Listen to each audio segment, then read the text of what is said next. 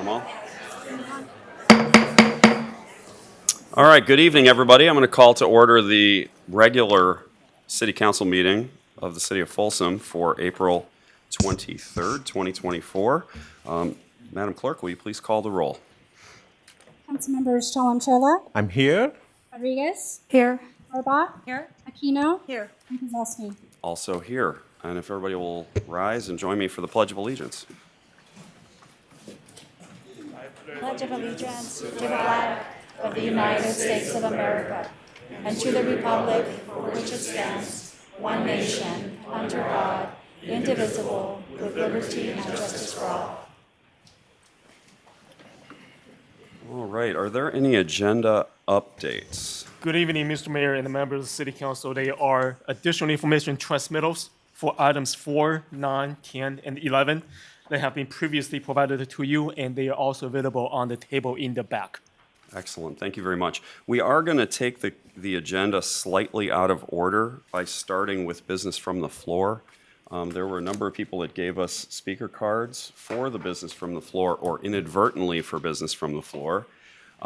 If you did not indicate a number of a particular item on the agenda, I have to assume you're going to talk about something that's not on the agenda, which is the purpose of business from the floor.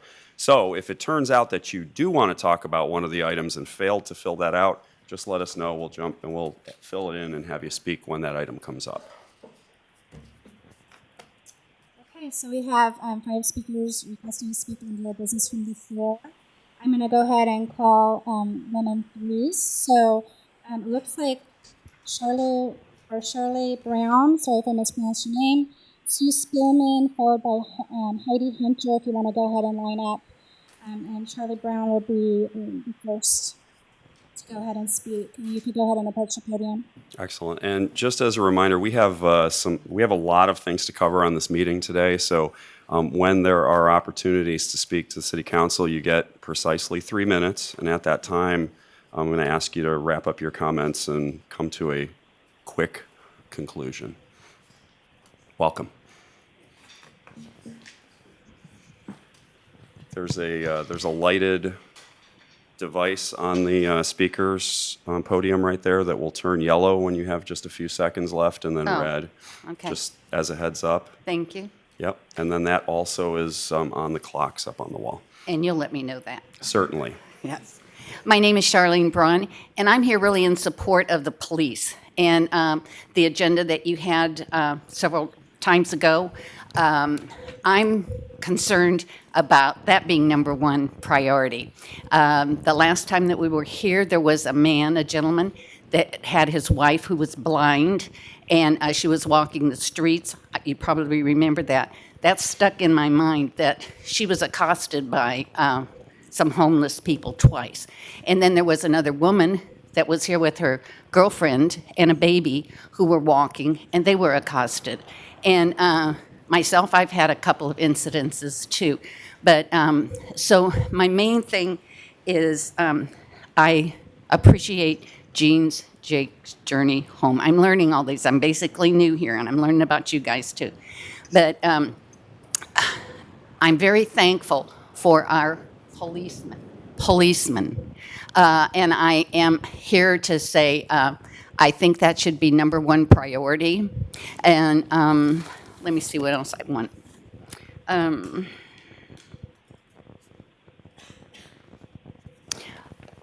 That basically is it.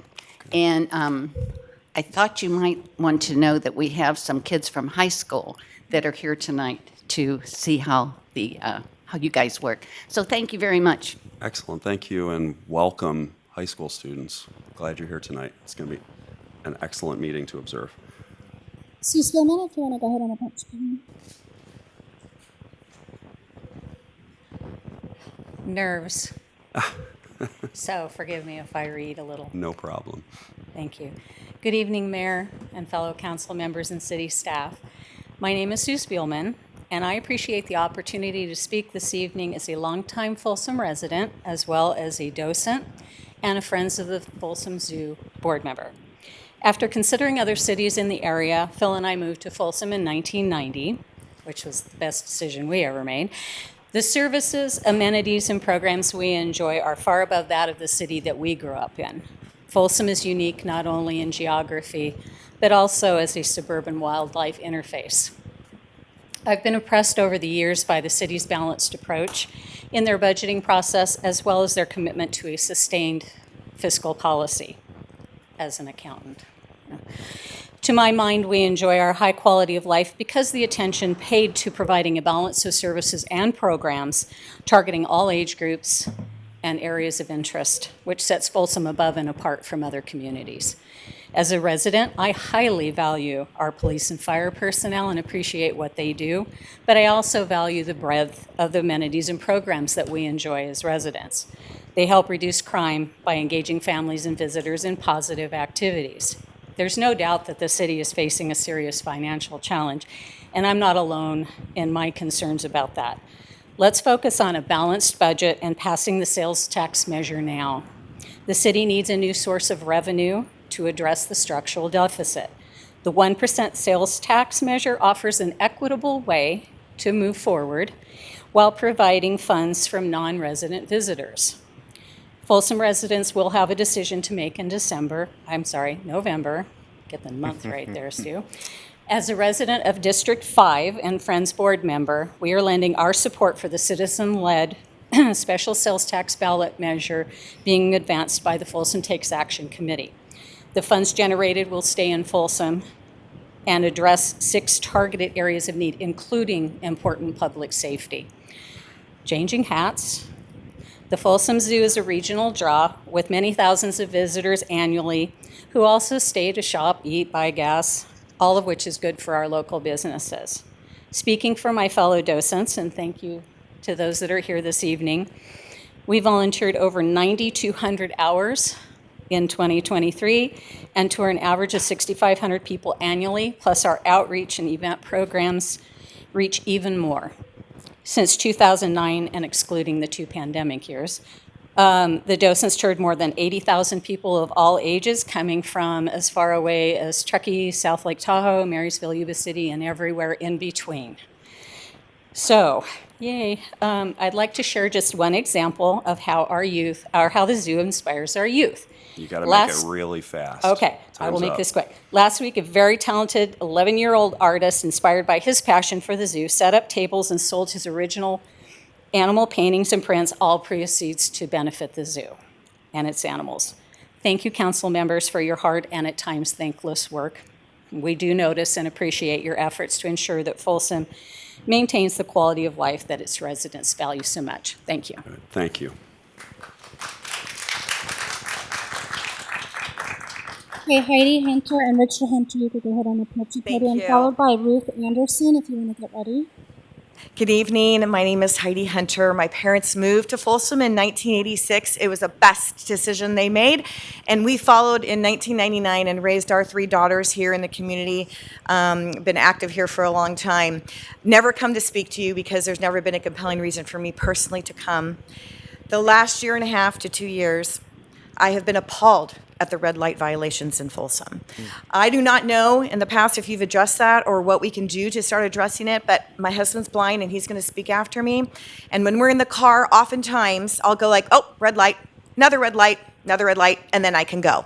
So I am verbalizing when people are running red lights so Rich can know how dangerous it is out there.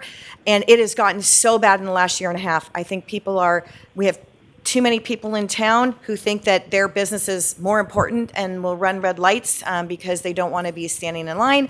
I don't know what the problem is, but there are certain intersections that are notorious for this. And my husband and I were saying we should get some investors together and go into putting red light cameras on here, and we will take the proceeds from all those tickets because there's got to be some financial benefit and loss for people who are doing this, because it is just gotten so bad. I mean, I've been here since 1986. I've seen it.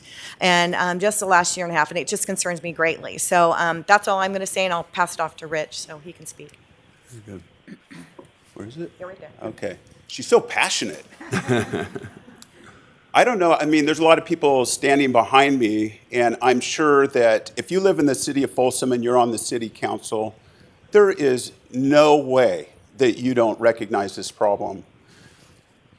we were driving to In-N-Out Burger down Iron Point Boulevard not too long ago, and there were 3 people that ran a red light. And I'm talking not like people inched into the intersection and then they're like, oh, the light turned red. These are people that are willingly making the decision to race through the intersection after the light has already turned red. It happens in our neighborhood where Heidi will see someone just tap the brakes before they hit an intersection with like a blind area, and they just choose to gun it. I'm at crosswalks where there's a light, and the guide, one of my running guides, is seeing a car just racing down and stopped me from stepping out into the street. I thank the city for putting in these talking cross signals. I love the fact that you're changing the style of crosswalks where they're more visible to drivers and to people with vision loss. I appreciate that in the park areas and in school areas, you're putting additional signage in the street to slow people down. But the problem is people are willingly choosing to run red lights. And with someone with a disability like myself, when it says to go, I'm using my ears to pay attention and to hesitate to see if there's any cars coming, but I'm not going to see them all. And I've told my guides for years that I run with in this community to not be surprised if at some point you're attending my funeral, not to be dramatic, because I'm hit by a Folsom driver in our community not paying attention.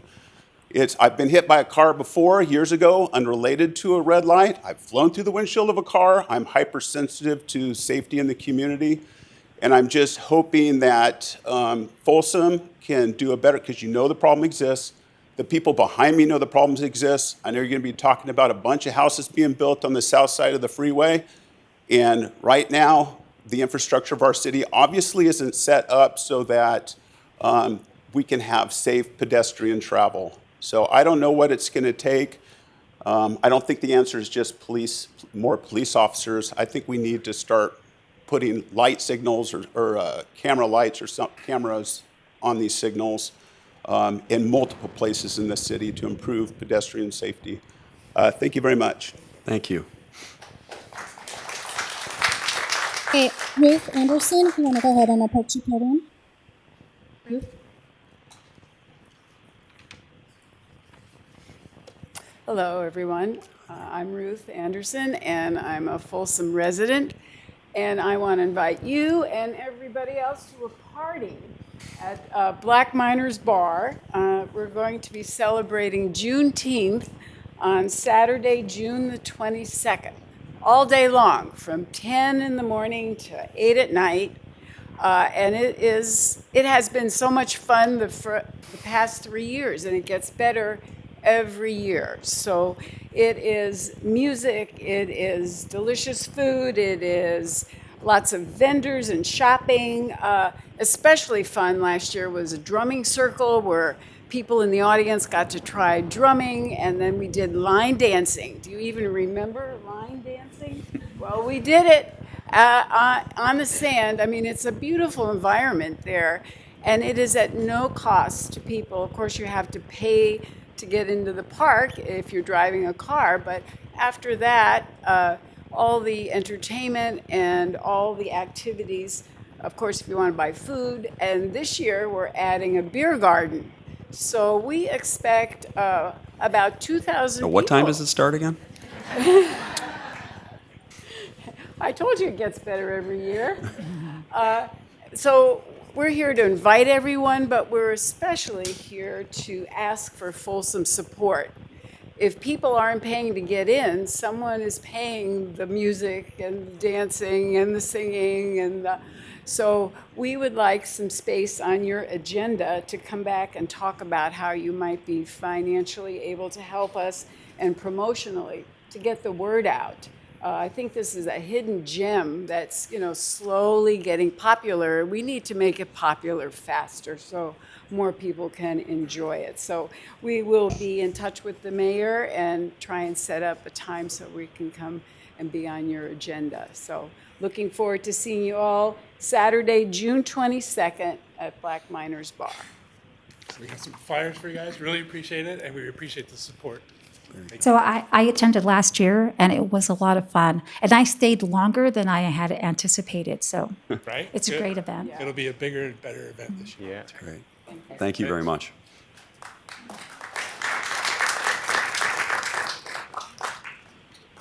It looks like we have one more speaker requesting to speak under business from the floor, Michael Harper. I'm going to go ahead and approach the podium. Thank you. Oh, it's a good thing to get old, but don't get old. You got that all prepared for exactly 3 minutes, right? yeah, you come Okay. late sometime. Oh God, it's a blessed day. Today, well, later tonight it'll be a full moon. It's Passover, kind of a special day. So, Mayor, City Council, employees of Folsom, City of Folsom residents. Tonight, I just said it's Passover. As the co-chair of the National Juneteenth Observance Foundation here in the great state of California, I'm a resident here of Folsom for some time, lived in Orangeville for a little while. I was born and raised here. I'm formally requesting official consideration for the City of Folsom to align with our federal holiday of Juneteenth. 2021, we were able to push it through in the United States Congress, which was a feat in itself. But together, this is 24 years celebrating Juneteenth here in the city of Folsom, publicly. My teachers, Joe and Shirley Moore, Sac State, and Joe Moore, he was an amazing photographer with some of the leading black newspapers throughout the nation.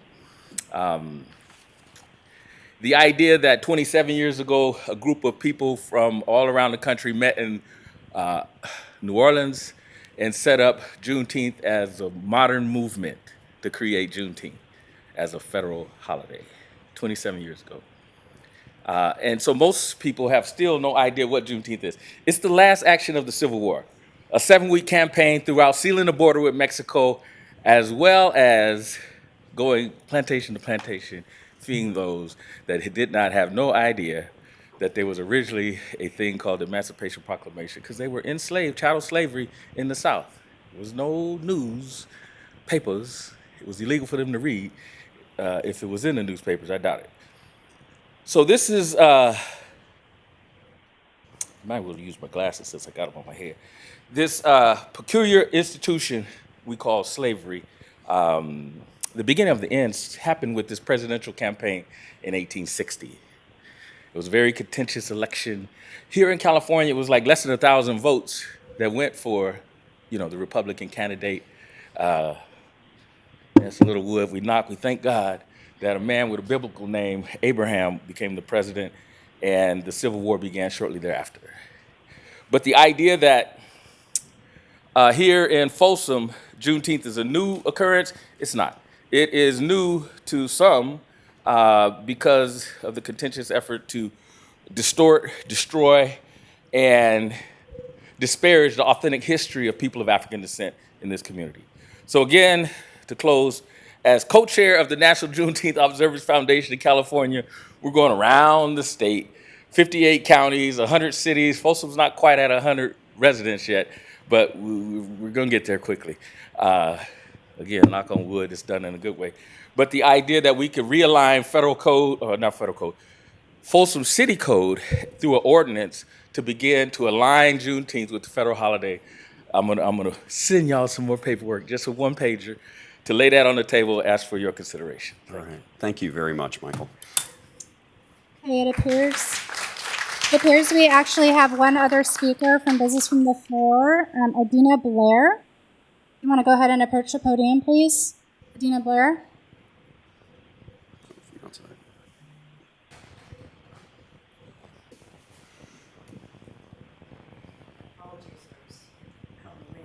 Thank you for taking one of those seats. Thank you for letting me speak today, Mayor and City Council. My name is Adina Blair, and I've been a resident of Folsom and El Dorado Hills shortly since 1989. I tend to come and speak my mind, and here I am again. I just wanted to say a couple of things, and I love the city. It really depresses me to see some of the things that have been going on, especially recently in the last say 2 years. I do walk the old town quite a bit, and we do have a pretty severe homeless problem. And I'm a public health nurse. That's my job, and I understand the problem. And I've worked actually a lot with homeless, and it's a very complex problem. It's tied up in mental health and different belief systems and economics. So you have to tease all of that apart before you can even begin to address the problem. I don't feel like it's being addressed appropriately here in this town. I also would like to ask for some more transparency as far as our tax base, because we've got an awful lot of new homes south of 50, and there have to be some very juicy property taxes coming from those homes, that many of which are $1 million. So I'd like to understand why we feel like we're so broke, what's going on, what happened. It was never like that before, and it seems like we should be doing a lot better instead of doing worse. And I just want to lastly say that I'm also here to speak in favor of the fire department and supporting them. I understand that the PD gets a lot of equipment and a lot of press, and the fire department does not. I believe they're still staffed at about 2008 levels, and we should have built fire facilities down south of 50 before we even started building any homes down there. The response times are atrocious, and the equipment is so bad that you've got 3 medic units in this town, and at any given time you've got about 2 of them in the shop. And I've heard this from several different people who are in the know. And so that's really concerning to me, because if anybody ever needs an ambulance, you're going to be relying on Sac Metro and on El Dorado Hills. And mutual aid can only go so far, because these other agencies that actually have their act together have been supporting us for quite some time. And I'm surprised that they're putting up with it. Can I make a suggestion? So I just want to say we need to get some more help for the fire department and some other infrastructure, and I'd like some more transparency. Thank you very much. Can I suggest that you reach out to me directly, and the fire chief and I will fill in some of the gaps in what you're talking about there for you, okay? Well, it would be nice. We'll be able to answer your questions. To see some things published about it, maybe. I read, Folsom Chat constantly. Maybe something can go on there. Thank you.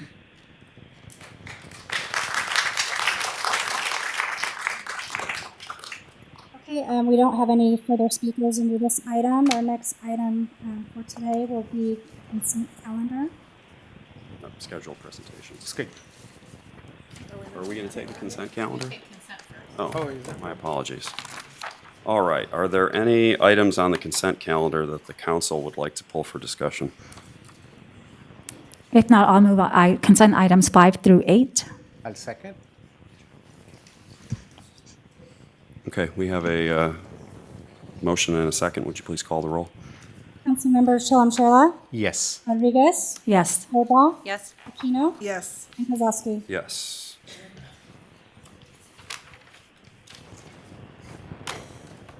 Okay, the next item for this evening is scheduled presentations. Item number 1, proclamation of the mayor of the city of Folsom proclaiming May 12th through the 18th, 2024 as National Police Week in the city of Folsom. Hang out with the sharpest dressed guy.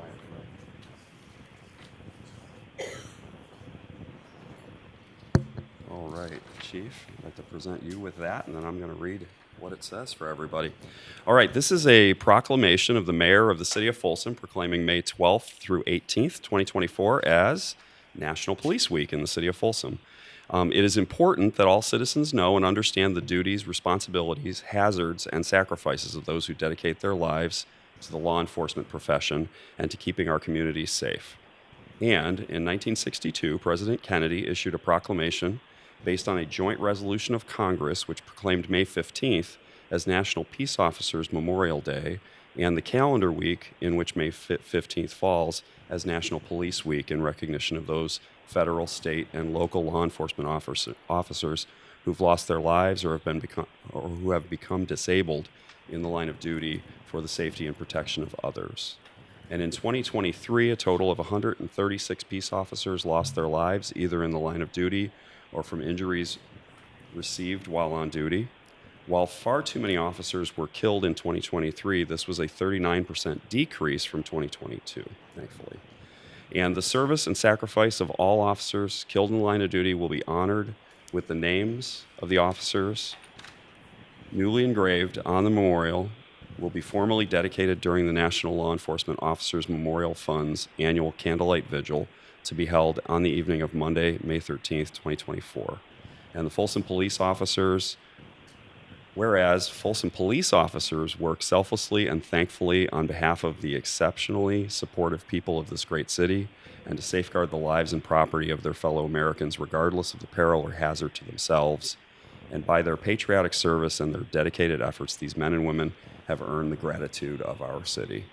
Now, therefore, I, Michael D. Kozlowski, Mayor of the City of Folsom, on behalf of the Folsom City Council, do hereby proclaim this, the week of May 12th through 18th, 2024, as National Police Week in the City of Folsom, and extend our gratitude to the men and women of the Folsom Police Department for their dedicated service to our community, their courage, their diligence, and their dedication to keeping our city and its citizens safe. So proclaim this 23rd day of April, 2024. Thank you.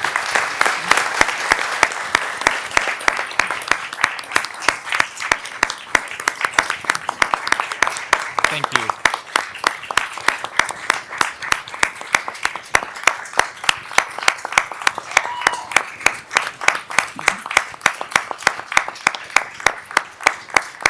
Thank you very much. It's an honor to accept this on behalf of the men and women of the Folsom Police Department and for all those who have paid the ultimate sacrifice keeping their communities safe. Thanks, everybody.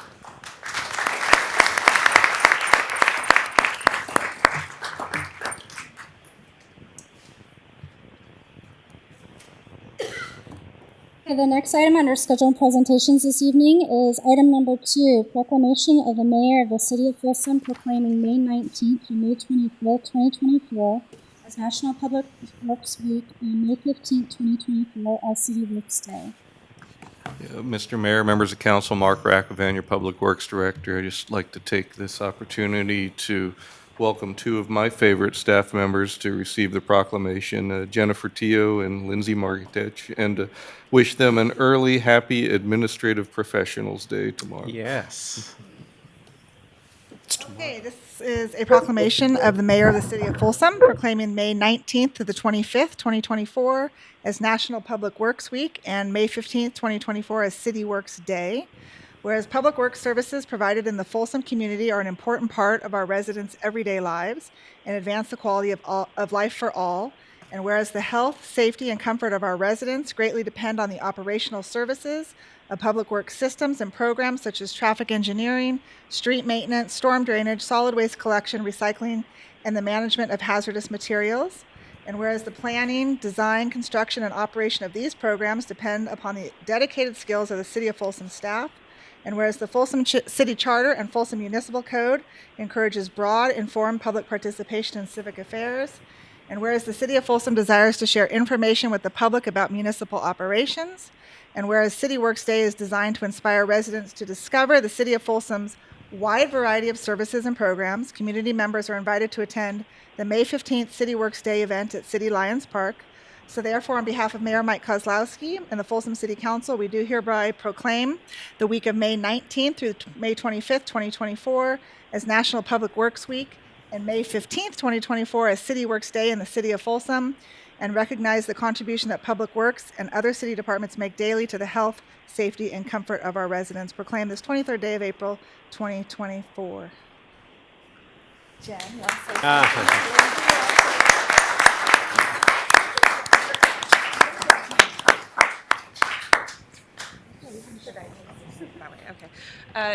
Thank you, Mayor and other City Council members. We hope everyone can join us May 15th at Lions Park for our annual City Works Day from 9:30 a.m. until noon. So, thank you.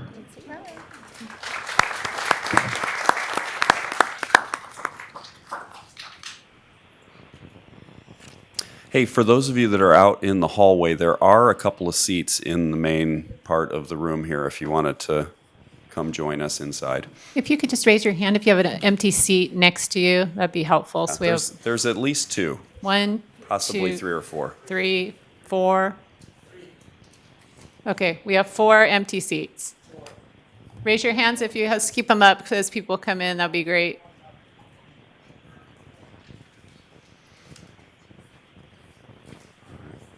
Thank you. The next item under scheduled presentations this evening is item number 3, a presentation from Heart of Folsom Homeless Assistance Resource Team regarding the winter shelter. And we do have one person requesting to speak on this item.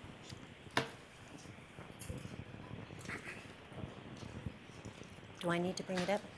Do I need to bring up the presentation? I do. Oh, okay.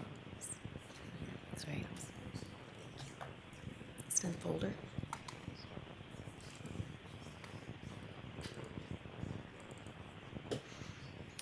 This one right here. So then I just hit the forward in a second.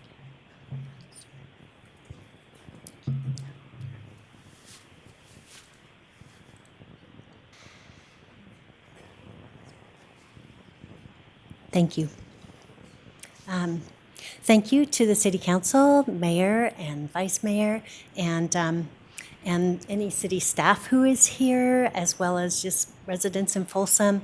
Heart of Folsom is a local nonprofit that provides services to unhoused adults in Folsom. And we are glad to be here, thankful to be able to do the shelter again this winter, and glad to speak of it. I know you guys have a lot to do, so we appreciate the time. This was the 7th year of the shelter. We ran for 9 weeks. It is volunteer-led and volunteer-staffed. We have a maximum of 20 guests that can be there, unless the space we have is less than that. Heart of Folsom organizes it, plans it, but there's lots of people, businesses, organizations in Folsom that make it happen. For people who aren't familiar with the shelter, I will talk just a bit about the purposes of the shelter. First and foremost, we provide shelter, food, safety, care, compassion to people who find themselves unhoused in the winter in Folsom. It's rough to be out there, and this is a compassionate service. The second thing is just to understand guest situations and needs. Who are they, and what they may need. And then third is to build trust and community. When people are together, we have a natural desire to create community, and it happens there as well. We screen each guest each night that they come. We have a strict code of conduct as far as respect for everybody there and property and certain zero tolerance things that we have, so that it can be a safe place for people to come and stay. The last thing that gets to happen, because those first 3 things happen, is that we try and connect guests to resources that might help them change their situation. The first thing is Heart itself has a transitional housing program. We house up to 7 people with a professional case manager. It's a longer program. And so if we're always looking for if there are candidates amongst the guests at the shelter, that we find them. Jake's Journey Home for the 2nd year came every Thursday night. Thank you, Jean and her crew, to work with people at the shelter. Some of the people at the shelter already worked with them, and that's how they knew of the shelter, but some didn't, and it was really helpful to connect and for the guests to be in a calm, peaceful, warm-fed place to then work, think, and get help. Powerhouse Ministries at all, we are grateful for their partnership too. John Ingram came every Monday night to the shelter for the same kind of purpose. Lots of people know that Powerhouse is the place to go for help, but some didn't, and it was just a good place to work with folks and connect again, which is super helpful. So thank you. The shelter is a consistent, steady place for folks who don't have a lot of consistency or steadiness in their life. So, but Folsom residents are the winter shelter. Heart coordinates it and puts it together. But as they say, many hands make light work.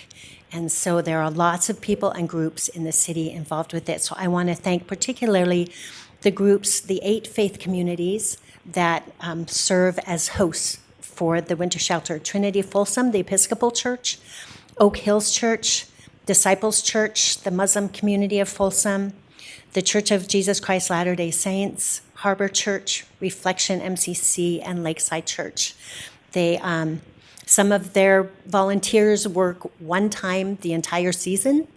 Heart volunteers generally work one shift per week, could be an hour and a half, up to 3 hours. So again, light work spreads it around to take care of folks. We link arms to serve Folsom with some different groups. Particularly, SAC RT provides our transportation, getting our guests back and forth from intake to the shelter and back during the week. It's a huge help to us, and they're a wonderful partner. Folsom Police Department goes kind of without saying, is sometimes we just need to confer and ask questions. Sometimes we need them, and they are always there, professional, really, really helpful, respectful to our guests and stuff. And they often are just wonderful to have there and with us. And then Parks and Rec, and really to all the city departments that approved the permit for the intake center, what a gift that was. I think the calmness of the shelter, that was more so this year than I've seen before, really started at intake, where we're in this space, the fence is there, porta potties are there, inside space is there when it's rainy. Just that whole thing was just a really good way to start the evening. That is where we really observe our guests, and they're interviewed and screened. So it was great to really be able to do that more easily and comfortably for everyone. So thank you for that. Parks and Rec was phenomenal. We also have some restaurants and a community group that provided dinner. Some of the days of the week, it really helps the host group to have that help, and all of us, our guests, like all of us, enjoy a professionally prepared meal. So this year we had 4 of them, and I know Rosario and Sutter Street Taqueria has done it before, thank you. Visconti's has done it, Chicago Fire. So this year we had Chick-fil-A, Quick Dish, that Damn Place, and then the Annapurna group, which is a civic group. So we are super appreciative of them, and we don't take any of that for granted. Our guests, I wish people from the restaurant could come and see and hear their appreciation for this delicious food. So it's a ministry for all across the city. Hampton Inn, which is up East Bidwell by Highway 50, are wonderful. They provide a second van for us to transport on the weekends when our volunteers drive our guests to and from the shelter. District Church, which is actually in El Dorado Hills, they have a wonderful ministry. I think now they have 2 shower trailers, and they give us one for the whole season. So almost every week we get to offer showers to our guests, which the value of warm food and a warm shower is just something to see, and it's a precious thing. We have individual donors who help because we have to buy paper goods and some food stuff and sleeping bags and cots and things like that. And Hope Presbyterian Church has partnered with us this year, particularly to provide items that we really need for our guests. There you go. Okay, a little bit of statistics. We were open for 61 nights this year, and the number of nights it rained was 31, which I was just reading today was in fact true. There was more raininess this year, just not as heavy as last year. So it was really good to get folks out of the rain. We saw a total of 48 guests. Our average guest per night was 11.3, which I think last year it was 12, but 11 to 12 is generally what we run as an average. The highest count we had was 18. We had about 4 or 5 days over 15. And then the last one is how many guests spent over 14 nights, over 2 weeks with us. And about 54% of them did. The shelter, there's a number of guests who come and spend one night, 1 or 2.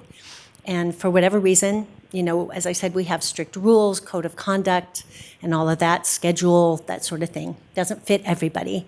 But this year in particular, we had over half of our guests spend more than 2 weeks with us. And I think when people during the season would ask me, how it's going, I would say, this is a particularly congenial group. And they really were, and I think that's part of why, is they were there, more of them were there a lot. And they, became a community together and with us. So that was just a sweet thing. I think there was one more. Yeah, there was like one more. Okay. So I just want to ask Liz Eckenstedt, who is the president of HEART, just to speak briefly, looking to the future for the winter shelter. So thank you for your time. Terrific. Thank you very much.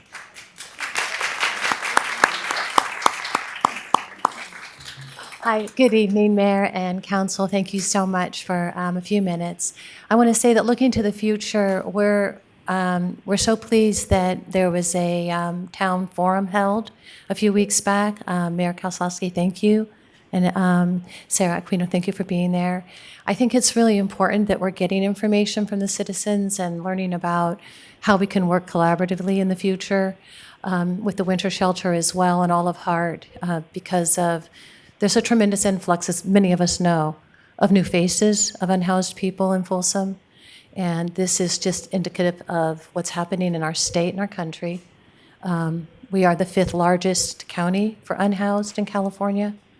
And California's unhoused went up to over 180 this last year, which is the greatest in the nation as well. So we have a lot to do, but I think that a collaborative group working together, fully transparent, partnering with all civic leaders, police department, businesses, concerned citizens, that we can approach this and be solution oriented. And I know that that's what just about everybody does want. So thank you for that, and I look forward to more of them. Okay. Thank you very much. I have a question. Sure. About the winter shelter. Yes. It's such a great opportunity to meet people that we can help get them into services. Yes. Of the 48 guests that attended this year's winter shelter, were we able to make any of those connections to housing or to services related to mental health? Specifically, the number towards mental health, I don't know, but the answer is yes, it was documented. We were also able to place a few in transitional housing. Oh, go ahead. You want to? Oh, did you want to give specifics on that? Okay. So yes, it is helpful that way, but we had new faces. We had a lot of new faces this year, and some of them just, like Bez said earlier, only stay for a short time.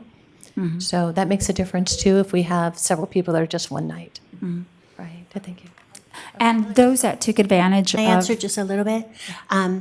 I did talk with Jake's Journey and with Powerhouse after the season, and pretty much everyone who stayed any significant amount of time did touch base with them, and many of them are working, we're working with them, we're continuing to work with them. Okay, great. Thank you. I have a question also. I went back and looked at your presentations to the council from the last 2 years, and both of those times you gave some data as far as how long each guest had, or not necessarily by guest, but their connection to Folsom, right? How many had been here 10 plus years? Maybe they grew up here. How many have been here 5 to 9 years? How many have been here less than a year? You don't have that data in here. Is that something that you could provide? Because as I met with Liz recently, I have a concern if this is becoming a magnet, because we have very limited resources in the city. We have to apply those resources to, in my opinion, the people who have a connection to Folsom before we apply them to other people.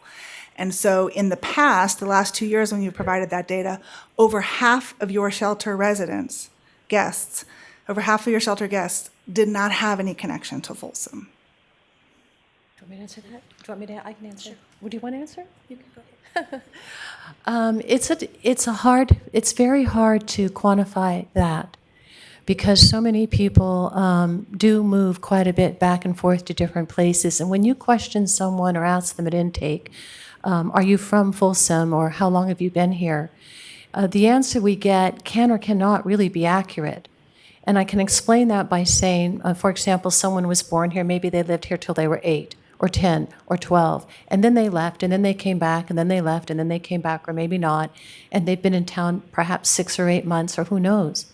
And then you say, how long have you been here? And they may say a few months. It's not easy. Like take, for example, just personally, my son, he was born here. And then he lived here until he was 3 or 4, and then we moved to the Central Coast. And then we came back, but we went to El Dorado Hills. But if something happened to him, and someone would say, well, are you from Folsom? He'd probably say no. It's just that sometimes something like that isn't clear-cut. And so we find that people don't always even understand that question or how to even answer it, how long they've been here or where they were originally from. It's just not something that's... And I appreciate that. I guess I'm just looking, because you gave that data the last 2 years, I'm just looking at trends is what I'm looking for. Well, to answer that, it's because we were trying, basically, and what we were trying to be able to quantify that, and we weren't able to be that successful with it. Okay. And that was why. And I think that that's going to take, I think it's a good question. But I don't know that it's something that at intake that we can do as thoroughly as maybe with some other sort of support or something. It's just not that easy. Okay, thank you. Yeah. Other questions? Mayor, I have a comment. Yeah. From the bottom of my heart, thank you so much for doing this. I was there with you guys for 6 years. I couldn't make it last year. Yes, I get it, whether they are from local or not. I have seen 26 nights was raining. If somebody puts the humanitarian grounds, is that really a mankind, humankind? So you guys are bringing them. I totally get it, what my council members are asking. And also in the last meeting, we did ask one more request. Can you share your information with our police department? We want to make sure we have 85,700 residents in this town. But you're open for that one. So, but again, going back to, thank you again for, bringing them and giving them a nice, hot shower and hot meal. If it is not happening, if they are going out and sleeping in the nights and somebody is sick, where they are going to go? 911 emergency. And again, who is paying those bills? Everyone sitting here, we're all paying. So again, the other most important one is you are connecting them to services. I know it's very hard. I can speak for my six years experience. You have to engage them for so many nights before even they speak with you a smile and friendly nature because they were living on the streets. So I'm glad, at least even one comes out from that group for that year. That's a win for all of us for Folsom. So I want to thank you again, those 100 volunteers also. Okay, thank you. Okay. Thanks so much. Okay, we have a couple of comment cards. So there is one request to speak under this item, under the scheduled presentations, item number 3. Sorry, excuse me. Brainis Lewis, sorry if I mispronounced your name. If you could go ahead and come up to the podium. Thank you, Brian.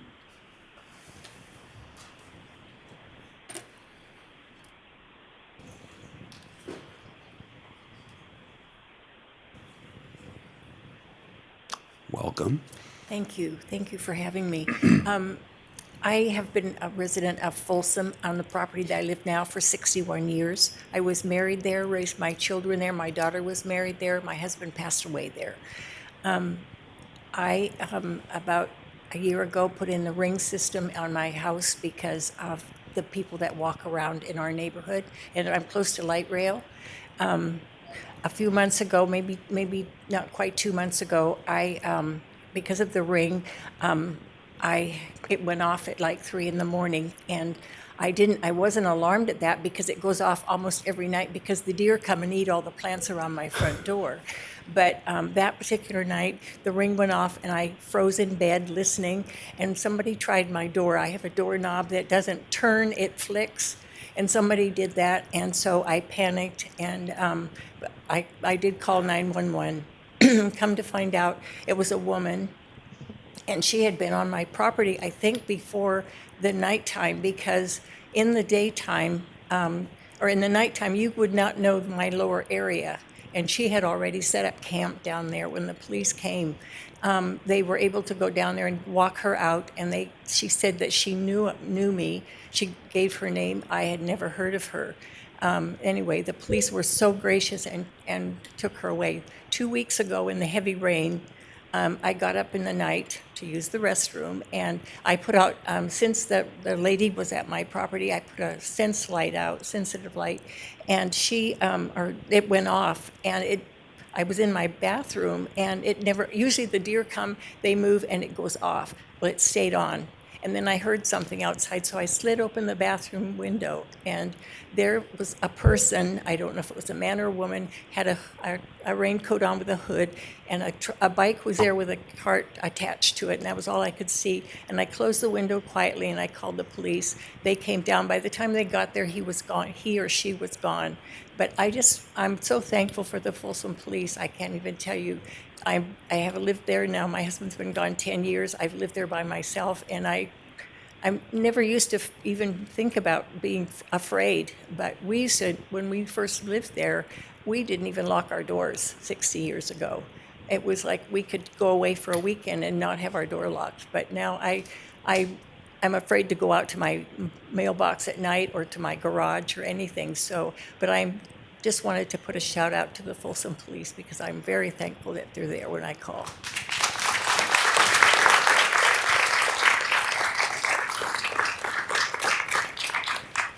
Okay, we're going to move on to the next item.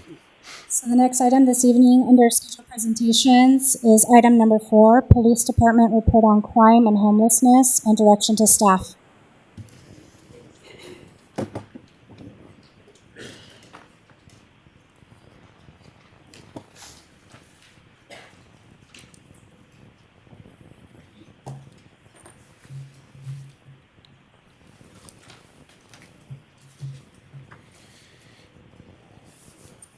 Oh, good.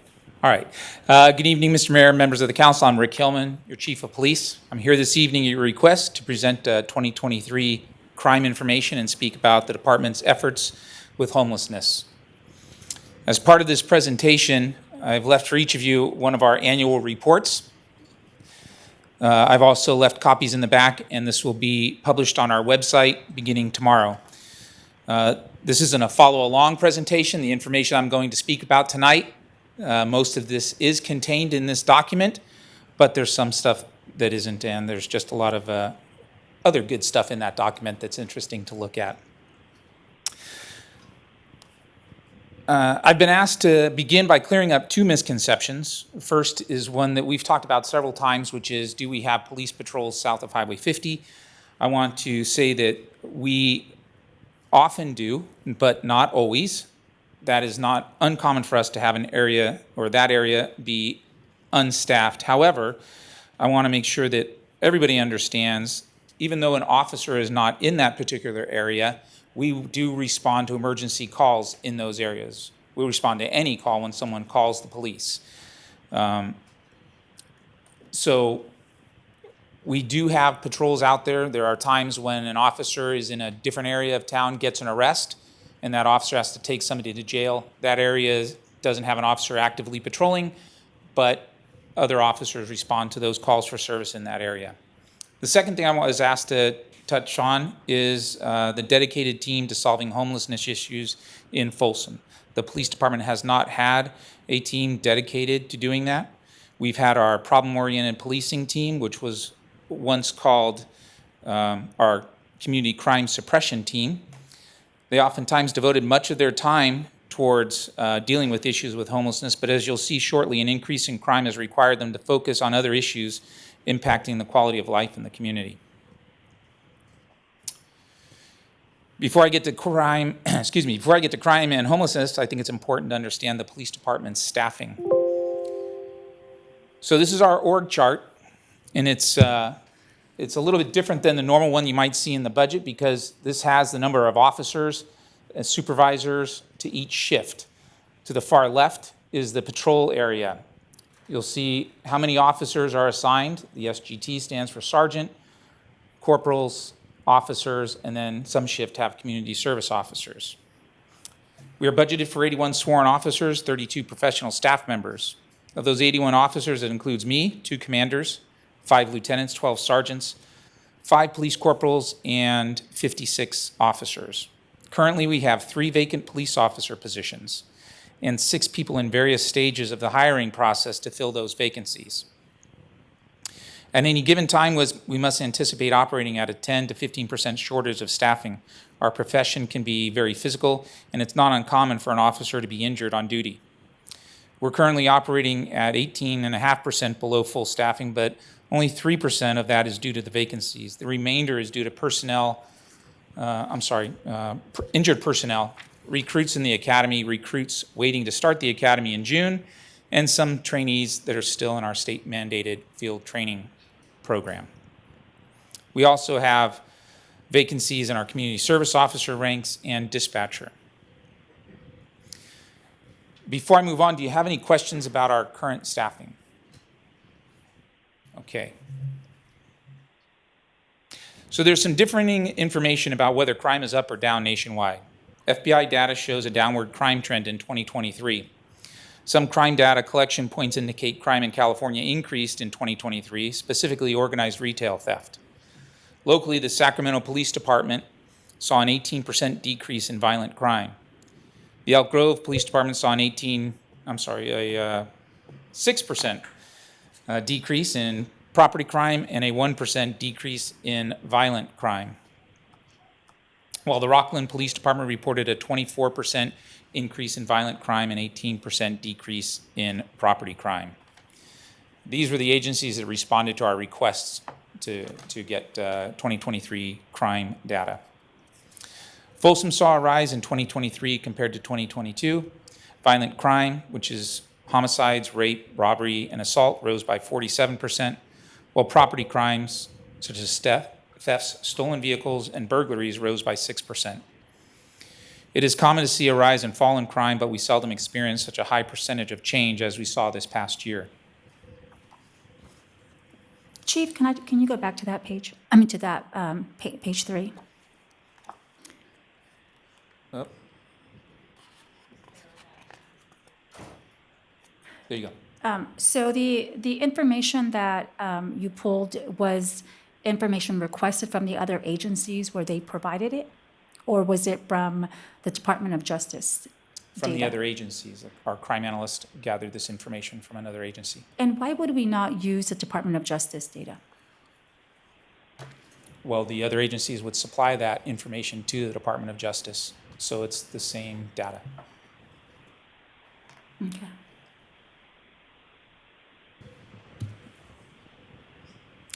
So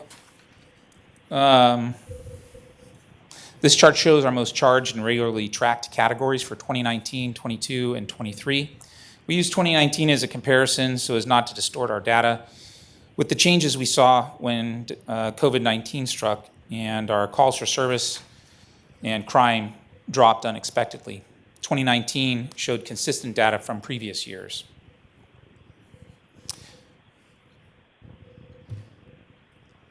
These. That slide for just a second. I wasn't sorry. Sure. I just want to look at all these numbers. And I'll get back to this slide Oh, okay. Go ahead. in just a moment. Okay. But this is the data that we collect regularly. The information is when an officer gets to a call, to take a report, they identify the types of crimes that occurred. When they do that, they submit their report to their supervisor, who verifies that the information in the report is consistent with the crime that is charged. And then it goes to our crime analyst, who also looks to see that the information charged is accurate based on what the report says. So we verify and verify and verify that this information is accurate. This is the information that we report to the Department of Justice.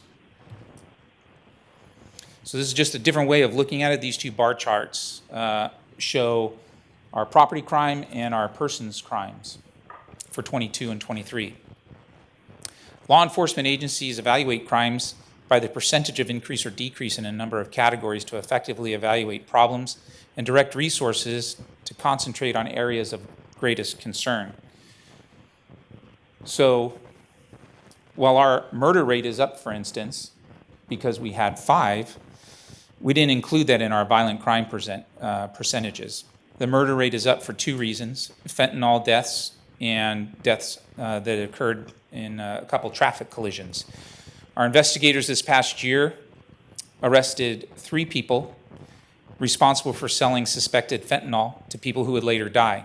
Each of these deaths was ruled a homicide, and the Sacramento District Attorney's Office is actively prosecuting these cases. To date, Folsom is the only agency in Sacramento County to have sought prosecution for these deaths, these types of deaths. We have had 5 fatal collisions in 23. 2 of those collisions involved motorists failing to yield the right-of-way by turning in front of a motorcycle, and then the rider dying as a result. So we sought vehicular manslaughter charges on those. Robbery is the taking of someone's property by force and fear. That rose 144%. That is a big problem for us. Most of those incidents are retail thefts that have turned violent when someone tries to stop the crime from occurring. Also troubling, though, is our increase in aggravated and simple assaults, as well as a rise in rape reports. As you can see, though, organized retail theft is one of those categories in which we saw a very concerning percentage increase. The number of 85 might seem small. However, organized retail theft is characterized by our Attorney General as organized criminal rings that steal property with the intent to sell and distribute or return stolen merchandise for value. Organized retail crime takes many forms, from coordinated thefts of specific goods to orchestrated brazen attacks on local retailers. In whatever form it takes, these organized crimes are felonies. They're not petty thefts or shoplifting. Organized retail theft incidents are often part of sophisticated criminal networks that plan their attacks weeks or months before they are carried out. In a matter of minutes, hundreds of thousands of dollars in merchandise is stolen, while employees and customers face threats of violence, or in the worst case, are actually harmed. Merchandise stolen from retailers is often resold in online markets. Last year, Folsom's thefts totaled $4,460,000, a 13% increase over the amount stolen in 2022. We are working to combat the crime in many different ways. We use our social media sites to spread the word. We alert residents and businesses to scams, mail thefts, and crimes so that they are more aware of what's happening in the community and, in turn, can report suspicious behavior to the police. We are working to combat organized retail theft and robberies by deploying our POP team to work with businesses that are most targeted by thieves. In the past 3 months, the team has conducted several operations that resulted in numerous arrests. One local sporting good chain wrote me a letter thanking the department for making their location the #1 store in the company when it comes to apprehending thieves. They have reached a 37% apprehension rate, which they contributed to the proactive work of our POP team. Excessive alcohol consumption frequently leads to poor decision-making, often resulting in an increase in aggravated assaults and sexual assaults. We have received grant funding to bring back the Know Your Limits campaign, a program that puts officers in busy areas where alcohol is being served, and we help inform people of responsible drinking. The officers walk around with an alcohol screening device and ask people if they want to volunteer to see how intoxicated they are. The participants blow into the machine, which instantly registers their blood alcohol level. The officers provide them with information about responsible drinking. The program has been shown to reduce alcohol-related crimes. Our POP team and detectives host a monthly meeting for businesses to come together and discuss crime trends, options, and success stories. And we've added non-sworn community service officers and police cadets who respond to non-emergency calls with no suspects, allowing our officers to be more proactive. These are just a few things we're working on daily to reduce crime while continuing to provide our community with the excellent police service they expect.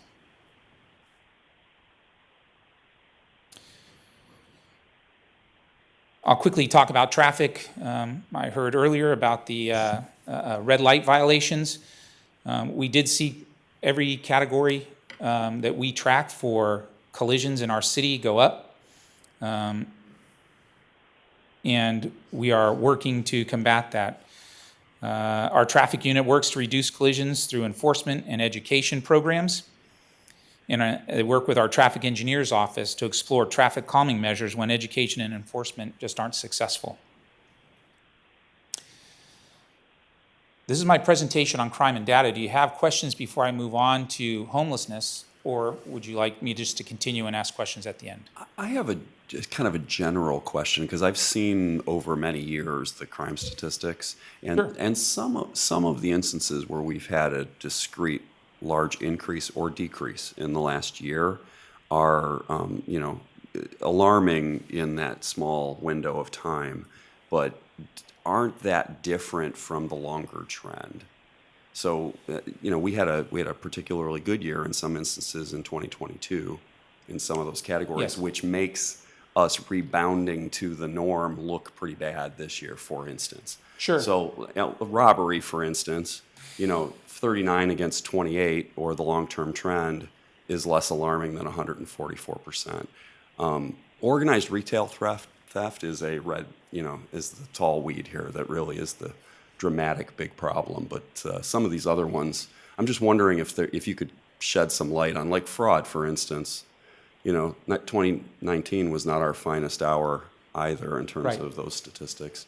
Right. So what we do is we look at these percentages of increases and decreases every year. Right. And we realign our staff, our available resources to work on combating a problem. So we see something that starts to go up, and then we try to put resources onto it to make it go down again. Yeah. That's what we're doing with our organized retail theft just for instance, right? That's the biggest one that we see. That number is very large. Just last week alone, there were 13 organized retail thefts. So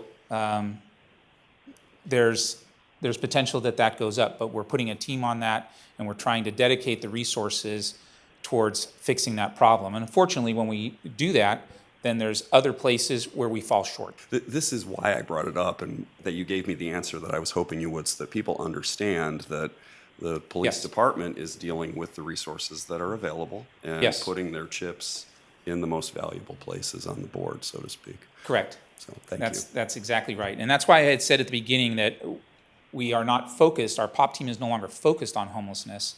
They still are active in the homeless community. Thank you. Sure. So now I'm going to move on to homelessness. Do you want questions about the other stuff right now, or do you want us to Well, wait? whenever you'd like. Okay. I have a couple questions. So just in terms of, I don't know exactly maybe what category these would fall into, but I think it was last year you implemented an online reporting system. Maybe if I noticed the bicycle was stolen from my garage or something, instead of maybe calling the police to file a police report, I just go online and file it because I need it for insurance purposes or something. Has that, in your opinion, affected any of these statistics? Are more people reporting some of those minor thefts than they were before because of that online system? Probably so. We get about a dozen of those a month. Okay. So it's not a tremendous amount of online reports. A lot of people are reporting fraud and petty thefts. We don't let them report crimes where there's any type of violence involved, where there's a suspect. It's specific to certain types of crimes. People have tried to report those types crimes that are out of the categories which they are supposed to report. They've tried to do that online, and then we have an officer follow up with them. Fraud meaning like I'm from the IRS and you need to pay me $1,000 or we're going to arrest you, or what's fraud in that case? More of the fraud of someone stolen money out of my checking account. Okay. Okay. A couple of questions about, well, you mentioned the POP team meeting with businesses. Is that a monthly ongoing meeting, did you say? Yes. Is that something that you can, I mean, is it a standing, it's the first Monday of every month, or whatever? I mean, I've been keeping kind of a spreadsheet of all the businesses in my council district, and I would like to reach out to them and let them know that is available to them and encourage them to attend. So I can get with my staff, figure out those days, Okay. and let the city manager know to distribute it to the council if you choose. Okay, yeah. And I hope that I really like what Sheriff Jim Cooper has done about calling out the businesses who are willing to work with law enforcement to get these folks with retail theft and calling out the businesses who are not working with them. So I hope that we are doing that also. As far as just general staffing questions, I know you've mentioned in the past that oftentimes when an officer has to take somebody, they arrest somebody, they have to take them down to the jail. And because of the intake process at the jail, they're spending hours and hours down there, and that takes them away from patrolling our streets. Have you had any conversations with our neighboring agencies, maybe the city of Citrus Heights, Rancho Cordova, Elk Grove, about hiring some reserve officers, some retired annuitants, something that they could just sit down at the jail and be our babysitter? So when we arrest somebody and we need to take them down, we say, hey, Jim, we're handing this person off to you, and that our person can come back and patrol the streets again. Sure, and yes, I have. I've talked with the sheriff, I've met with the other chiefs, I meet with them regularly, and we're all dealing with the same problems. Citrus Heights came up with an idea to hire on reserve officers and pay them a certain amount of money. It takes up time and effort, a process, not effort. We're willing to take the effort, but we are trying to hire police officers first before we move on to part-time police officers. So that's what we have been doing. What we have started is a program that during our peak times, we put officers on overtime. Those officers are patrolling on our streets, and when somebody gets an arrest, they'll take that person to jail. They may end up staying at the jail. If others get arrests, they'll just take them there, drop them off, and so on. So we're doing it on an overtime basis, the same thing that the city of Citrus Heights is doing. Okay, thank you. Is that a process that if you had, for some reason, multiple arrests, only one officer would need to stay down there to see through to the end of those few that were being processed? Yeah, or do you have to have the arresting officer be the babysitter? Well, you don't have to have the arresting officer be the babysitter. Babysitter is the wrong No, term, I'm sorry. We use a term too. It could be a law enforcement term if you like. But there's everything's submitted in computers, so the officers have to submit something. We found that if paperwork isn't done right, the system at the jail is slow to notify the officer that's sitting there and would instead send an email to the officer that dropped somebody off. That officer may not be checking his emails. And this is my understanding of it because I haven't had to go through that, but it doesn't sound like a great process. The jail system has always been a little slow. The first thing you do when you intake somebody into the jail, at least in the olden days when I did it, it was you'd go to the nursing station and you'd have to wait on the nurses. My understanding is that's still a long process, and that's really what's holding things up. And I know the sheriff's has been working to try to ease that.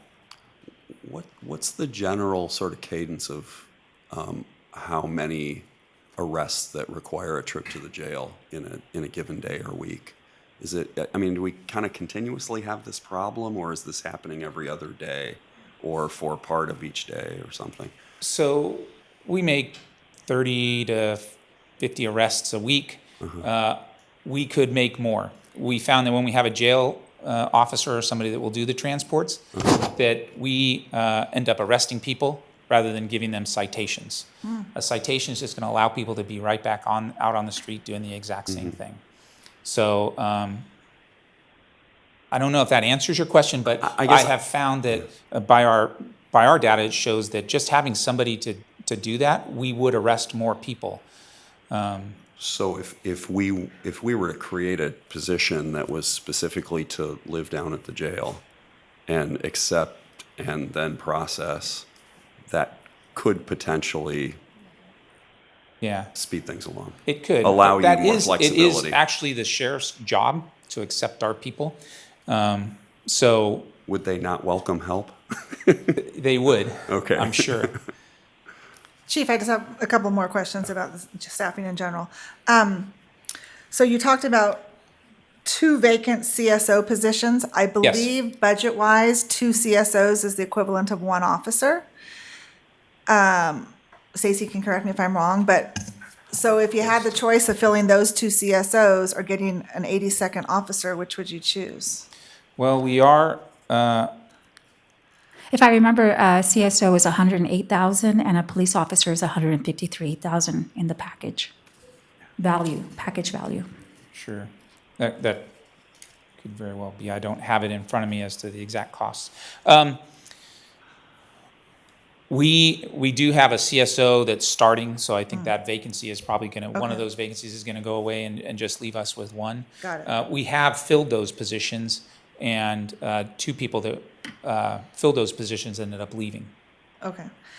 And then, I mean, I think we've had many conversations about this. We're all in agreement we need more officers. Obviously, it's a funding issue, but to me, the number one priority is to get all 81 positions filled, right? With people who are actively working on the street. So you talk about 3 truly vacant positions. And when we did the Coffee with a Cop event out at Mangini Ranch Elementary, I thought I heard you say that if you're going to hire somebody brand new, you put them through the academy, then they come and do our, training here with our office, and then by the time that they can be a full-fledged officer driving on their own, it's about a 2-year process. It is close to that. So for the academy that's starting in June, we started 2 months ago with our hiring process. The hiring process is a written exam, a physical ability exam, and then a background check. That background check, everybody has to go through that, every peace officer. That's minimum of 6 weeks if we tell a person to rush. From there, they're waiting to go into the academy. For instance, the June academy, they'll start in June, they graduate in December. So there's 6 months that they're gone.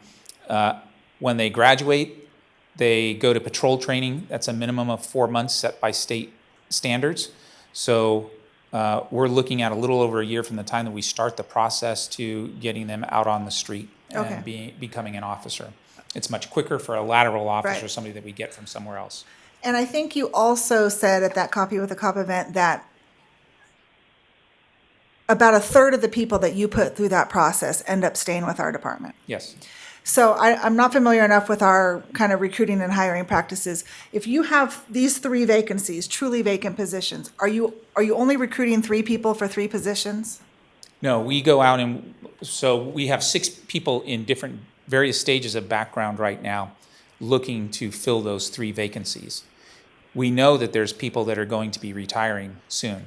So we have others there in the wings as well waiting. But for those 3 positions, we have 6 people that we're looking to see who can be the first ones to take those positions. Okay, that was going to be my question. It was knowing that about a third of the people who go through the process end up sticking with us. Can we over-recruit, over-hire? Can you recruit 9 people for 3 positions? And then if it turns out, you run the risk that all 9 of them are really great officers and stick around, right? But if the trend holds where only about a third of them are sticking around, you see what I'm saying? Sure. So the majority of people that we send through the academy, that's where we have people failing. They test well to get into the academy. They go through the academy and they can learn the academics of being a police officer. But then when they actually have to go out and do it at night or during the day, where they're meeting people that don't agree with them in different settings, we find that that's where we end up having problems with our newer recruits. Every agency does. It's a very common thing. Officer safety is our number one thing, and we fail most people for officer safety issues. We've also failed people if they write false information or so bad of a report that they purposefully lied in that report, then we would have to let somebody go. But our main reason is really their officer safety issues. And we're not going to risk somebody's life out there just to fill a void. So as you can see on this chart down below, the vacancies as of yesterday, we had 5 officers that were on light duty. That means they're in an office assignment. They can't be on the street. We have 3 officers that are on long-term disabilities, workers' comp. We have some officers in training and such that I talked about. So that's where we kind of track. And then as people come off of training, then we'll fill in some of those voids where, say, the weekend swing shift has 4 officers. They should have 5. And same with some of the other shifts. We try to put 5 officers on every shift. We just can't always get there. And then we're moving people around. We had to move 1 officer from, I think, weekend graveyard to a weekday swing shift just to get to that 5 level. Okay. No, that's helpful. Thank you. I wanted to make sure that you have the freedom to be creative in your recruiting and hiring, even if it's over recruiting and over hiring, so that we can get all 81 positions filled. Yes, yes. I keep the city manager informed, but my staff just goes out and recruits, and we'll get good people, and then we take those people, and whoever's going to be the best fits, the quickest that we can get in, we'll move on them. Okay, all right, thank Very you. good. Yeah, we had a pretty extended discussion about overtime a couple years ago with mainly it had to do with the fire department at the time. But that was one of the things that we talked about is recognizing that there was attrition that was at the root of the large amount of overtime that was necessary, and overhiring was part of the solution. So Yes. yeah. So I want to clarify something you said. 3% vacancy is pretty extraordinary, isn't it, for a police department? Yes. Right. So we're Yeah, doing we're well actually on doing that. good on our vacancy rate. We've polled the other agencies in our region, and we found that we're actually doing pretty good. Others are operating up to 9%.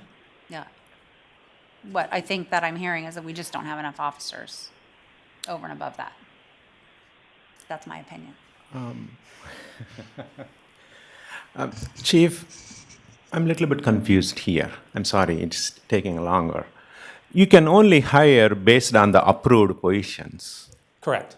You can send people more than approved positions to academy. No. Okay, that's where I was struggling when you just now gave an example of 6 people are going through and 3 vacancies.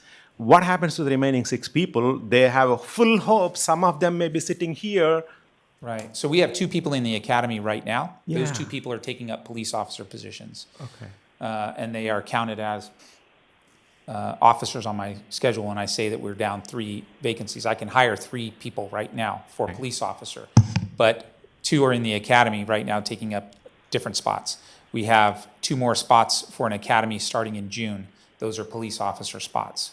So we have hired people to send through the academies, and they take the police officer spots.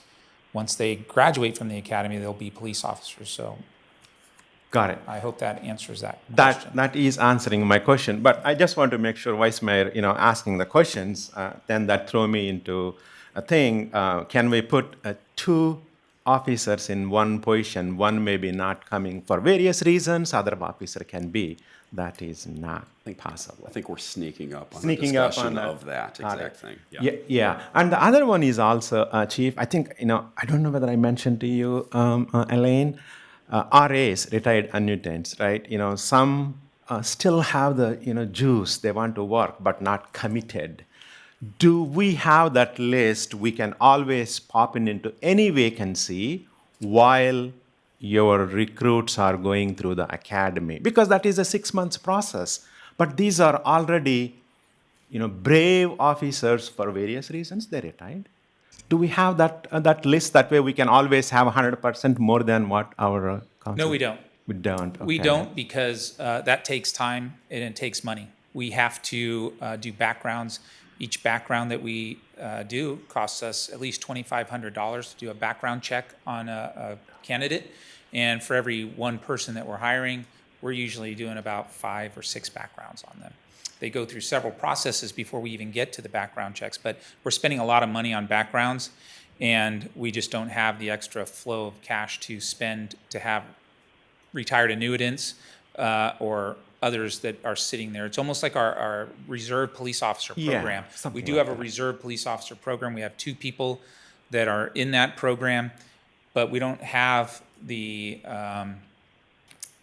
staffing yet to look to hire volunteers or retired annuitants when we're focusing on hiring full-time police officers that can patrol all the time.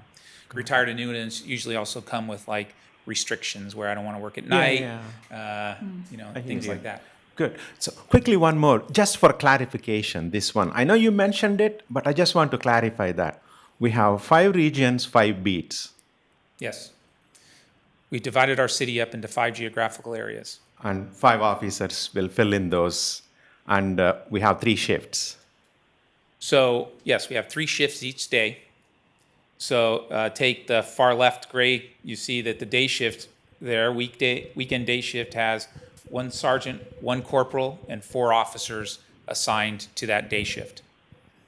So those 4 officers divide up the 5 beats. The swing shift comes in, and there's 4 more officers that come in, and they overlap a bit. And then when day shift goes home, the graveyard people come in. Right. And those 4 are responsible for all of the city. All 5 regions Right. are beats. Am I using the right word, beat? Yes. Okay, good. Excluding if an officer arrests and they takes to the jail, then one more drop. Yes. Okay, good. And it's Your the answer. supervisor's responsibility to have officers fill in those beats. Makes sense. So we have the 5 beats, and they each have a call designator. Right. It's the supervisor's responsibility to say, I want these beats filled. Our beat that is south of Highway 50 has the lowest number of calls for service. Yeah. So that beat is always last to be filled because we have to provide for the calls or handle the call volume that we get from the other beats. That's right. Beat is very important. And even we don't have all 4. If there is arrest, then it is less than 4 to cover all regions. Am I making that statement right? My understanding? Yes. Okay, thank you. That's all I want to make sure. Okay. But if the shift is fully staffed, so you've got 4 officers and 1 corporal, those 5 are covering the 5 beats.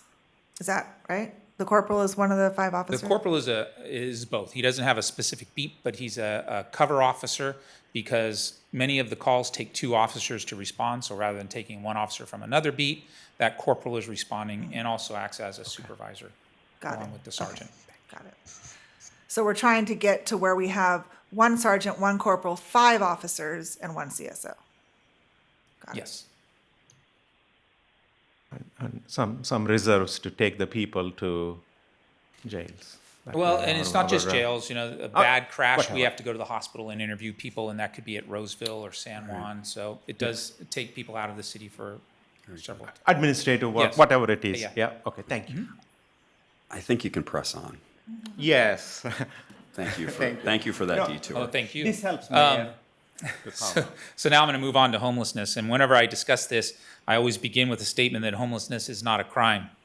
Therefore, we as the police do not target or track people just because they are homeless. Still, many individuals experiencing homelessness commit crimes or disturbances that require police attention. In 2023, 8% of our calls handled by the police involved homeless individuals. Those calls range from disturbances, simple assaults, and shoplifting, or stealing a shopping cart, to attempted murder. Once we respond to a call and verify a person's residence status, the officer or dispatcher indicates that information in our CAD system by denoting a hashtag NPA, which stands for no permanent address. That hashtag allows us to search the system later within a specific date range to determine our number of contacts with individuals experiencing homelessness. This is officer verified information, not presumed based on a caller's description of an individual. We do not track how long a person has experienced homelessness, how they became homeless, how long they have been in Folsom, or why they are in Folsom. That information just isn't important enough for us when we're enforcing the laws. Many people experiencing homelessness do not want assistance, but some do. In our current budget, we have $80,000 that was set aside for a navigator system through the Sacramento Self-Help Housing. Navigators were available to assist the unhoused with many services such as temporary housing, replacement of Social Security cards or driver's license, and benefit applications for veterans. That organization no longer exists. Fortunately, there are groups out there in our community fulfilling many of those needs. Jake's Journey Home, Heart of Folsom, Powerhouse Ministries, to name a few. The Sacramento County Homeless Engagement and Response Team, or HEART, is a behavioral health services team that provides outreach and engagement throughout Sacramento County. HEART coordinates with Sacramento County's Department of Homeless Services and Housing and the Department of Human Assistance to help unhoused individuals find shelter, permanent housing, and to better connect to necessary services and support, including health and behavioral health care. HEART uses the Folsom Public Library to meet clients, I believe, once a week. Illegal camping is an issue in our community. We have miles and miles of great trails and preserves that draw residents and visitors wanting to enjoy the scenery while out for a walk or ride. Too often, these areas are littered with debris from illegal camps. This map is a heat map for a lot of the camps that we've seen in 2023. The police department received over 200 calls for service complaining of illegal camps last year. When a complaint about an illegal camp is received, our dispatchers create a call for service. An officer is sent to investigate. When a camp's located, the officer contacts the people in the camp and talks to them about cleaning up the camp and whatever else. They advise them that they must vacate the camp within 72 hours, and they tag the camp with a bright yellow sign.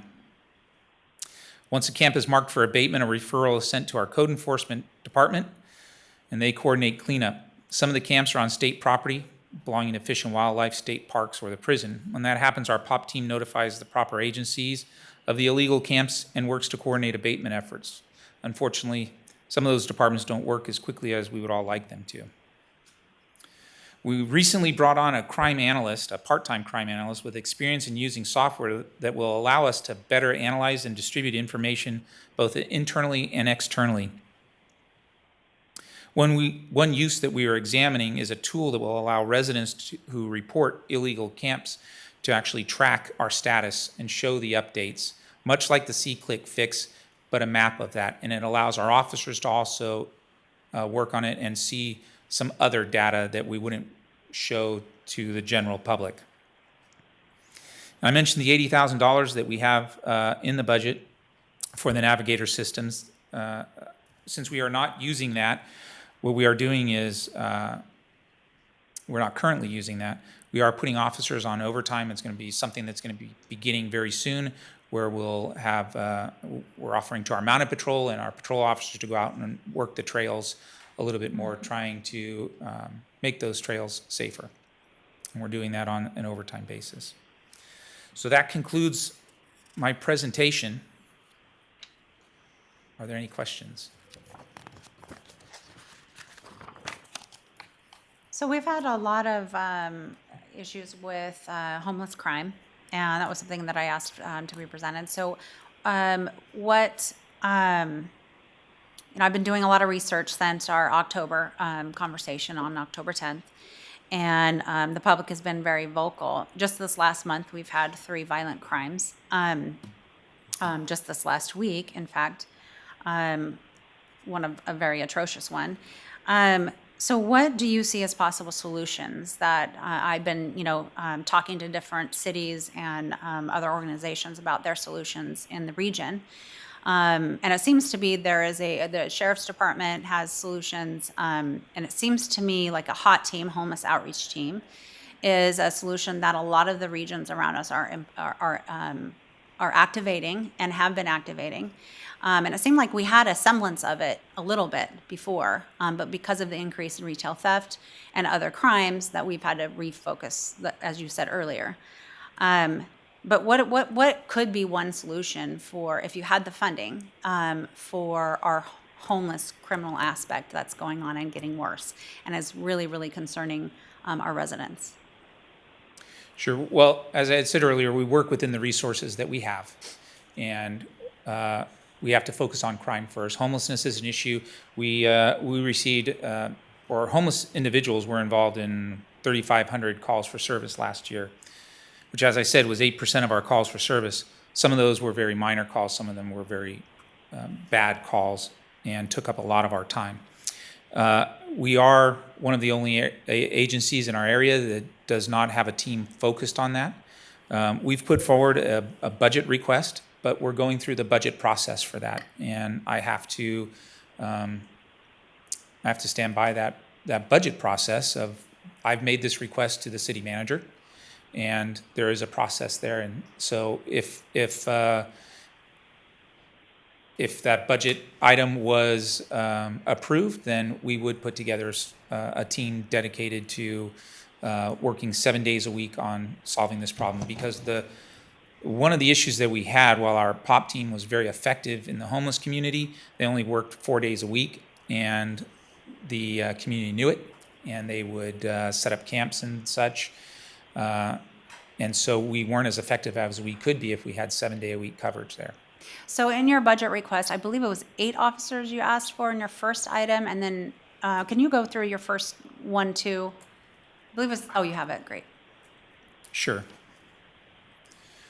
So we were seeking to implement a homeless outreach team of 4 officers, 1 corporal, and 1 sergeant that would provide 7-day-a-week coverage. We had asked for other officers for additional staffing for providing patrols elsewhere in the community and making sure that we can get 7-day-a-week, 24-hour coverage with 5 officers for our patrol teams. And I've heard 7-day-a-week coverage was an issue when I did did a ride-along over a year ago now, I think it has been. That was one of the biggest issues that I heard, and so that would require more staffing.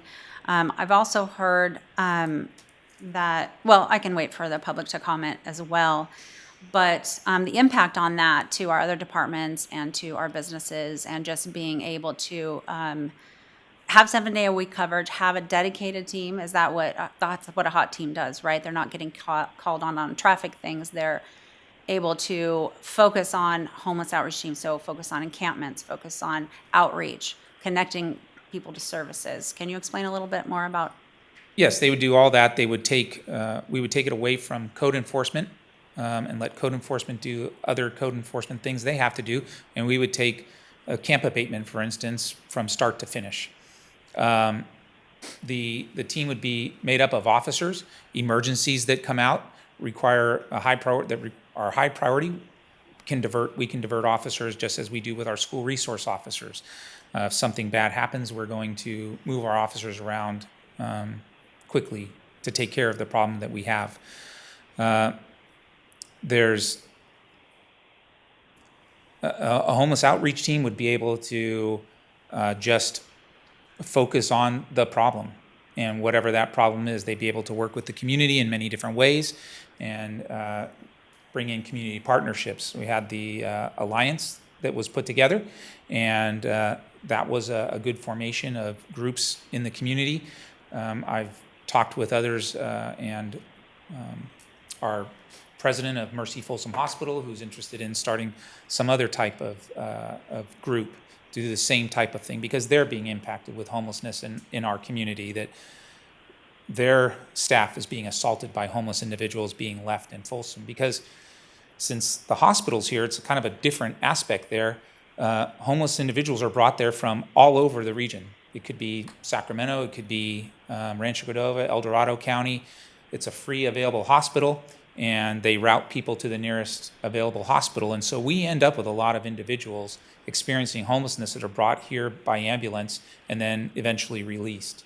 And the hospital is seeing problems from that, and we see problems from that. Okay, thank you. I have a couple questions. So in my restaurant, I get a lot of RT operators that I have conversations with about what, RT and the impact of homelessness. And what have we done to collaborate with RT to, stop some of the reasons why individuals who are unhoused make it on light rail? I know before there was, in the historic district, they would come and charge their phones, and it became sort of a known thing that you can charge your phone in Folsom, and so people would get on light rail, come up here, charge their phones. And have we made some changes to some of the reasons why somebody would come up here, just for example, to charge their phone? And then I've talked to people down on Sutter Street and in the parking structure that have done that. One guy had a bag with several lines coming out of him. He was charging things up. We've worked with our parks department, and they're turning off those electrical outlets, so they just can't be used unless there's somebody that actually has a genuine need for it. We have worked with regional transit, with light rail, but they'll increase security. That means that people can't get on the trains, but people can get off the trains. So we offer services. I've walked around Sutter Street doing foot beats, as pretty much every officer here has. And I've spoken with many homeless individuals who come to Folsom because it's safe. They like it. It's a nice place, just like the reasons that we moved here. And they They will go down to Sacramento in the evening, but they want to be around Folsom during the day. So about a year ago, in April of 2023, the incident management team was created by the city of Sacramento, which went in and did basically massive cleanups. And they did a lot of prep work in advance to give people the opportunity to be able to get into service or get them into housing. And so there was disruption anywhere from 200 to 400 people at one time. And I think that is when, as a business owner in the area that's most impacted, started noticing some immediate changes right around that time.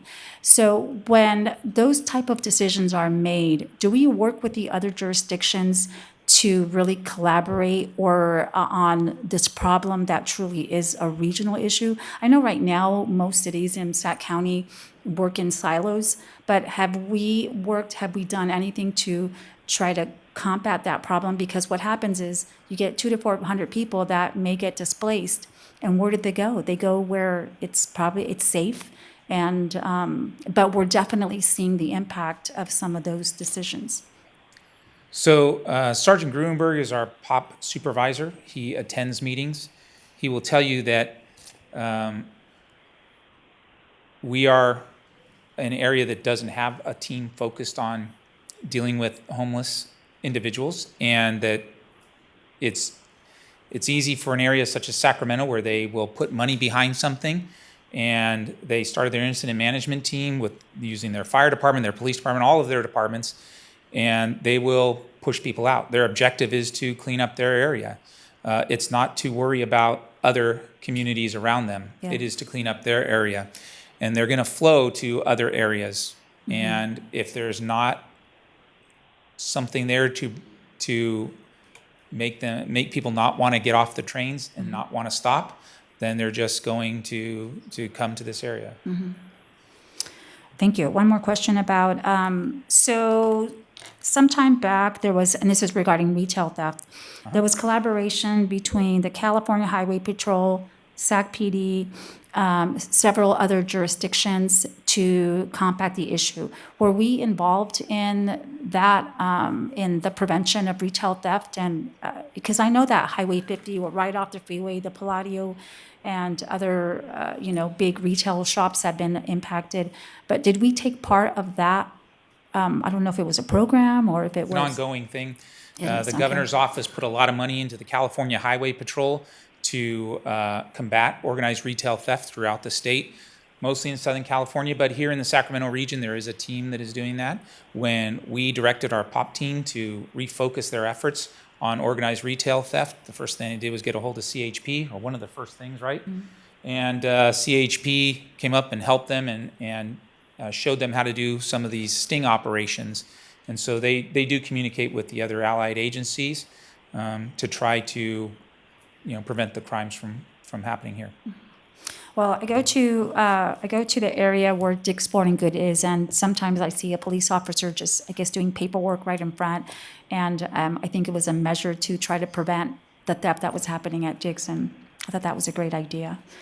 We've also had people that stolen while an officer's been inside taking a report, and they come up and said, "Hey, somebody just stole some more stuff." So yeah. it can be a problem anywhere, but we do what we can to try to stop it. Thank you. Okay, why don't we take public comment now? Quickly. Thank you very much, Chief. Mayor, is that okay? One quick one. Okay. One quick one. I can wait till Okay. Oh, back to it. We get infinite questions after public comment, too. Oh.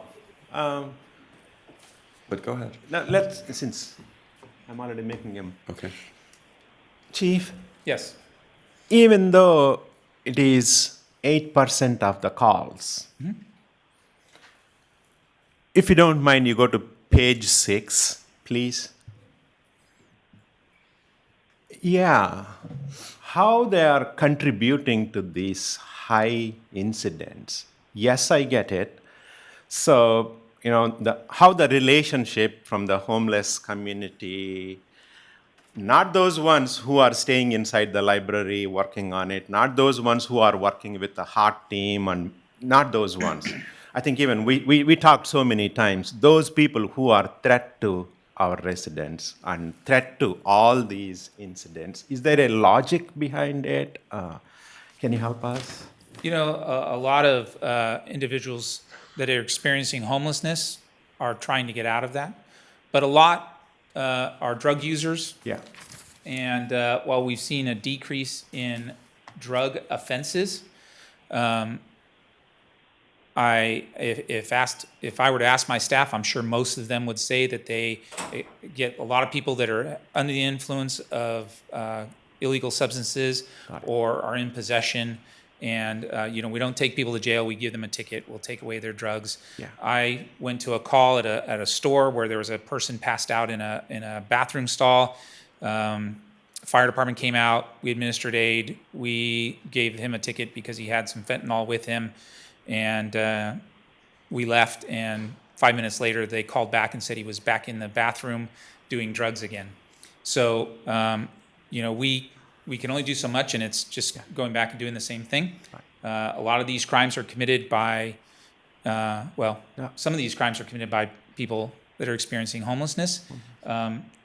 And when they do, if somebody commits a robbery and they're also in possession of drugs, then robbery is what we're going to see as the offense, and we're not going to see those drug offenses. Got it. Thank you. That's the clarification I Okay. was looking. Mayor, back to you. Great. All right, public comment. Okay, so we do have about seven speakers requesting to speak under this item. I'll go ahead and call you up 3 at a time, and we also, in addition to that, have a caller line requesting to speak under this. So John Triplett, Mike Bloomberg, and Doug Scalsley, if you could go ahead and line up and be ready. Go ahead, John. I know when you're ready. Good evening, Mayor and City Council. John Triplett, Folsom Police Department Association President. I am speaking once again after another attack involving homelessness at the park. Since my last speech, we've had that attack and the other unprovoked hate crime attack in the historic district. If you recall, I've been at this podium after the brutal stabbing at Livermore Park and the pickaxe attack, which are all dealing with homeless. I do want to go back to my last speech on March 12th when I misspoke. I was misspoken by 10 years, meaning in 2006, we had 81 cops. In 2024, as just presented here, we have 81 sworn positions. I think everyone can agree that Folsom has grown not only in the residential area, the commercial and retail, and the busy roadways. In the 2006-2007 budget, the city manager requested a special enforcement team, which part of their mission was dealing with homeless. In reading the budgets from this time period, there was already discussions on police department staffing levels specific to south of Highway 50. Oddly, leadership had discussions about the impacts of homelessness and continued staffing for south of Highway 50 in the early 2000s. In my last speech, I came forth with solutions in economic development and budget fiscal responsibility. The mayor misquoted me. I did not say close the zoo. I suggested selling it to a nonprofit organization. I ask you, is financial responsibility losing $13.9 million over 15 years? In essence, prioritizing zoo over public safety. The police department has been financially responsible in their allocation of the budget, and I urge you to review the past budgets. I started reviewing the transient occupancy tax, so I may have yet another solution to help with funding. I'm willing to discuss these solutions further or be part of the process. However, only 2 of you have reached out, and thank you. From past city council meetings, I suspect that this council, from past city council meetings, and I suspect from this council meeting, you'll hear that an action plan on homelessness is needed now, and a key part of the solution is funding for a homeless outreach team. I know there have been grumblings from the residents of south of Highway 50 due to lack of a dedicated beat officer. So today I want to thank the FPOA members who are in attendance, showing their support to the community. I also want to thank the community for attending the recent council meetings. And I also want to thank those seated in the chamber those in the hallways, and those also watching remotely. And on behalf of the FPOA, I want to say thank you for your support. Thank you. Okay, Mike Grunberg, followed by Doug Scalzi and Kevin Thompson. Good evening, Mike Grunberg, Folsom Police Officer Association. I come bearing gifts.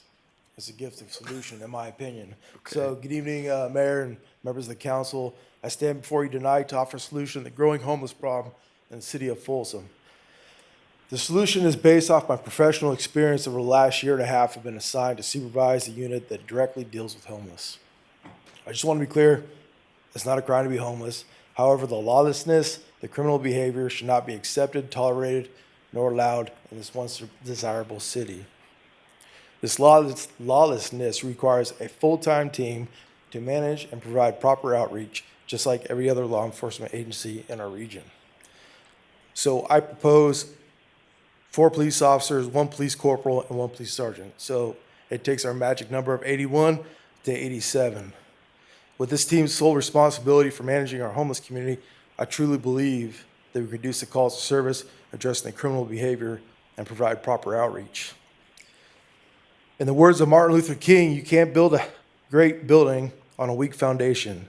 You must have a solid foundation if you're going to have a strong superstructure. Now, more than ever, it's time to start building that foundation. We have to build a foundation.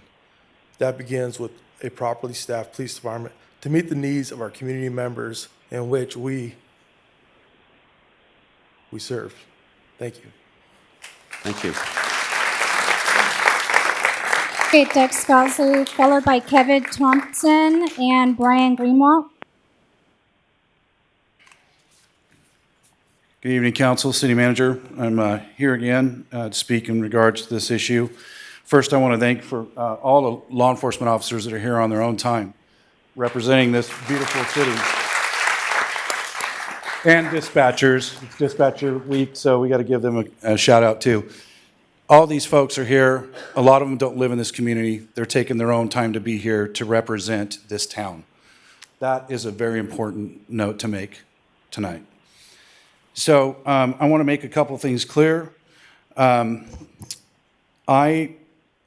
of all, I set up a meeting. There was a lot of contention about this meeting that was set up with Rancho Cordova. There was a lot of concern of where it came from. I set it up. I don't stand here tonight, even though I'm a reserve for almost 30 years in this police department. I don't stand here tonight in representation of the police department. I stand here tonight as a lifetime member of this community and represent this community, these people that are sitting here. And I represent the safety of the police department, and I work with them. But I take my own time to do my due diligence. I asked City Council Member Anna to come with me and Sergeant Gruenberg to come with me if they wanted to come. I set the agenda for that meeting for Rancho Cordova. I solely did that, okay? So I want to make that clear. A lot of good things came out of that. We are behind the curve so far, and I really want to see something come out of this meeting tonight. Just to go over a couple things. Out of the meeting with Rancho Cordova, I wanted to use this as an example because Rancho Cordova is 81,000 people. Folsom is 85,000 people. Rancho Cordova has 93 sworn officers. Folsom has 81 sworn officers.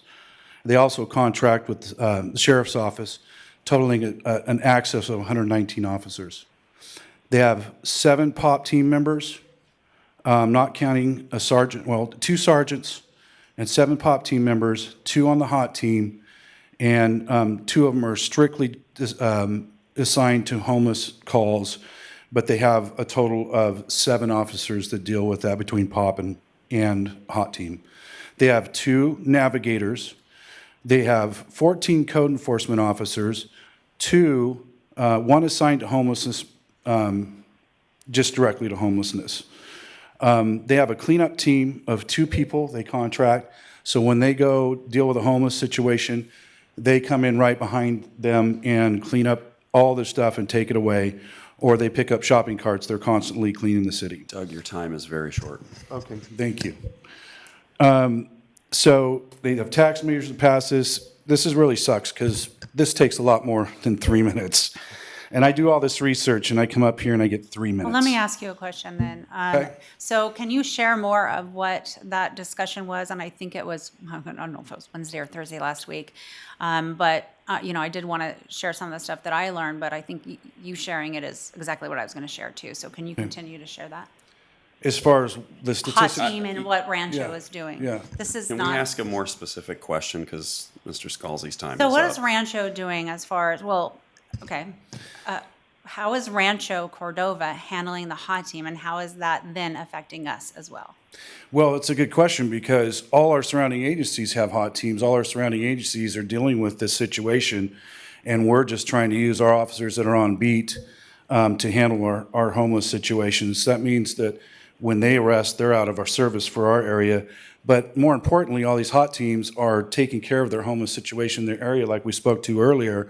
And so where are they going? They're coming to our city where we don't have the manpower to deal with it. So we need the manpower to deal with it. It's the bottom line. It needs to happen right away. We can't wait for a budget. We can't, the chief knows what he's doing. Everybody knows what they're doing, but it's hard for people to say we really need it now. Okay, thank you. So we need Doug, immediate. thank you. Well, I'm sure that Yeah, Councilwoman okay. Rohrabaugh And I will would finish hope your that you thought. guys can work this out, because when she said we needed more officers, you laughed about it. I think that's ridiculous that a mayor laughs when a council member says we need more officers. That's Thank the you. truth. I saw it, Mike. Thanks, Doug. You're welcome. Kevin Thompson, if you could go ahead and approach the podium, followed by Brian Grumwalt and Robert Goss. Hello there. My name is Kevin Thompson. I've been a Folsom resident for 20 years in the historic district. I was the second meeting I've been at. I just mostly listen. It's just shocking to me to see that there's 120 incidents in 2023 per day, police incidents per day, with only 5 officers at the most servicing the community. I mean, it's shocking to me that that's the case. The criminals are bullies. They're opportunists. They prey on the weak, and most of these incidents are people that are getting assaulted that are weaker than them. Not picking on big guys, not picking on officers. They're looking for that opportunity. And, they're coming from they're not just homegrown, they're not just homeless. They're coming from outside the agency or the city. They're coming from the Bay Area, a lot of the thefts, retail thefts and such. And I live in a historic district. I'm a retired guy. I'm up late all the time. I see people wandering all hours of the night. I'm up till 1 a.m. Usually. And I'll hear something. I'll go out there, and there's people wandering with boxes. What are they carrying a box for at 1 a.m.? They're casing different vehicles or casing homes.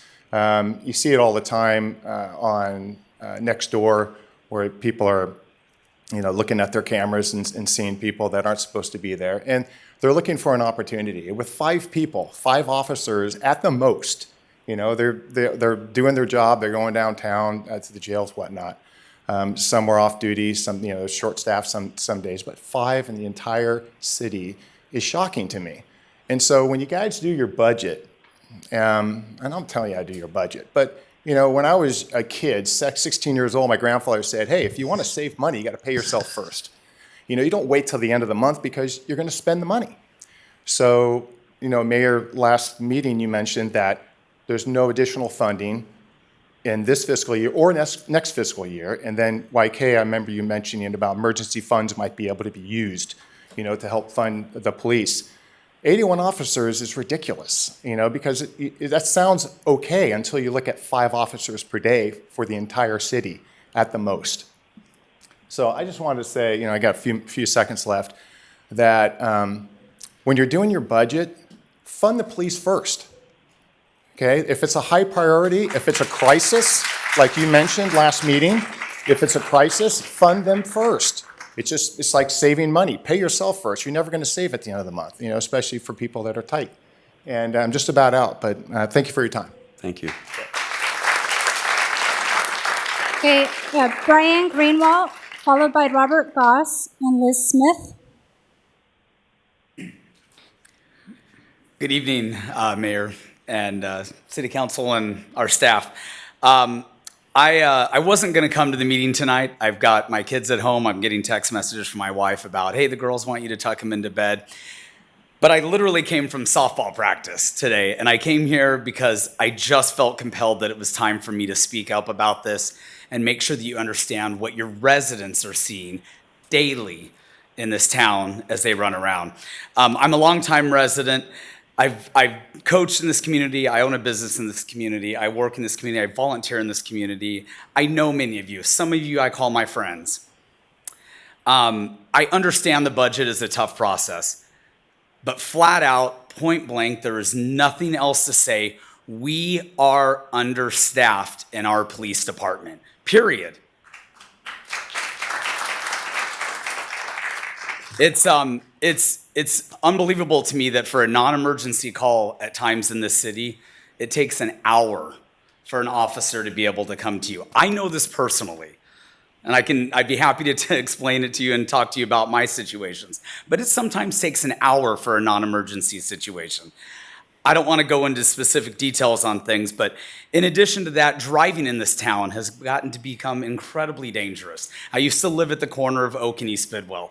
I can't tell you how many times I jumped over my wall, pulled people out of a car, dealt with fatal accidents, et cetera, et cetera.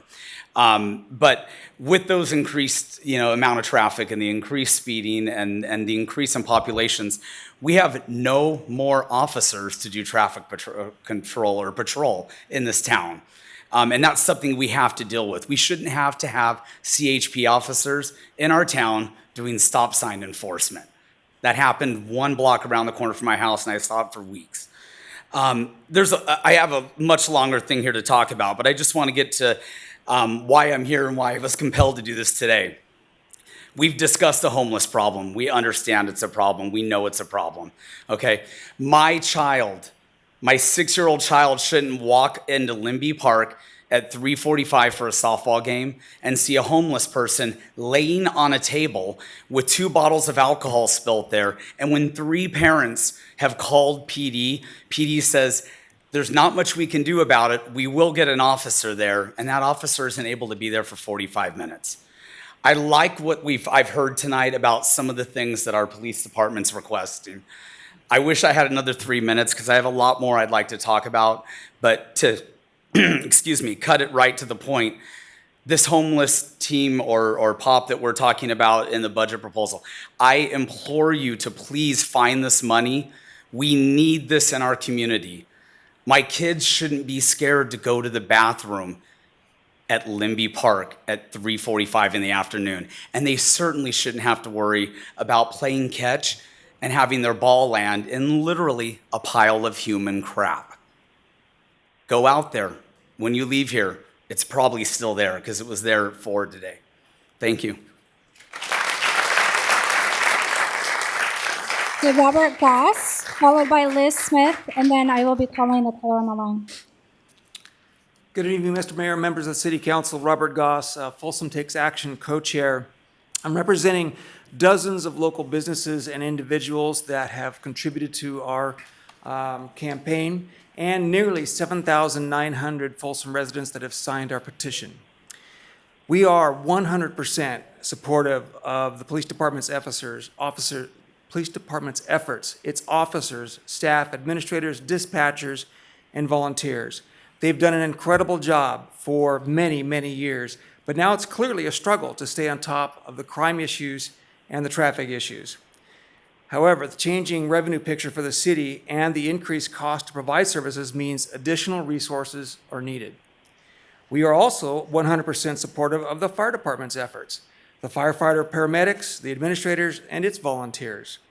To staff the fire suppression vehicle at Station 35 and an ambulance in Folsom Ranch requires additional resources. That's what we need. Folsom Takes Action is also 100% supportive of the need to maintain and invest in our city's infrastructure to maintain our quality of life. There are tens of millions of dollars of deferred maintenance in our city, which means additional resources are needed. Folsom Takes Action's Citizens Initiative would increase our local sales tax from 7.75% to 8.75%. That's a small, nobody wants more taxes, but it is calculated to be a very small, modest at best requirement of additional resources from our citizens. This would create an estimated $5.8 million for the police department because this is a special tax proposal. It requires 20% for police, 20% for fire, and 15% for several categories of infrastructure. In addition to the $5.8 million for police, it would provide $5.8 million for the fire department, also 20% of the measure. In addition to that, it would provide millions of dollars for our infrastructure maintenance and investment. It's time to change our revenue picture. I've got petition with me tonight. I'm in the back. Lorraine Pagioni is here as well. She's the chair of the subcommittee for getting all these signatures. She's done an incredible job. So if you haven't signed yet, we'd love to have your signature. And 2 more points. One, this city council, this city manager and senior staff, city councils before you, city managers before you, and senior staff before you have done an incredible job building an amazing city. We don't need to take away from the components and the parts and the pieces that make an amazing city. We need to change this revenue picture, and we need to get back to doing what we do best, making Folsom. My final point, Ms. Jimenez, we will see you Monday or Tuesday next week, and we'll be bringing boxes of petitions to submit to the county. Thank you very much. Great news. Thank you. Our next speaker, Liz Smith, you want to go ahead and approach the podium, followed by the caller online, and then the last and final speaker will be Jim Ortega. Good evening, Mayor and Council members. I am a resident of the Folsom Historic District since 2016. In 2023, I have watched the influx of homelessness reside in and around our community and neighborhoods. The day has come. I do not feel safe in my own home and neighborhood. It is disheartening to see the homeless in this community have more rights than I do as a tax-paying citizen. I chose to live in Folsom because of the amazing walking trails, rivers, and lakes that no longer feel safe. Back in the day, you would see a Folsom police vehicle everywhere you turned in Folsom. So much so, tourists would comment on how many police officers they were seeing. Folsom used to have a backbone. We used to have a strong police presence that kept everything and everyone in line, and I miss those days. The fact of the matter is, we as citizens have tolerated the homeless issue for far too long. We have normalized homelessness as if this behavior is acceptable. We tiptoe around the woke words of how we address them and what we call them. Who is this for, and who are we offending? When we supply clean needles and we give money to those who are in need, it is like feeding stray cats. They do not leave the area that feeds them. We seem to have more control and resources over containing a cat population than we do on the homeless population. There is not a corner or grocery store parking lot without someone panhandling or sleeping near the doorways we walk in and out of. I am growing tired of this issue and subject, as I am sure all of you are as well, but I am tired of cleaning up bags of human feces from my property, along with sleeping bags and used needles and other homeless junk.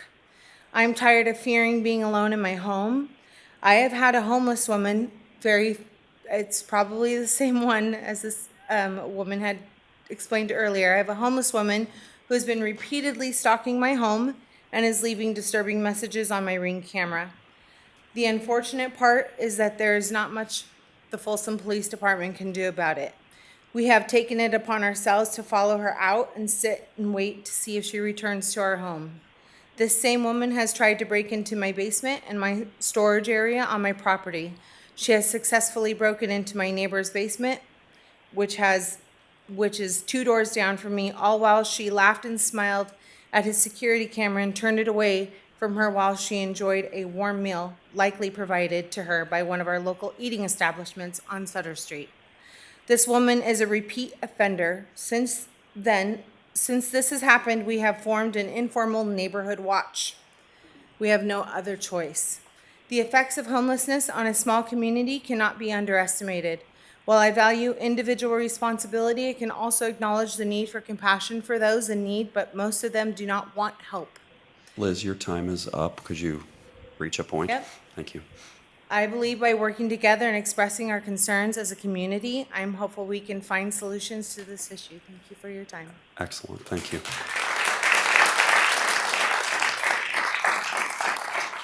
Okay, the next speaker, caller on the line, can you hear me? Ms. Donovan, are you available? Margie?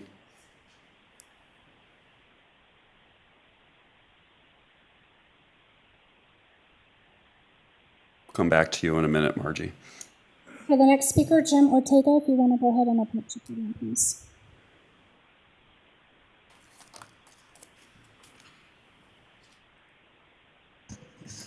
Good evening, Mayor and Council. My name is Jim Ortega. I'm a longtime resident of Folsom, a retired sheriff's captain with 29 years of experience, and then I was the police chief in Placerville for 3 years after that.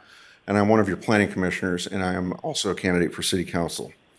And I wasn't going to speak tonight, but I just felt compelled to do this. First, I love this city, and there are over 400 plus retired and current law enforcement officers that live here. We live here because we feel that our families are safe, we feel the parks are safe, and we feel we can let our wives and families go shopping. The officers that work here deserve our support. They work hard. The job is more complicated than it ever was before, and we have our friends at the state capitol to blame for that. I'm going to be very obvious on that part. I'm not going to go over what the chief went over again. The data is there. The men and women deserve our support. The residents here in Folsom have clearly decided that public safety is our #1 priority. We all moved here for a reason. Some of the people have talked about their going to parks and coaching and not having to worry about their kids going to the restroom without dealing with a homeless person. We should consider some tech solutions that do not require hiring an extra body. There are areas that people have brought up, like the traffic cameras, license plate readers, etc. Better real-time crime analysis to better help the chief and his staff address the crime trends, and better collaboration with the county to address the problem on the backlog at the main jail with their medical staff, as well as better coordination with the DHHS staff, which I have talked with Councilmember Rodriguez, our county supervisor-elect. I would just ask all of you to be creative. Think outside the box. We don't have to hire 25,000 extra cops. We just have to get creative, and it's time for our city to be the city that we all moved to begin with, to make it as safe as it was 15 or 20 years ago. We need to play catch up, and we need to support the men and women in blue behind us. Thank you very much.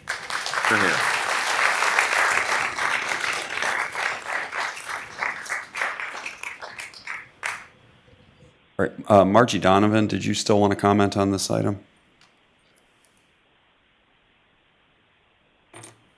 Okay. All right. Council, any further questions, commentary? I have some comments, this is directed to Doug Scalzi's, some of his comments, and my colleague, Councilmember Borba. I really commend you guys going out to the other cities and having meetings and conversations about maybe best practices or what they're doing different. It is something that I do as well. I've got some very good friends that sit on the Folsom City Council, but there is one big difference between the city of Rancho Cordova and the city of Folsom.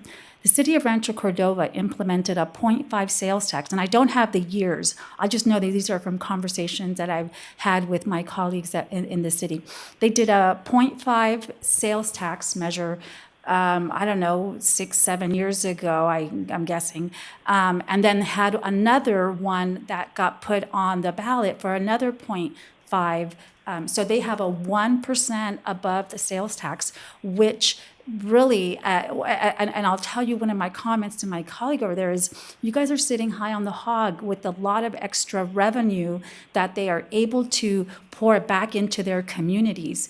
And it is one thing that I commend them, but they did pass 2 sales taxes that total give them an extra 1%. So they have the ability and the revenue to be able to do all this creative stuff, and they are doing a fantastic job. I actually commend them for how they're investing some of this money into economic development and attracting businesses to their city. And so, I mean, I've had my eye on Rancho Cordova for a long time just because they seem to be doing it well, but they did have 2.5 sales tax measures passed in the last, I don't know, is it 10 years? 10 years, yeah. 10 years, yeah. 2014 and 2020, I think. Okay, yeah, that's what it was. So anyways, that's just my comment there.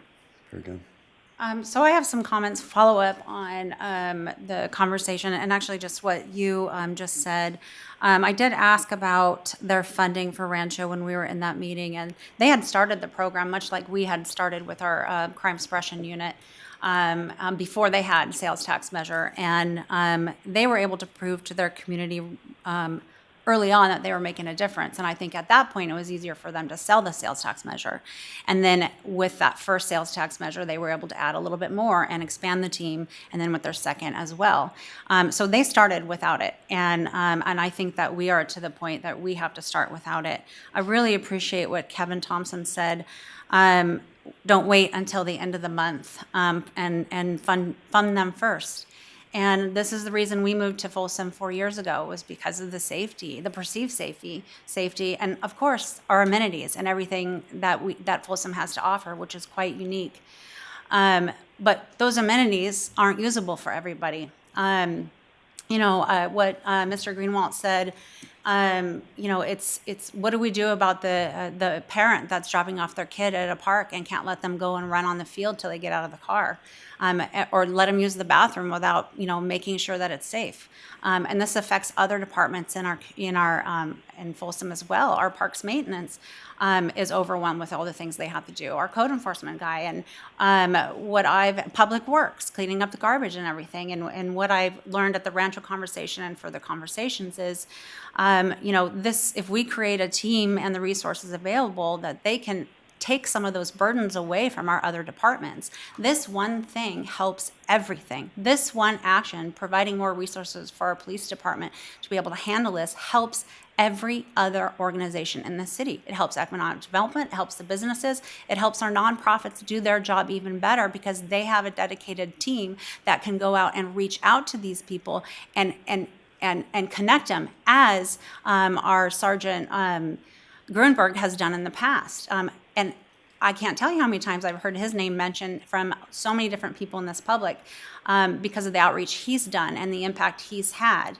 And frankly, we can't just keep playing whack-a-mole, robbing Peter to pay Paul to go here and fight this kind of crime and this kind of crime. Triplett said it was really important. 2006, we had 81 sworn officers. 2024, we have 81 sworn officers. Now, does that mean every other department doesn't need more funding as well? Absolutely it does. But we have to put this first. So we need to be able to maintain one of the key things that distinguishes Folsom from other cities, and that is to maintain or to get back our impeccably low crime rate and high safety. And we are not even slowly, we are just way too fast losing our grip on this. So I'm going to make a motion right now to help our discussion. I want to fund 6 bodies in the police department. I want to direct the city manager to prioritize these 6 positions in the upcoming budget to be funded fully in the 24-25 year. I want to direct the city manager to use the salaries to allow the PD to use any salary savings they have within the PD this year to get the applications and process started so they can go out tomorrow and start the process. It takes 2, 3, 4 months. This is my understanding, and the police chief can speak to that. As soon as possible, we can start working toward a well-rounded approach led by our own hot team. So my motion is for 6 more officers funded for 24-25 to take place immediately.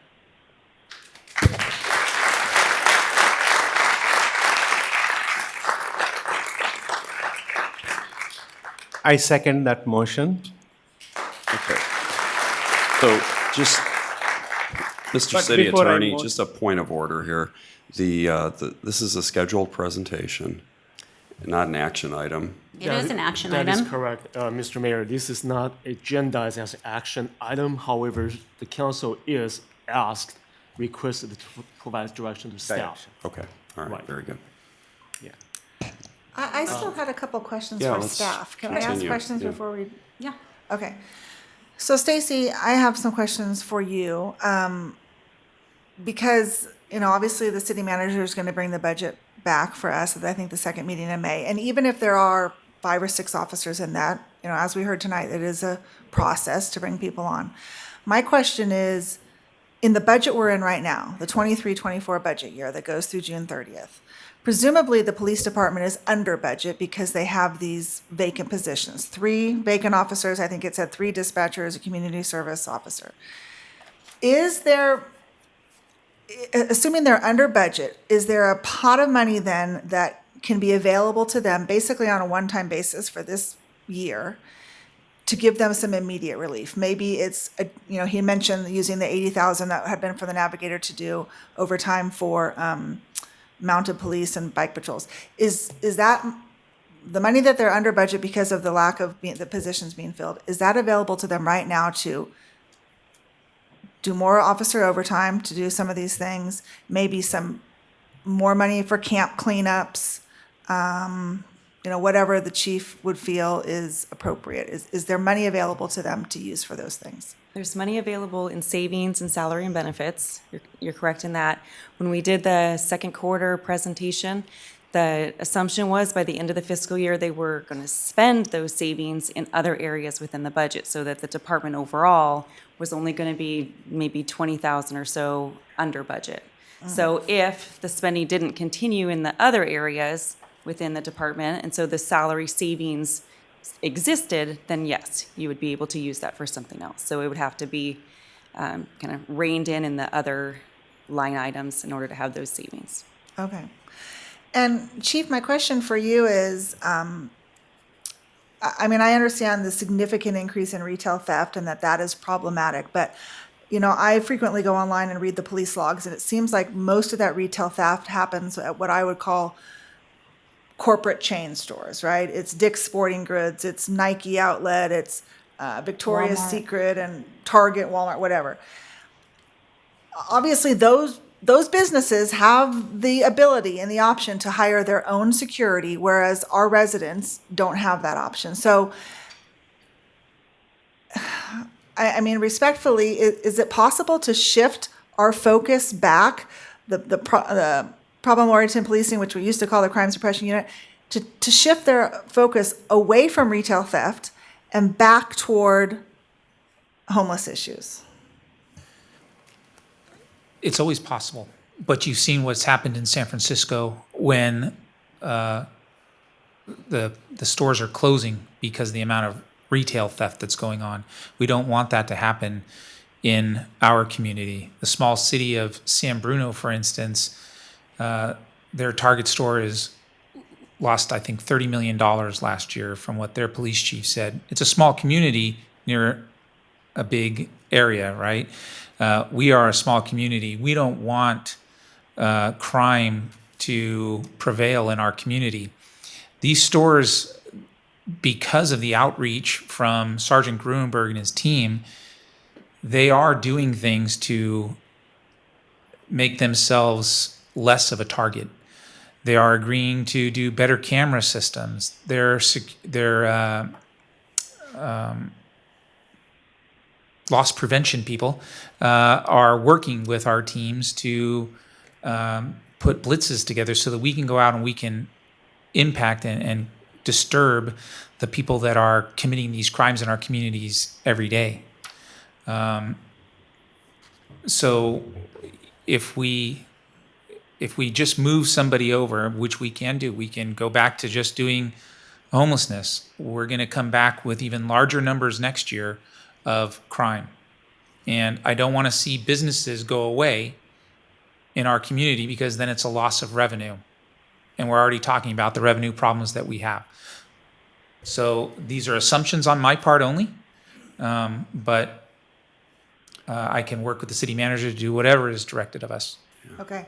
And then regarding the question that I asked for Stacy, just in terms of, if you were going to come in under budget this year and we could provide some immediate relief to you, not wait for hiring and stuff, what would be most useful? The money for overtime for, officers to take additional shifts, camp cleanup, what would be most useful to you? So our camp cleanup, that money is in the code enforcement Right. budget. So we are using money as we can to try to get additional officers out there. That's why we're using some of these salary savings to put overtime out there, because we don't have the overtime budget to just allow people to work at the jail or to go around to beat five when we don't have somebody out there. We bring somebody in on overtime. So we're using our money really for overtime right now. And, that's what we feel is best right now. But we are managing that and being careful. We think we'll be under budget by more than the $20,000. But that's just our estimation, and we're cops and not good at that, as Stacy is. Can I clarify? Under budget, 20,000? That's what the I can clarify. Yeah. Oh. As of the spending for the first 6 months, that was the projection for the end of the year, is that would be the total savings. So if there's been a change since then, and we'll have our second quarterly report later in the year, then we could see additional savings over that amount. Because 20,000 doesn't get you very far, and doesn't get us very far, like anywhere. Yeah. Right, that's what, we're also seeking grants. We've obtained the one grant I spoke of, so we put officers out there on overtime for that. We have traffic enforcement grants that get us out there more. So there is a lot of money being expended on overtime through different ways, either grants or the use of our salary savings. Okay. Mr. Mayor, may I also add, because this is very pertinent to the council direction, should the council pass this motion, giving direction to the staff to basically augment the current year's budget, staff will have to bring a resolution back to the council to actually formally approve changing this current year's budget, which we can do, but the council has to. Thank you, Steve. I didn't ask to augment it. I asked to use the salary savings that were there and to fund it in the next budget. Yes. I believe that Stacy said the last meeting, maybe a couple meetings ago, that the PD was $80,000 under budget. So I didn't ask to augment it. I just asked to fund it in the next budget, but authorize them to go out and put and get it started tomorrow. So by July, we can have officers here. Thank you for clarifying that. Okay, can I? I can repeat the motion if it's Can I- helpful. I was asking about this year's budget. Yeah. Okay, we mentioned the motion. Thank you. Yeah, but my second is, Mayor, you want to say something? I was just going to ask if we could clarify Clarify a that tiny bit motion? further, and let me make sure that I heard what you just said. I can repeat the motion. Well, I'm trying to make it so that it's crystal clear for the staff, because, I think it's crystal clear. Let me just repeat the motion. okay, fire away. To fund 6 bodies in the police department, to direct the city manager to prioritize these 6 positions in the upcoming budget to be funded fully in the 2024-25 budget. To direct the city manager to use the salary savings or whatever means are possible already in the budget, this year's budget, within the police department this year to set the applications and process started. Okay, so prioritize the chief's request for the hot team staffing that he's pointed out earlier in the day 6 bodies. in the coming budget, Correct. and And to use whatever start, to salary. authorize it now so they can go out tomorrow and start the application processes. Can I get a financial impact of those 6 FTEs? I think it was like 1.3 from what I had. It would be about 1.1 million just for the staffing, and then if they needed equipment or vehicles, it would be on top of that. 1.1 million. So for these 6 FTEs would be $1.1 million. If they were hired at officer level. Right, but this is not officer level. These are a couple of officers, a lieutenant, Four corporal. officers, a corporal, and a sergeant is what, but I think that could be up to the chief's discretion.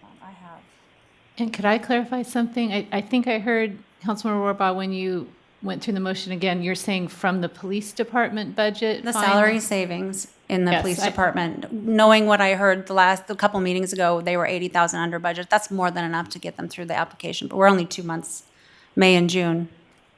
But what about the next budget? That's what I'm That asking. 6 bodies are authorized in the 24-25 budget, that there will be 6 more bodies for the police department in the 2024 budget. 24-25, thank you, Sarah. Yeah, maybe city attorney can clarify it. We haven't passed the budget for 25, 26. I don't know whether we can jump into that. Can direct right the city now. manager to have that in the budget presentation that she's presenting in May 28th as a priority. Yeah. We make motions on lots of different things like this. Go ahead, sir. Mr. Wong? Thank you. Yeah, thank you, council members. I think those asks are all doable. Yeah. The problem, as you highlighted, you anticipated correctly, Councilmember Charla, is it's hard to tie the council's hands before the budget is actually adopted for next year. Yeah. So you're basically committing that those budgets will be changed, the officers' positions will be added to the next year's budget before next year's budget is actually presented to the council and adopted, which is doable if the council actually follows through, but we cannot predict that's going to be in Right. next year's budget. Yeah. Thank you. Mayor, I have a comment. I think I'm not fully seconding on that one. So I'm sorry. I'm sorry. I think if can I make yeah, please go ahead. The numbers we have seen, I did reach out to Citrus Heights. Their pop hot team is close to 6 people. I go around in the community. Right now, our sheriff hired the highest number of people in the history of sheriff's existence on the pop and hot team. It is an emergency right now. In fact, it was yesterday. So my recommendation is, I'm agreeing with my colleague, Roba. Mr. Bloomberg was, politely coming with 4 officers, 1 corporal, 1 sergeant, total 6 bodies. This council, my recommendation, my point is, authorize now. It is emergency. Police chief should have that authority to go ahead and hire if that is going to happen before June 30th. When the 2024-25 budget comes, yes, I agree on that. So that's where I am going to be going. It is an emergency. That's how we have to treat. Because every region agency is pressing hard on those shoplifters, those homeless who are bad guys. They are, and they're ending up in our town. If we can't act yesterday, 2 months, 4 months, if you saw that those numbers are already upticking. That's where I am pausing right now. If we have to tap some emergency, I know it's not the case, but we have to authorize from this budget what we have money for police officers. So can I make is it a friendly amendment to that? Friendly amendment, ma'am. You always can amend your own motion. To fund 6 bodies in the police department, to direct the city manager to prioritize these 6 positions in the upcoming budget and to fund it right now from the unassigned fund balance. And Mr. Mayor, in order to do that, and we can do that, in order to do that, staff will have to bring you back a resolution to formally take action to augment the budget. And to bring that back in the next meeting. May I share some comments, Mayor? So, Wait, I think we should have a second before we. Yes. Is there a second for that with the amendment? Yes, there is second. But did you say to fund the Next year. positions or just the hiring process when you talked about $2,500 per background check and stuff? I think what YK is trying to specify is no matter what the next budget or not, he wants the 6 positions funded right now, and we can do it out of this budget. In reality, we will not have to use emergency funds for very long, if at all. But he's saying if we authorize the 6 positions now, it comes back and we approve it again, then it doesn't matter what the budget is or not, they are already funded, and they will obviously be in the next budget because they're already funded this year. So I think it's just a way to make sure that it makes it in the budget for 24-25 is my understanding. That's right. Right. And so it can continue on and be unassigned fund balance, or the city manager can bring back her draft budget with those 6 positions in it. And I'm assuming that's probably what would happen. So we can have, what we don't want to do is have this be unsustainable. And so there will be probably tough decisions that have to be made. Okay, so here are my comments. So it's so odd that we are talking about a $1.1 million impact to our budget when we haven't even had a preliminary budget. I don't know where we stand going into this next year. And for many of you who are business owners out there, this is a very uncomfortable place to be when you don't know I don't know what's going to come back to us. Here's what I can tell you. Every single one of us up here is pro public safety. We all want to be able to hire the people that we need to be able to keep our city safe. But for me, it is it's a very odd position to be sitting up here, not knowing what's coming down the budget. I do know from the past 6 years' budget that we have a shortfall that may take place in the 24-25 fiscal year, which is what we're going to review next month? Next 28th. Okay. So $1.1 million that we're about to take from money that we know we're already falling into the red. That 1.1, the following year, with the cost of living, goes up. So and what we're doing is we're asking to take money from a reserve that we need to oblige to keep, and that's for the emergency funds, which has been used historically in the past. We saw in 2008 when it went significantly low, and then we used it again during the COVID era.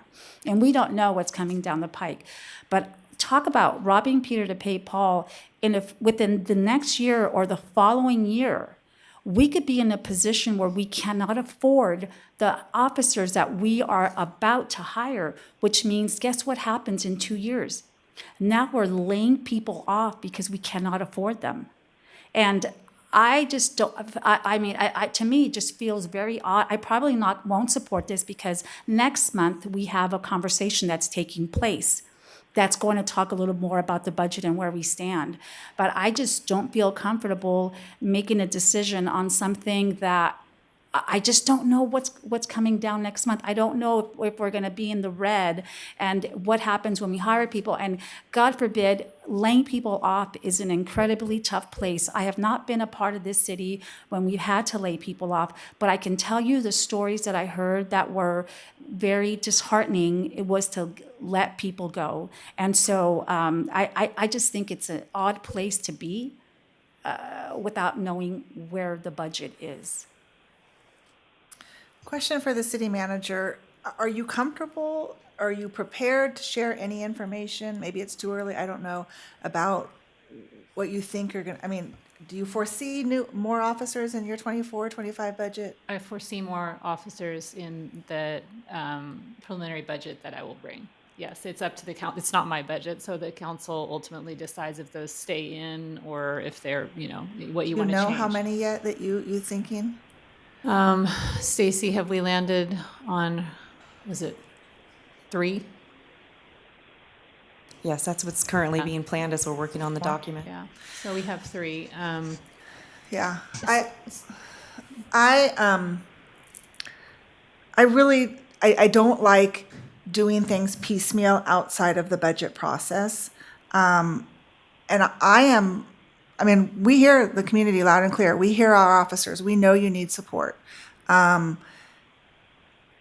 am willing to consider for the 24-25 budget cutting ongoing expenses from some other department in order to fund 6, or if she can find us 3 and whatever. But doing it piecemeal is the part that I have a problem with, whereas we could wait 1 month, see what the preliminary budget looks like. If we don't like it, if 3 is not enough, we give direction to the city manager then.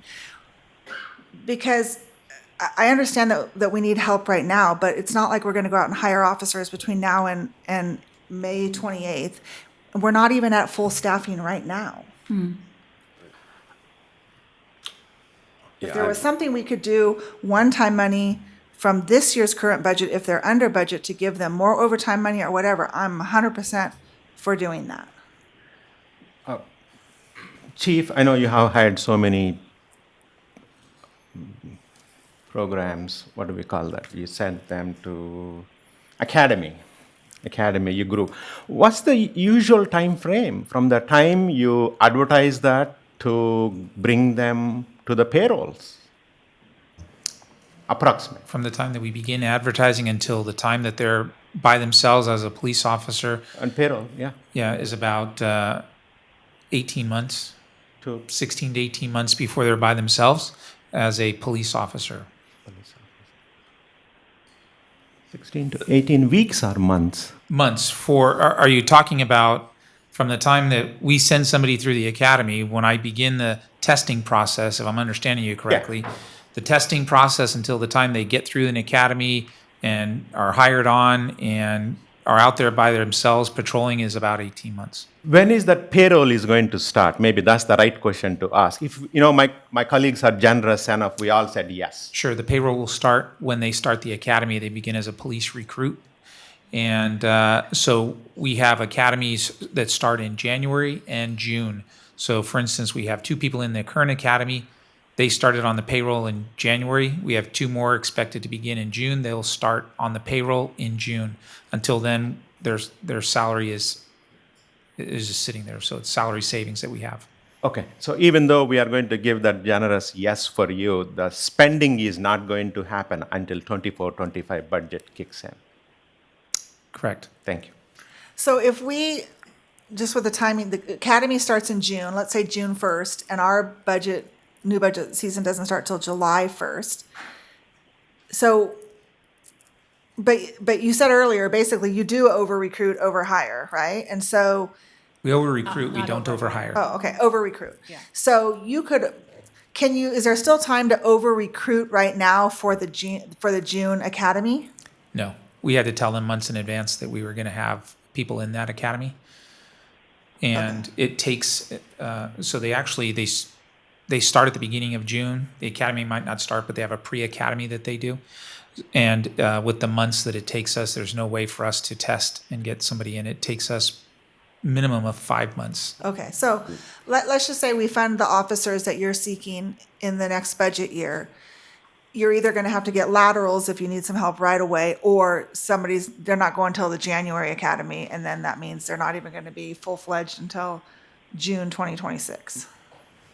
Yes, we also look for people that are currently in an academy that are unaffiliated, and then we get them when they get out of the academy. Okay, all right. Okay, so we are in a little bit of a slow speed chase hiring-wise. We have some flexibility probably in the current budget to do a little bit more aggressive searching for candidates, which seems like an absolutely prudent thing to do.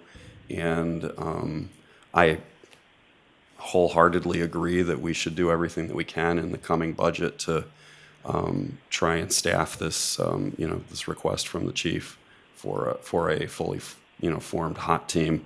And I agree completely with my colleagues that have mentioned that we should do this through the budget process because we are at the doorstep of the budget process. So I'm going to ask that we call the question. We have a motion in a second. I want to make another comment. This is just about putting our priorities in place and how the budget it gets discussed. It can happen then. I do want this to be sustainable so that that we can support this for years to come. I think it was the last time that there was a presentation on our finances for the upcoming. We were at $111 million in projected revenue. Just for reference, last year we were at $108.5 million revenue, $1 million and was the budget that we passed for revenue and expenses. And so we continue to have growth in revenue. And this is just making sure that our priorities are clear, that our police department understands that they need, we understand that they need more resources, and our public understands that we're not waiting. And the thing with waiting is we get the budget presented to us on May 28th. Last year we didn't even discuss it because it was a long presentation.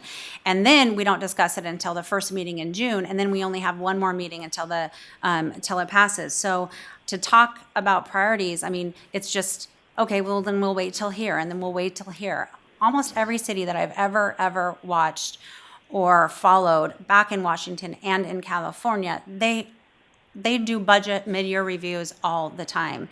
And we do it here consistently in consent calendar. So this isn't a one-off. This isn't unusual to fund something that is in need right now that our residents are fighting for. So it sounds like there's consensus that there might be a possibility for 3 to 6 officers, but what's the delay in saying it right now and trying to get some of those people that are coming out of the academy? And, summer is a busy time in Folsom. And if we wait, we're waiting another 2-3 months in order to get the resources that we already know we need. And I mean, just think about what happened at the gazebo at the library a week ago or a week and a half ago. I mean, I'm not willing to wait, but, it sounds like this might fail. But, I think this isn't about piecemealing a budget. This is actually about addressing the concerns that are on our residents' minds and hearts right now and meeting their needs as a council who can take action. We are the 5 decision makers in the city. What are we waiting for? Can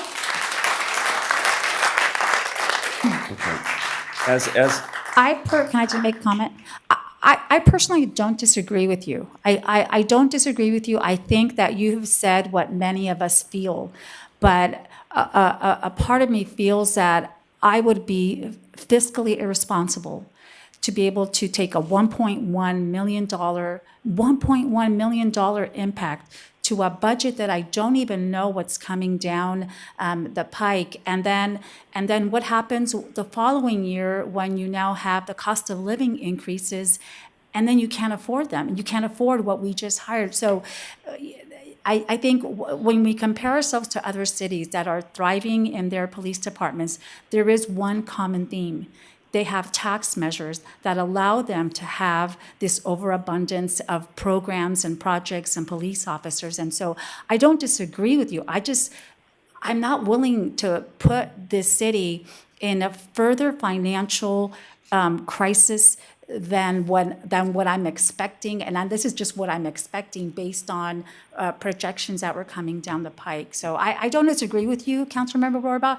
I just personally would rather wait what is maybe less than a month to have the conversation about how we're going to finance these officers. I want to make one more comment. I know, Mike, you're anxious, and I promise this is my last comment. But what I'm trying to do is 1.1 million is actually under 1% of our entire general fund expenses.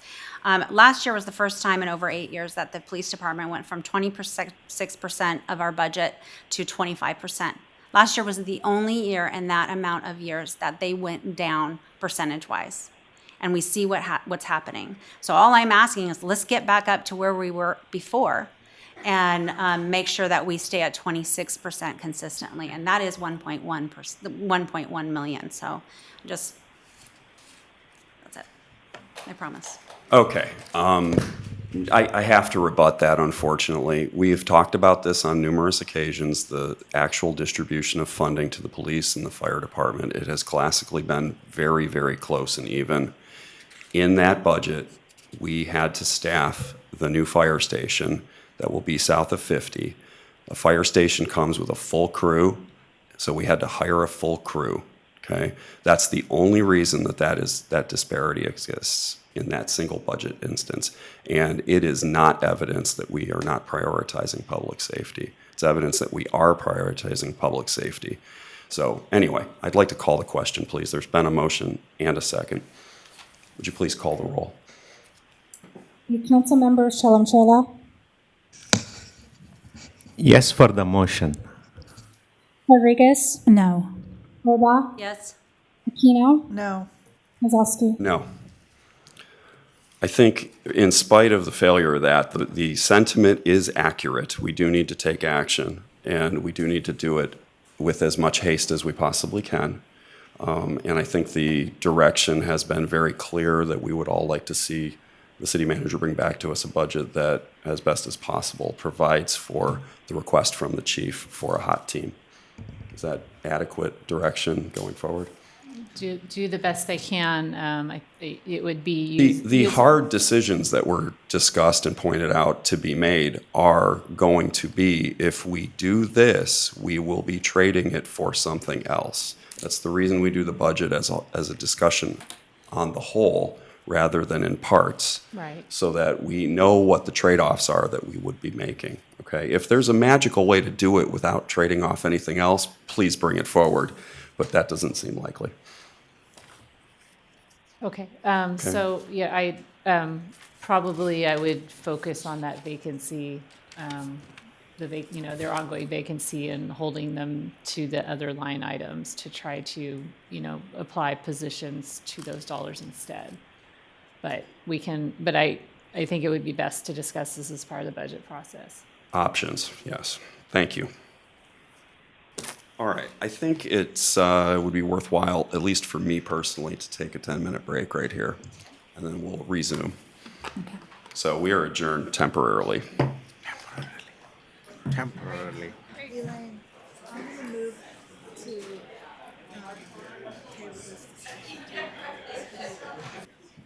I probably could have gotten one. Okay, everybody please find a seat.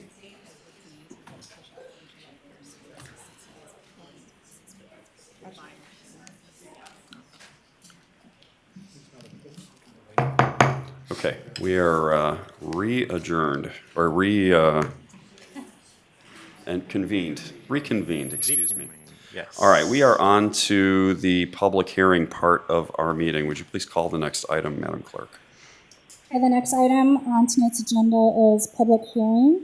Item number 9, a resolution number 11186, a resolution to adopt an amended user fee schedule for community development, engineering, and building services. And we do have one request to speak under this item. Mr. Mayor, if I might, I'd like to move that we continue items 9 and 10 to the next meeting. Any of my colleagues willing to second that? I'll second that. Okay. We have a motion and a second to continue items 9 and 10 to a future meeting. The next available or to be specified later? Whatever works for the Community Development Department. Okay, great. We'd like to bring it to your next meeting, May 14th, please. Okay. We have a motion and a second. Please call the roll. Can I ask a question? Is that going to delay anything for you to not have this move forward tonight? We would not, because it requires 60 days from the fee adoption to the next, until it can go into effect, then we would not have the fees effective July 1st. We would just push that back 2 weeks. 2 weeks or a month. Typically, July 1st and January 1st are fee updates, but it's not any mandatory requirement, so we could make that change. Okay. Maybe we can have a special council meeting for that, if that's the standard you guys are. 3 a.m. for that special meeting. We Please will call the plan roll. on May 14th. Yeah, no, no, I'm good. Okay. Yeah, it's dollars, we can collect more. Sure. Okay, council members, Chalem-Chella, Yes. Rodriguez, Yes. Loba, Yes. Aquino, Yes. Kozlowski. Yes.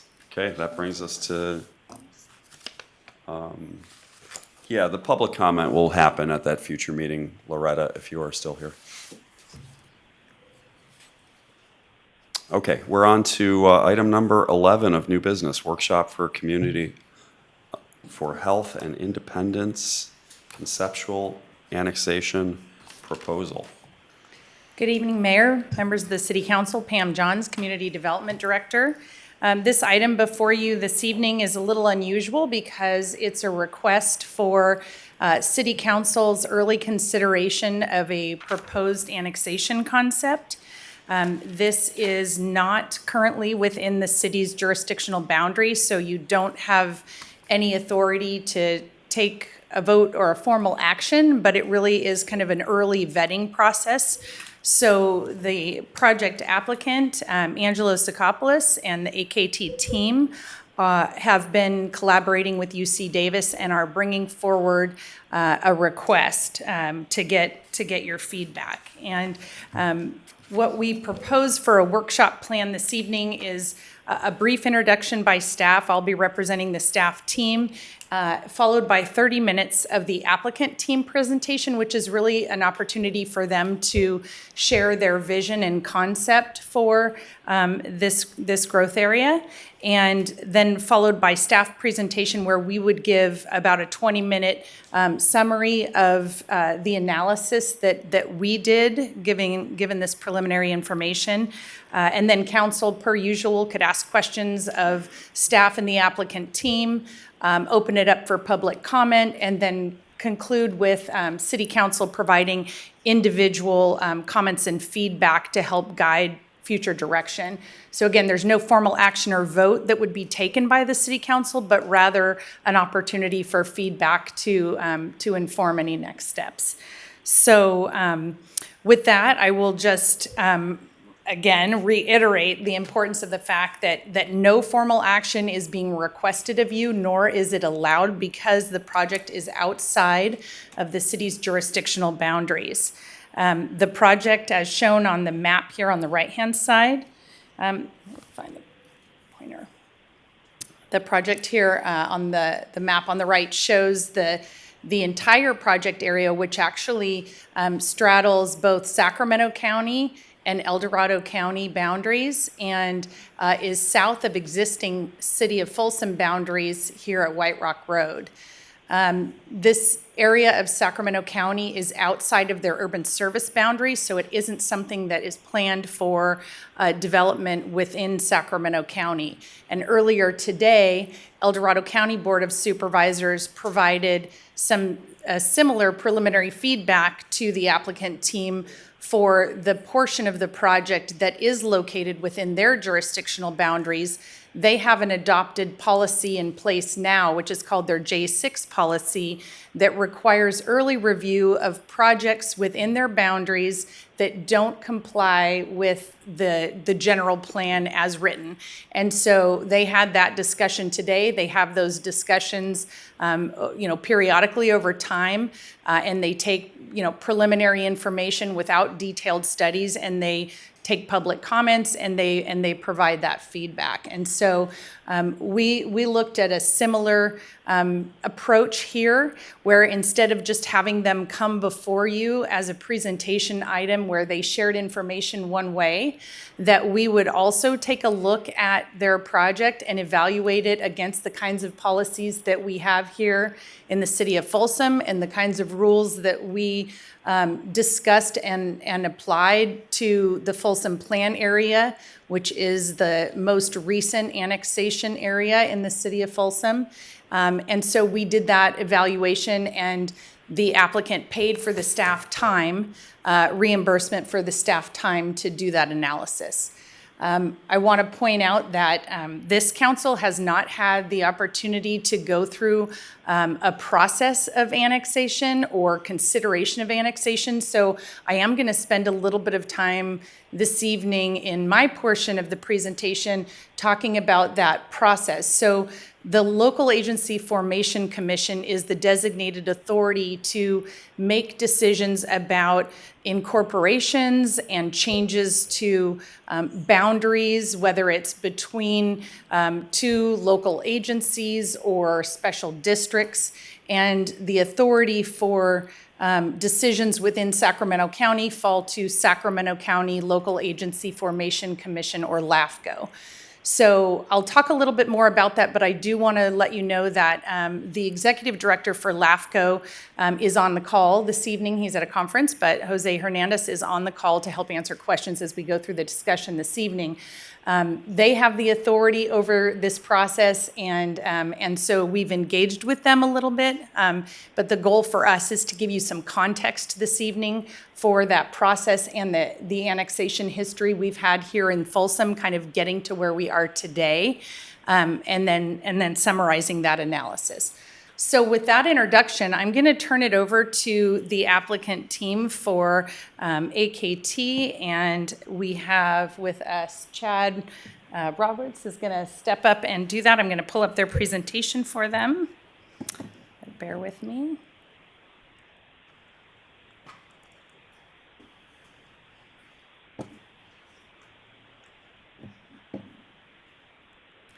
And then, Chad, I'll turn this over so you just right-click on the arrow and you can use the pointer here. And as you pass it off, if you have any trouble, I'll be back to help.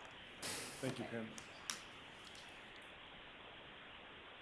Good evening, Mayor Kozlowski, council members, Chad Roberts at Hefner Law on behalf of AKT. Thank you for the opportunity to address you this evening. Thank you, Pam, for those opening remarks. Thank you to staff for all of their efforts in getting us to this workshop. I'm joined by many members of the AKT and UC Davis Health teams, and we are thrilled to be here this evening to share with you and share with the public our vision for the Community for Health and Independence.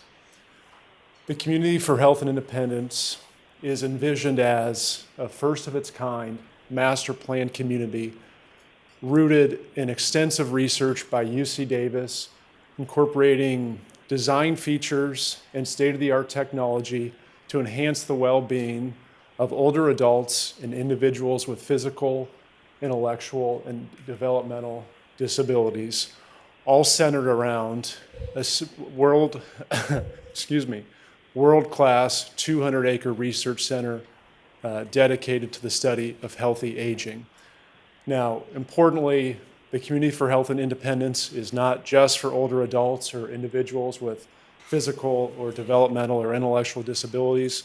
This community would be for everyone. It includes all types of housing, affordable housing, attainable housing, market rate housing, age-restricted housing, and other land use types, because that's what the research tells us leads to healthy living. In just a moment, Dr. Tom Nesbitt and Dr. Heather Young, both with UC Davis Health, are going to tell you more about the need for and the opportunities in this type of community. Donna Pasquantonio with McKay and Soms is going to share our preliminary planning efforts. Dr. Lou Vismara is going to tell you more about the origin story for this idea and how prior collaboration between UC Davis Health and AKT has led to extraordinary results. Angelo Sikopoulos is going to share more about his vision, and then I'll wrap up and be available to answer any questions that you might have. Before we dive in, and I appreciate your comments, Pam, we just wanted to remind everyone in the room, we do not have a formal application yet. There's no formal action being requested. This is the first step in a very long process. We requested this workshop so we could have an opportunity to introduce this concept to you and to members of the public in a public forum. We appreciate the opportunity to do so. We want to hear your preliminary feedback, hear any concerns you might have, understand what considerations are most important from you, and also hear from the public. And lastly, I just want to let you know that we're the first to admit we don't have all the answers here. We have a lot of work to do, and our commitment is that we will work with the city and work with the community as we continue to study our vision. With that, I'll turn it over to Dr. Tom Nesbitt and Dr. Heather Young. Thank you. Hey, thank you, and we will try and be quick because it's been a long night, I'm sure. So I'm Tom Nesbitt. I've been at UC Davis for over 30 years, and my reason initially for coming to UC Davis was to really study better ways to provide care in rural communities and how technology could play a role in that. And I started the telemedicine program at UC Davis back then in the early 90s. I soon after that worked with the governor's office to help build out the California Telehealth Network, which is a broadband network that basically it was FCC money that allowed broadband connectivity to small rural hospitals and clinics. But about 8 years ago, I began to look at another critical issue, and that is how technology might help better serve older adults and people with disabilities to help them have healthier lives and live independently. too often age and disability causes people to have to live someplace where they don't want to live, have to, determine how they live because they have barriers to living the way they'd like to live, and also who they socialize with. And so Dr. Young and I started a program called Healthy Aging in a Digital World, and that's a program that is really focused on this area. A few years ago, Dr. Vismara came to me and said, how would you like to participate in a purposely designed community that would take into account all of the technology and research that you're doing, but also the built environment would support some of these ideas about how people that have disabilities and older adults could live independently. And so this really was a great chance for us to study this area and really create a model of a community that we think could be unique and really serve this population. So that's what we're here to do today. And I'm going to very quickly turn it over to Dr. Young, and I'll be back in a second to tell you a little more detail. Good evening, Mr. Mayor, City Council members. Thank you for the opportunity to be here tonight. I'm Heather Young. I'm a professor in the Betty Irene Moore School of Nursing and had the honor of being the founding dean of the school. I've had a research career over 30 years trying to understand and develop communities that support healthy aging. I'm also a geriatric nurse practitioner by background. And the environments that I've been interested in are housing, technology, policy, and family caregiving. And I have a deep understanding of the special needs and the strengths of older adults. And I'm dedicated to coming up with exciting solutions for the future. I co-lead with Dr. Nesbitt the Healthy Aging in a Digital World initiative, which is an initiative at UC Davis the chancellor chose from over 200 ideas that were intended to address important issues in society that could be solved by multiple disciplines thinking together to create those solutions. And so we were selected as one of 6 of those initiatives and are working with collaborators all over the region to try to come up with those solutions. I want to talk a little bit about our roles very specifically and to clarify that neither of us have any financial interest in any of the technologies that are discussed, and that we've been working with AKT Investments under a contract that was approved by the regents. And at that regents meeting, one of the regents actually said, this is the kind of example of we'd like to see developers turning to the university and to researchers for information as they develop their ideas. And as a public university, we're really prohibited from endorsing any particular business venture or any kind of political activity. So our purpose tonight here is purely educational. You've probably all heard about the aging of our population, and the age of our population is something that is quite an extraordinary and unprecedented feature of our current lives. We have more grandparents today than we have grandchildren for the first time in history. There are actually 3 generations over the age of 65, and 1 in 5 households is dealing with family caregiving for a person, an adult, who needs some support. So it's something that's not other people, it's all of us. It's something that we're dealing with. It's very personal for me as my hair grays and as I have my mom with dementia living in our home with us. And it's something that many families are grappling with. And housing is an important element of that. And what we're seeing is more and more people want to stay in their own homes. They want to live in their own homes throughout their lives. And there's a larger population of people with disabilities, intellectual and developmental disabilities, that are thriving, living longer lives. And many of the parents of kids with intellectual disabilities and developmental disabilities are worried about their future, their housing, and their care as they become adults. And Governor Newsom was really interested in this issue, and in 2019, he issued an executive order that asked for a master plan on aging, one of the first in the country. And it's really a very important master plan that has to do with multi-sector planning for an aging and diverse population. I had the honor of being part of the stakeholder advisory group and worked for a couple of years in developing that plan. And it's a really good blueprint, I think, for local and state government, as well as public-private partnerships, as well as philanthropy, to plan and think about our future as a state. And the first goal, there are 5 goals. The first goal is about housing for all stages and ages. Because as you know, there are many issues in housing in the state of the state of California. We also know that there's a pressing need for community-based and technological solutions to help people. It's not just a matter of doing more of the same. Because of the changes in demographics, we need to think about things more creatively. And this is one of the things that Dr. Nesbitt and I are really excited about, is working with colleagues in engineering and colleagues in social sciences and all over the campus to come up with different kinds of solutions that can address these issues. We're also collaborating across the region with health systems, as well as other states and community colleges in this effort. We actually were commissioned by AKT to do a planning report, and this is available to you if you would like. It can be downloaded. We can also make copies available to you.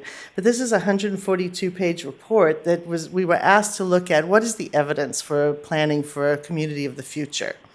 And what we found is there's a lot of robust evidence and interest globally in creating communities thoughtfully to plan for our aging population and to really engage the entire community in that process. There's a lot of evidence that these communities should not be segregated, that they should be part of an integrated mixed-use community with multi-generational features, that being outdoors and having green space and having activity outside is good for our health, it's good for our social connection, and that's really an important feature, green space. And having spaces, third spaces, where people can gather and connect and socialize and do things together in a meaningful way. We also heard a lot about accessibility and universal design, that these are absolutely critical, that we should be able to age in our homes and not be faced with costly renovations, if we think about it from the very beginning. And that collaborations are key, that communities can be enriched and become more vibrant with collaborations across sectors and across different types of engagement, different kinds of people who are engaged in this process. That if communities can be created together, and there's the social connection, that people will be healthier and will thrive. We've also thought a lot about technology, and I'm going to turn it over to Dr. Nesbitt to continue with that.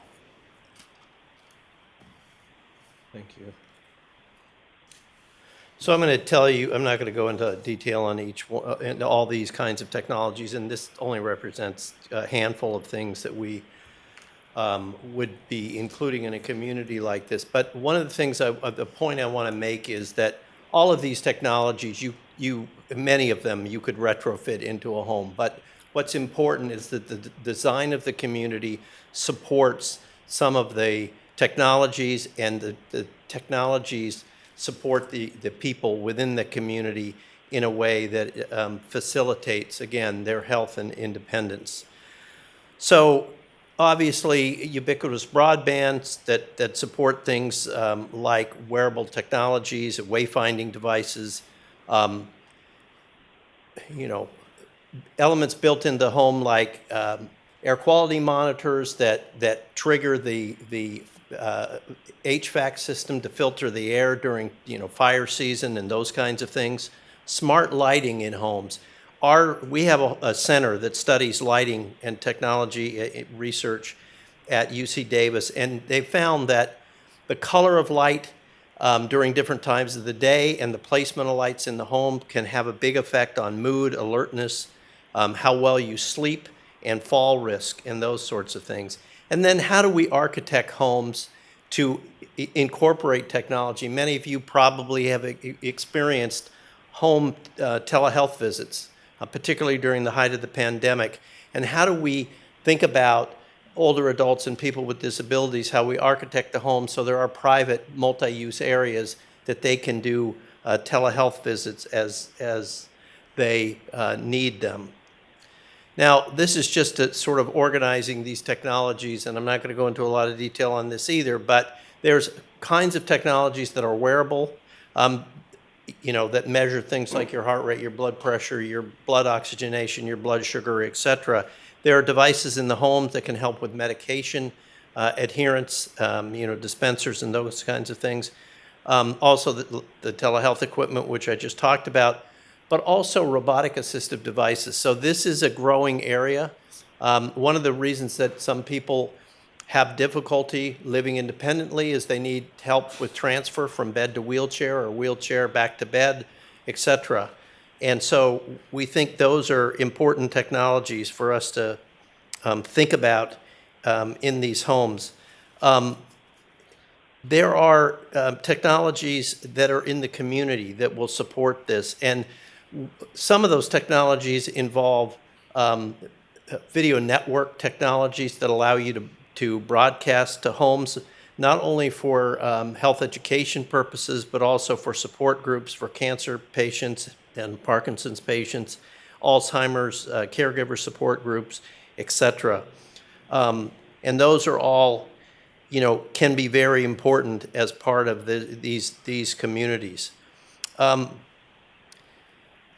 of the things that is very important is as these devices collect data is to share that with your care team, with the person's, obviously with their permission. But having this information get to a care team can really help with their health and improve care team, clinicians' ability to take care of patients. And this would obviously require working with all the health systems in the region to make sure that we have a seamless interface with the electronic health records. I want to show you some things that are actually happening today. This is a project that's going on with Marshall Medical Center. They actually have a fair amount of expertise and some people that are very good at these kinds of technologies there.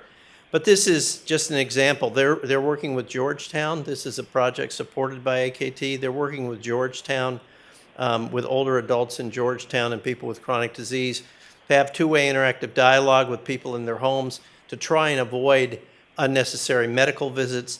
They do things, they can address social needs, they can address subjective symptoms. They can also provide health reminders and need for transport and medication refills and those kinds of things. And eventually, this will be used to send that kind of data that I talked about with the wearable devices for blood glucose, weight, blood pressure, etc. And this is already working right now, and they're finding it to be successful. So I think these are the kinds of things we'd be talking about. And then the last thing I want to show you in terms of the technology, this is a piece of technology that we are in the midst of developing.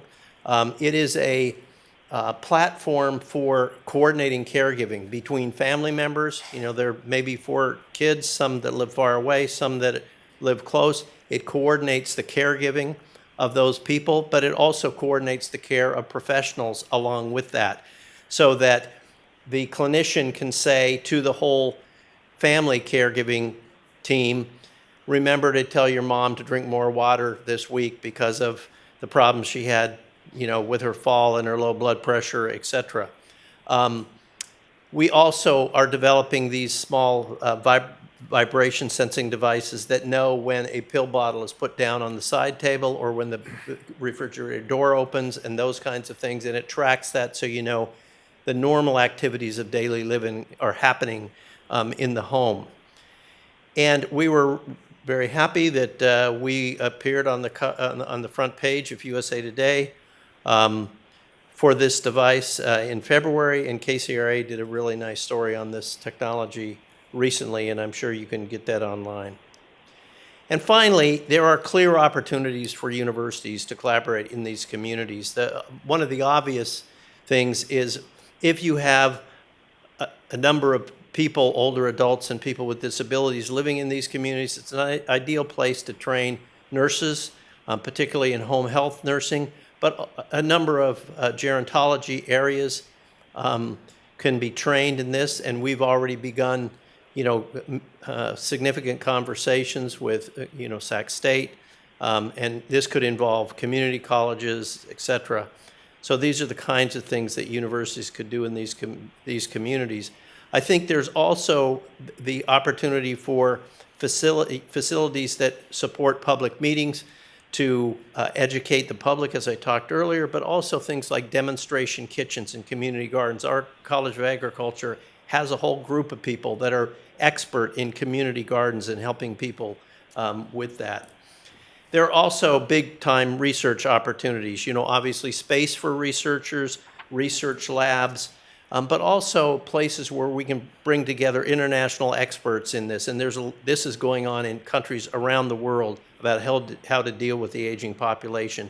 But bring them together in an Olympic-style village where they can spend time together talking about cutting-edge research and those kinds of things. And then obviously collaborative research space that could be used to meet with community members and involve them in the research, but also spaces for hard engineering research around things like robotic assistive devices and those kinds of things.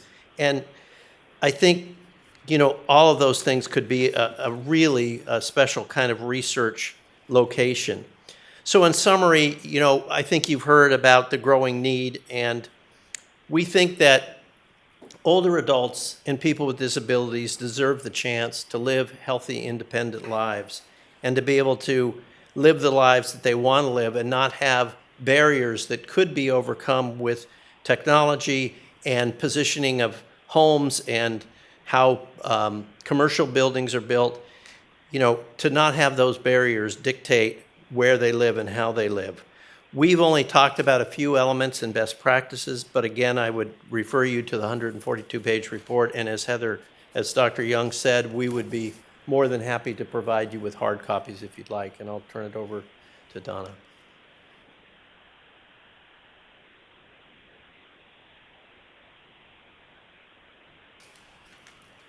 Quick instruction, just right arrow. Okay. Good afternoon. Excuse me, good evening. It's been a long afternoon. That's right.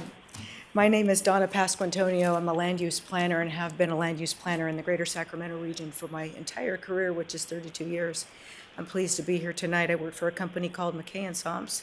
We've been before you many times, various projects. We've got a 71-year history where we provide land planning, engineering, and civil engineering and surveying services. We talked a little bit earlier, Chad mentioned the collaboration with AKT and UC Davis, so I'm going to, in the interest of time, pass through a couple of slides here in the beginning. The next slide illustrates a couple of the documents that UC Davis described in their presentation that really have guided the land planning efforts thus far. And the preliminary land use plan you're going to see tonight is very, very preliminary. I don't want you to think that it's baked in any form, but it did inform the land use concept that's in that land use plan. We also had a number of design charrettes with professionals from around the world, very dynamic meetings, both over Zoom and in person, that helped to inform the land use plan. At the heart of the land use plan, of course, is the UC Davis, the proposed UC Davis Research Center. This will be a world-class center for the study of healthy aging, as we've described. And the concept for the land use plan goes much further than just this catalyst. It's a new model for a new community, an inclusive community for people of all types and abilities. And this is just something that hasn't been done before. This socially important project cannot simply be fit into a plan area or retrofitted into an existing subdivision. It really is something that has to be born from the ground up. It's a grand vision. It's a complicated vision. It requires a lot of study and careful thought. One of the factors that we heard from the, excuse me, my voice is leaving me, but one of the overarching important topics that we heard from a lot of the professionals on that panel of folks that informed the land use plan is the idea of this greening and its health benefits. And of great importance to the plan area are its places. This diagram illustrates the green spaces of the plan. It will also have the blue spaces, which are the schools. And our goal here is to have more than 30% of this project area be in dedicated open space. We, of course, will meet our Quimby requirements for parkland. The parks shown here in those locations, and certainly the shapes are conceptual. We'll work with the park district as to where those parks need to be located. And of the schools that are shown are also in conceptual locations. We'll work with the districts to put the schools where they need to be and to generate the, or provide the school support for the project. This diagram illustrates the places where we do business, work, and shop. At the heart of this community, of course, is the proposed UC Davis complex that's shown in the large light purple areas, but that's supported by lots of office, retail, and other uses. Our goal with our employment is to have a jobs housing balance of 1.5 to 1. And that's super important because a lot of the folks that are going to live in this community may not be driving adults. They're going to need to walk or have transit opportunities. And so we want to make sure we have the jobs in the community to serve the needs of the people that are going to live there.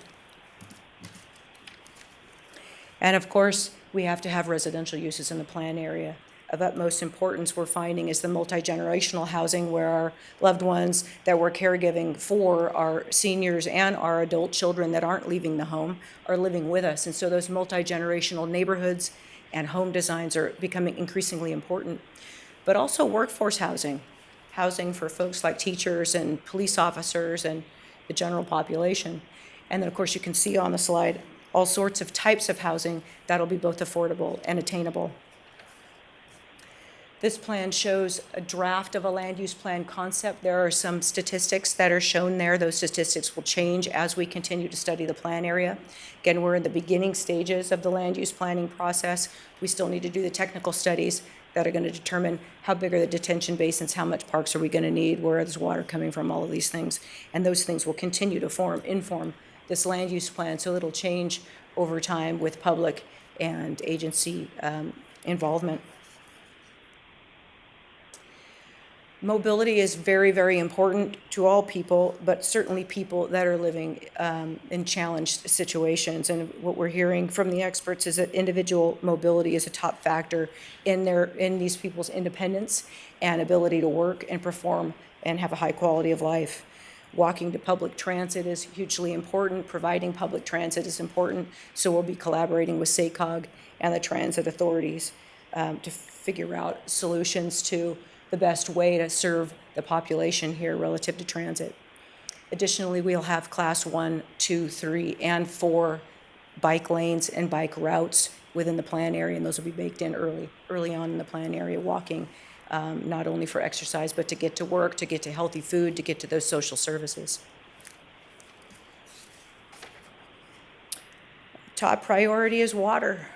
Can't have a project if you can't have water, so we're studying options for investigating water supply alternatives to serve the project, conveyance and treatment, and of course there will be no impacts to existing residents for the solution for water for this project. Law enforcement and fire protection, very important to every community. We'll be working with the service providers to figure out where should the police stations be, how many officers are going to be needed to serve the plan area, where is a fire station, is there additional equipment. We'll work on the locations of those sites. We assume there likely will be sites within the plan area, but we'll work with the agencies to figure out where those need to go. Donna, I have a question. So in this case, you have parts of El Dorado County, and then you have parts of what could potentially be an extension of Folsom. So would law enforcement or public safety in general be within those city boundaries or the county boundaries? I believe that the county and El Dorado County have an agreement. Don't you have a cooperative agreement between the two? I mean, the details of who's going to serve what side or how that service still needs to be worked out, but is there not a cooperative agreement? We have existing mutual aid agreements. Yeah. So that, I mean, it's something that we need to talk about. Relative to benefits in the region, housing diversity and housing needs are very, very important. People need to live the way they want to live, and we're certainly not talking about warehousing of people or dictating how people live. So there'll be a variety of market rate home sites, attainable, affordable. RENA, we're obviously going to meet our RENA requirements. Workforce housing, we talked about that. Lots of housing options and lots of design options in the home. You can see in the picture there, there's universal design, and those things will be baked into the home design. Fiscal benefits to the region. Of course, we understand the sensitivity of the fiscal situation of the city of Folsom. We share your concerns on the fiscal health of the city. It's incumbent upon us to ensure net fiscal benefit to the city, not only neutral, but net fiscal benefit, and this is important to us. It's a priority, and we're going to study that.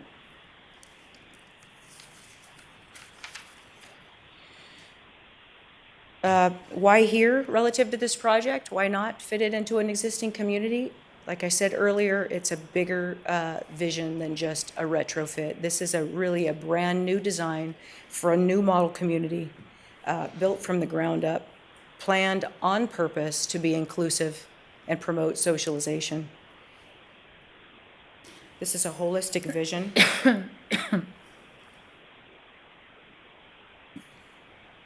Sorry, I lost my train of thought. It's a holistic vision, and the reason that we chose this location is adjacent to two existing and planned communities, City of Folsom and El Dorado County. These are family-friendly communities with great trail systems, sound governance, commitment from the community in giving back and sharing, and we feel like this community would benefit this location for those reasons. Next steps, of course, we told you we're at the beginning of the process. We've submitted a project narrative to help you understand the vision of the project. This is a socially responsible new model community that we're asking you to consider here with us and understand the vision. This project is purposely designed from the ground up. Now we need to complete the analysis to show you how it works. We need to do the technical studies, the environmental studies, all of the analysis to prove it out, to bring this vision to life. Dr. Vismara?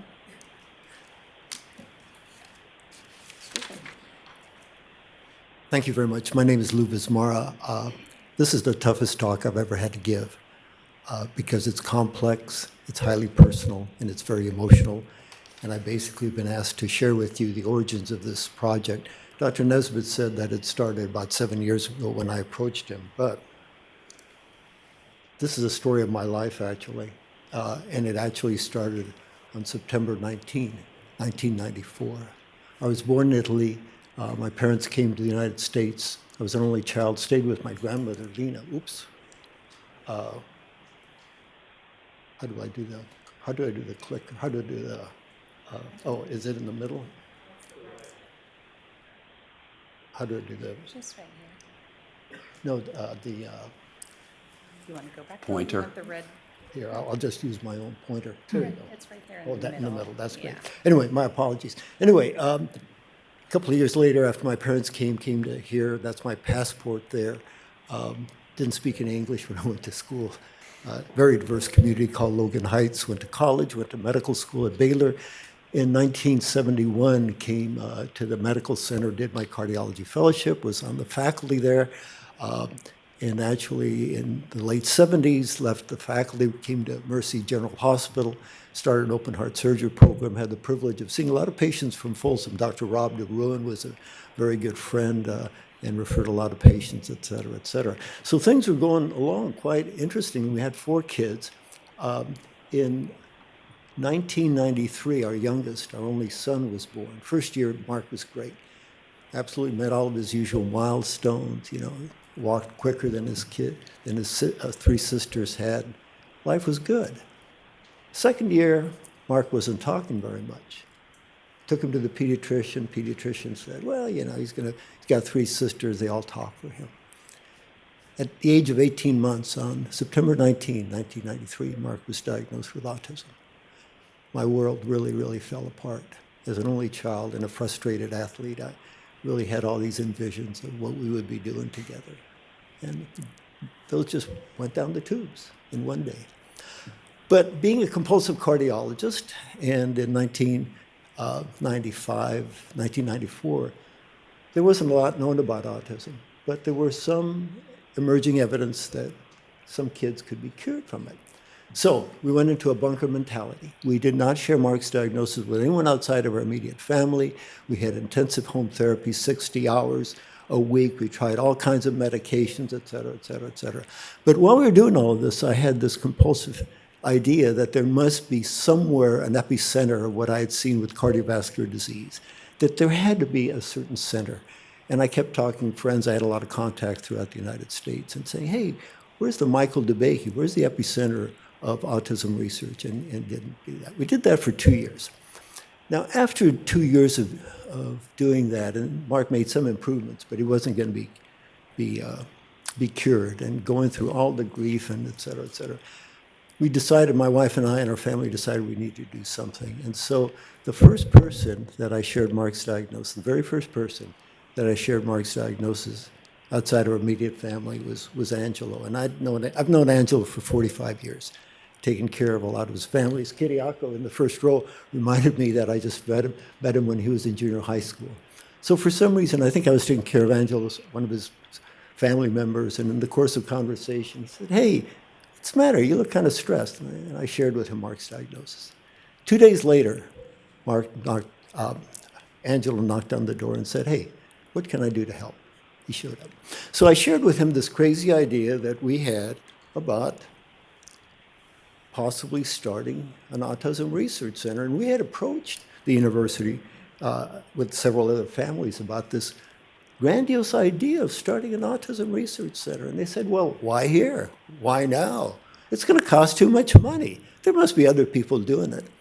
Well, one thing is when you're a family, when you're a family member and you have someone who is vulnerable and needs help, you don't take no for an answer. No is never an option. And so we kept persisting. But when Angelo entered the conversation, the whole dynamics changed.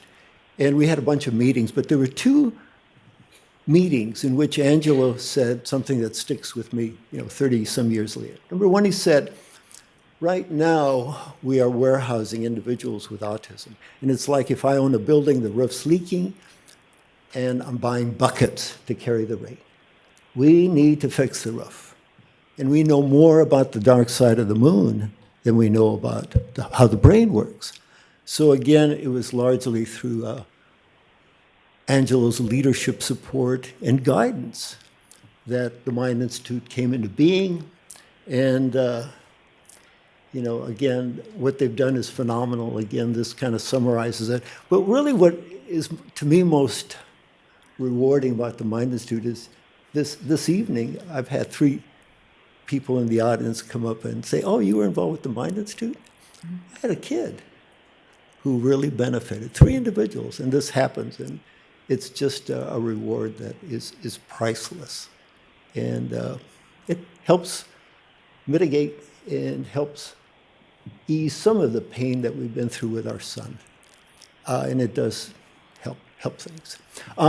So after I took a year sabbatical and was involved in starting the Mind Institute, but the idea of going back to cardiovascular medicine and being on call every other night seemed impossible. So I had a second interesting experience, and that is working in the California policy as a senior consultant in the California Senate for 15 years. And we did a bunch of legislation, including our California Autism Mandate. But there were 2 instances that relate to this project that I'll share with you. And again, they were serendipitous. They occurred just out of the blue. One advocate came up to me and said, "Doctor, do you know what we all need in life?" And I was taking a guess. "We all need a job, a home, and a friend."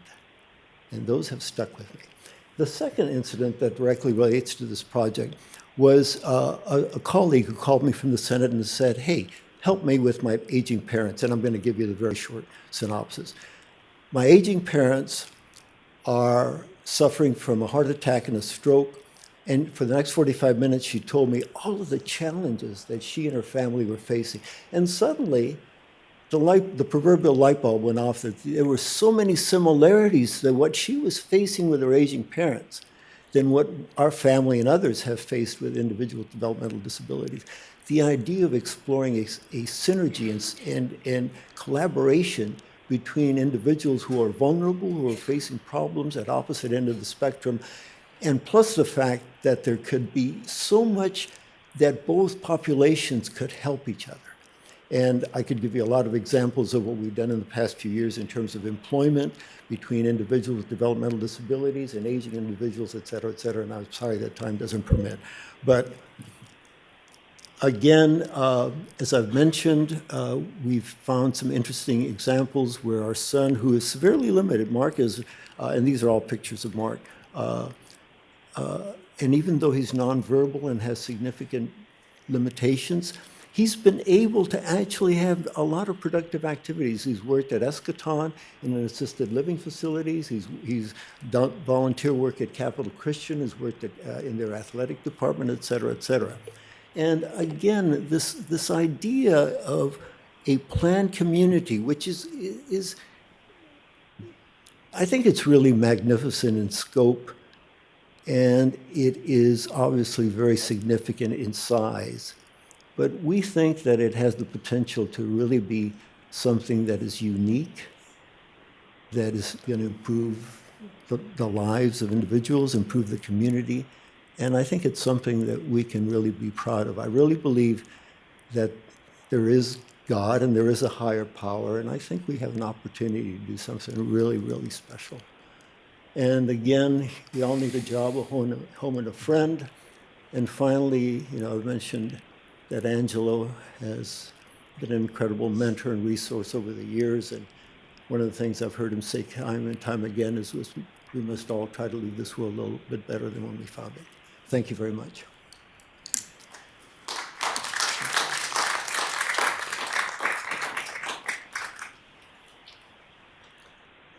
Good evening, ladies and gentlemen, mayor, members of the city council. Thank you very much for staying this late to hear our proposal and to hear the university, what they wish to do. Hopefully, it will resonate with you and you will work with them to make it happen. It cannot happen unless you help us do it. Hopefully you will, because it is a project worth doing. It is education that makes the difference. It's the great equalizer for not just people, but for cities, for states, for nations. America is blessed for many things, but number one is for its educated people.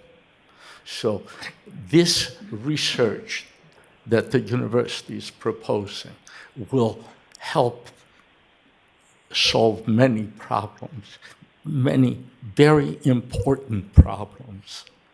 The problem of aging, our parents, our grandparents, or actually yours, mine are gone, but yours, and many others, and also our children with autism. How do we take care of them? How can we help them live a better life? After all, why are we here? To do good things. Our family believes very deeply in education and in doing good things for our communities. After all, we take nothing with us when we go. At my age, I'm going to be 88 pretty quick, in a couple of months. I've lost many of my friends, and I know nobody took anything with them. Everything was left behind. No U-Hauls behind the hearses. So we understand it. Let's do good things about it. Good things such as the Mine Institute that has happened. What a beautiful thing to look and study how well it's functioning and what great contribution it's making worldwide.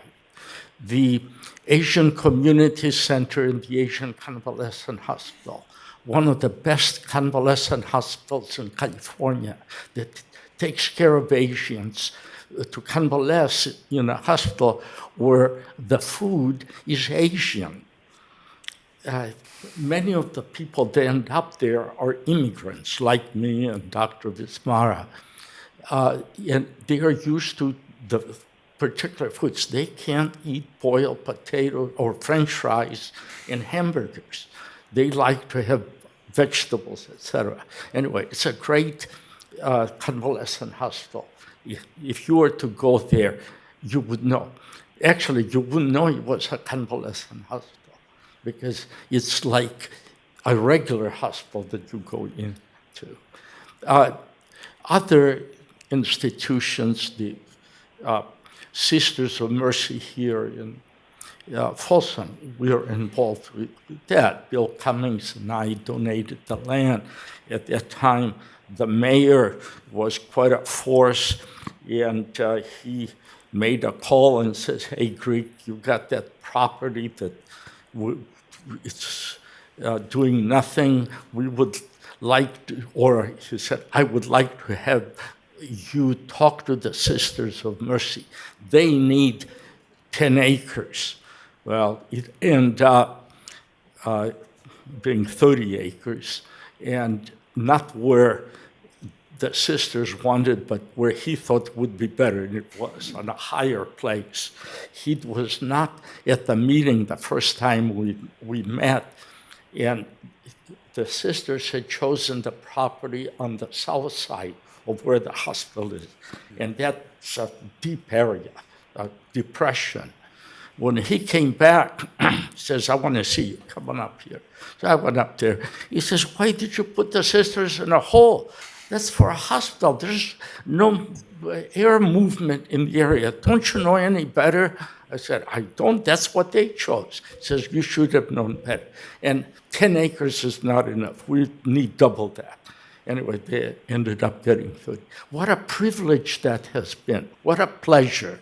The hospital in the Roseville area, a great pleasure. A university is coming in the Roseville area very soon, and also a great pleasure. Education is so critical. The family believes very, very deeply. We have chairs at Georgetown University, at Columbia University, Stanford University, Berkeley, of course, at UC Davis, and Sacramento State. By the way, Sacramento State is working together with UC Davis Center to find ways to make this project, if you approve it, to make it better. So I'm taking way too much of your time, but I urge you to consider getting this project started. Of course, we must do studies. We have already been looking at this now. I think this mayor started the idea 5 years ago, maybe longer. Originally, we were looking at a project at Interstate 5 and Highway 99 near the airport. That didn't look good. But he won't stop. He is like a bulldog. We must find ways to help the university solve these problems. We want to help them. We appreciate your time, and hopefully we'll work together to find solutions to get this done for the benefit of our seniors and our children. Thank you. Thank you.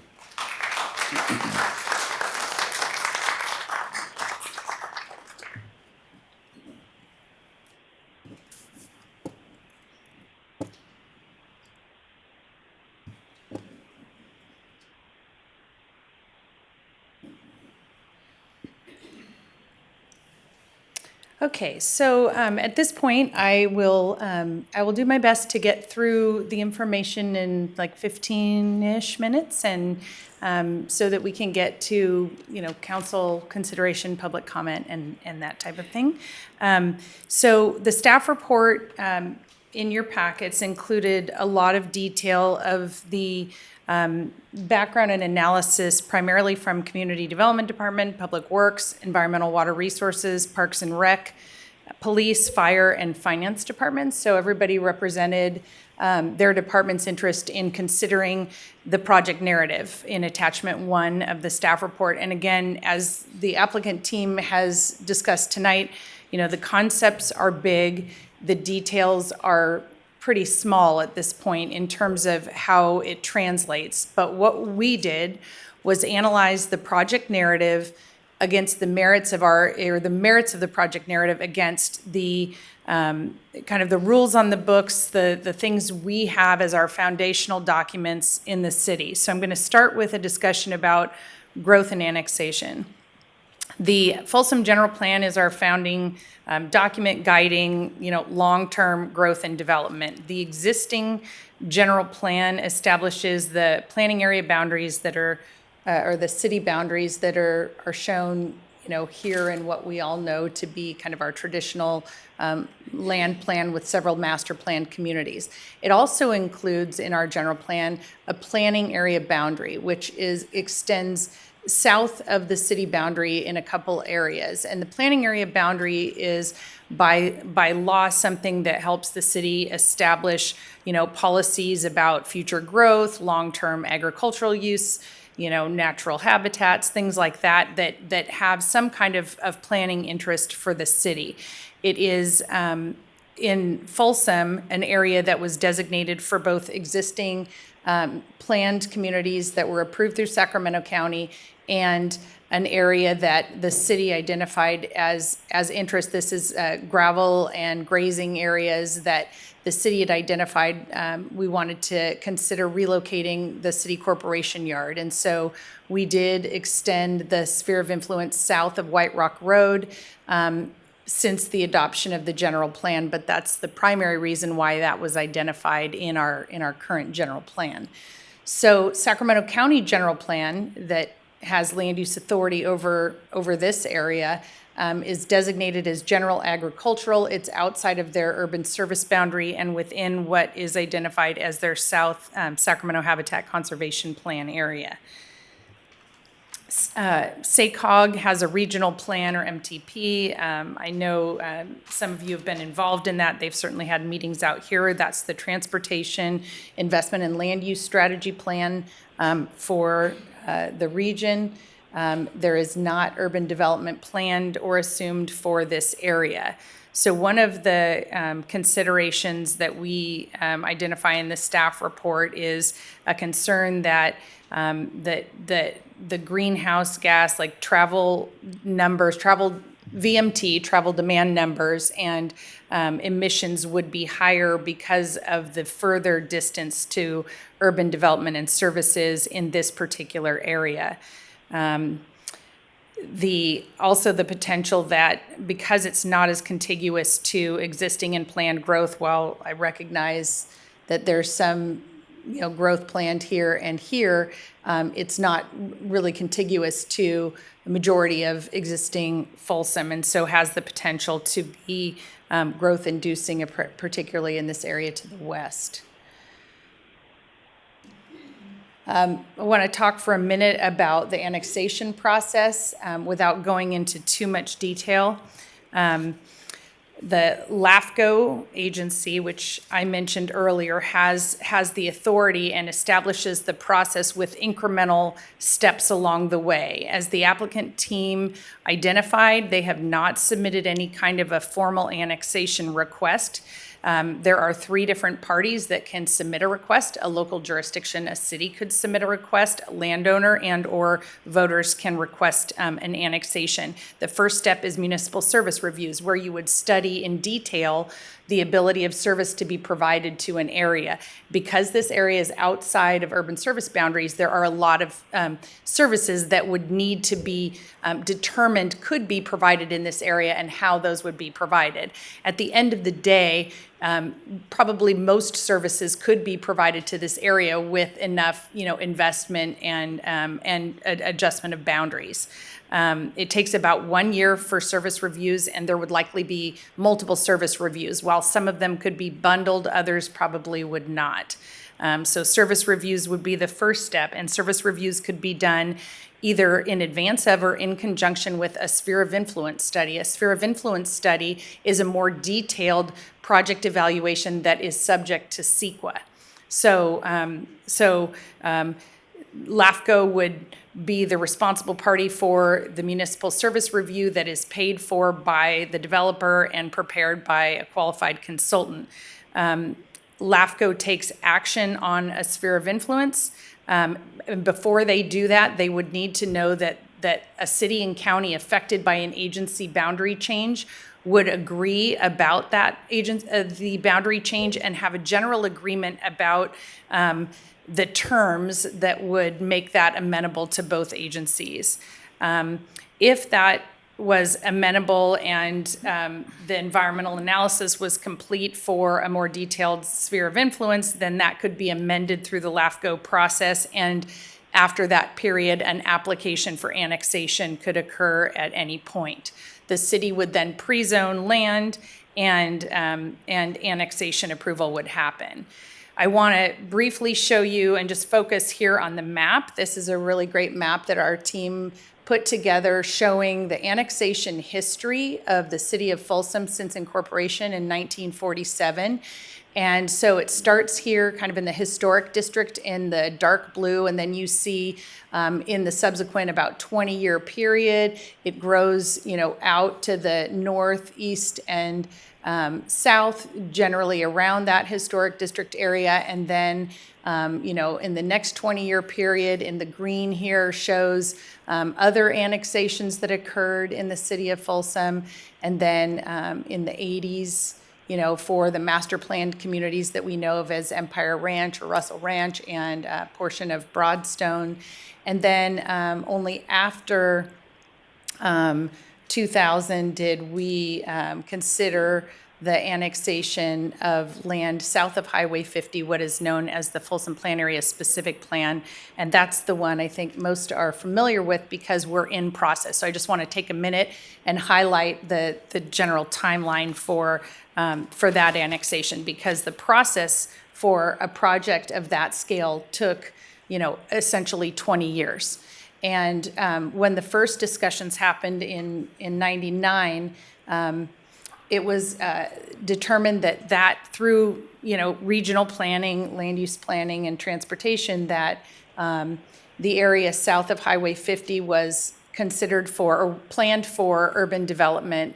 And did the city want to take a lead role in the planning of that area or have Sacramento County do it? And ultimately, the Folsom voters overwhelmingly passed Measure W, agreeing to pursue the planning of that area under certain limitations and conditions.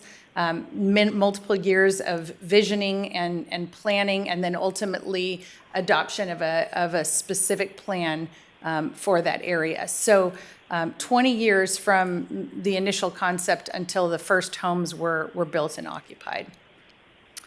So just quickly highlighting the analysis summaries that are in your report. In every topic area, it's clear additional study is necessary and details in order to really understand more about the benefits and the impacts of a project. I mentioned earlier, Blue Zone concept. It's the guiding principles.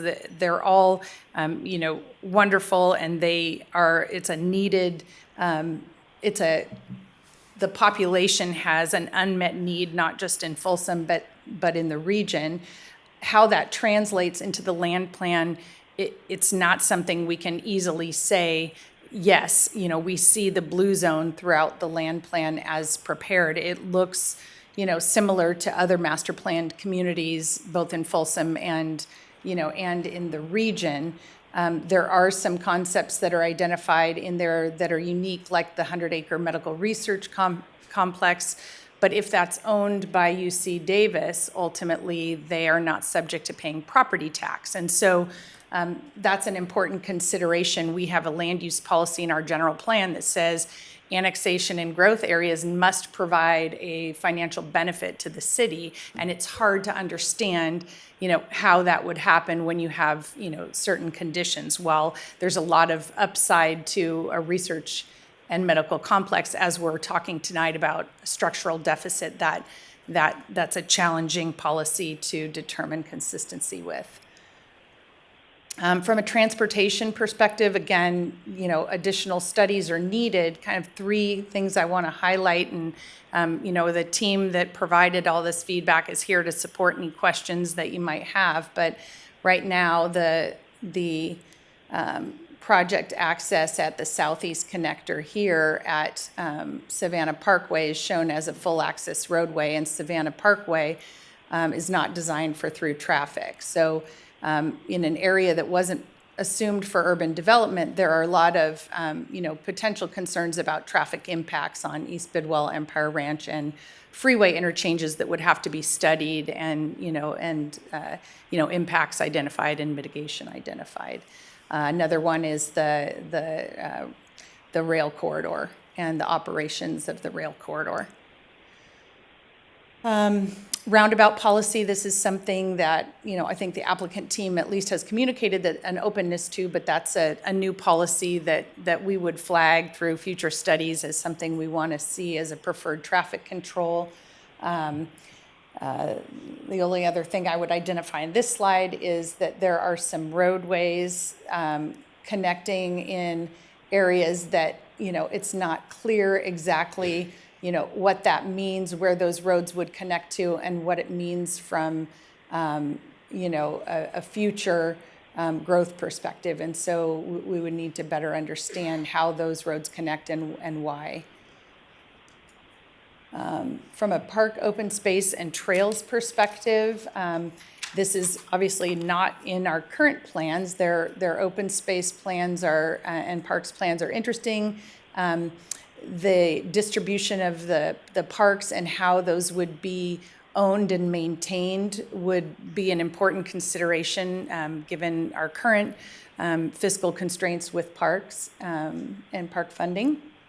They would need to meet what we said is, the minimum 30% open space requirement that the voters of Folsom required for the Folsom Plan area with the Measure W initiative. So from a public facilities and services perspective, again, this area is outside of urban service boundaries, and so there are lots of service studies that would need to be done to understand whether and how services would be provided to this area.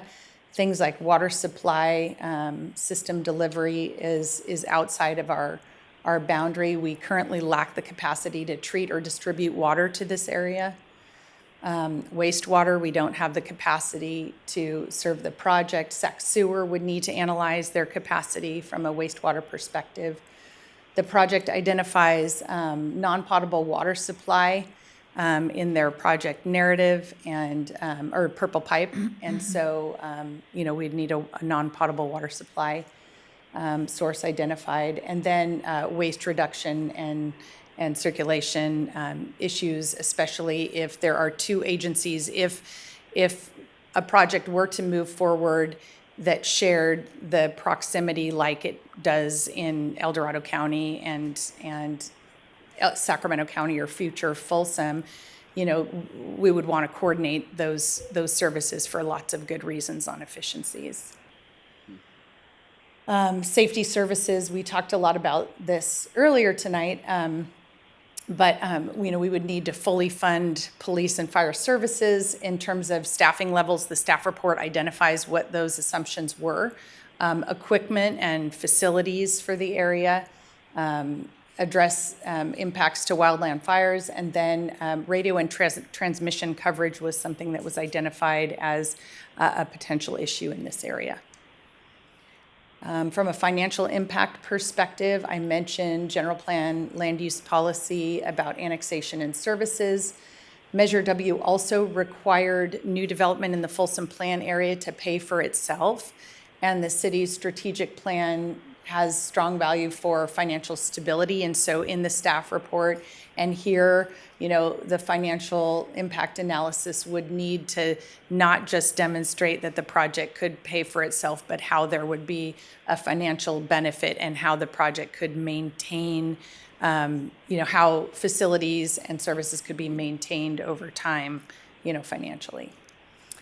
In conclusion, we've completed this analysis based on very preliminary information. There's not a lot of detail. There's not detailed studies that have been completed. So this was a high-level look at, the potential impacts and the potential compatibility. In some areas, we determined that, there was compatibility. In some areas, we determined there was incompatible. And in some, we needed, additional information, and the staff report really lays that out. But in terms of the predictable impacts or potential risks, because this area isn't planned for urban development, services could be provided, but those would potentially create new impacts on existing areas of Folsom and land use and facilities, and so that would need to be understood. And given the location and configuration of the proposed development, not directly contiguous in a very big swath of land, it could be growth inducing further to the west, and so that's something that we would certainly need to consider and look at.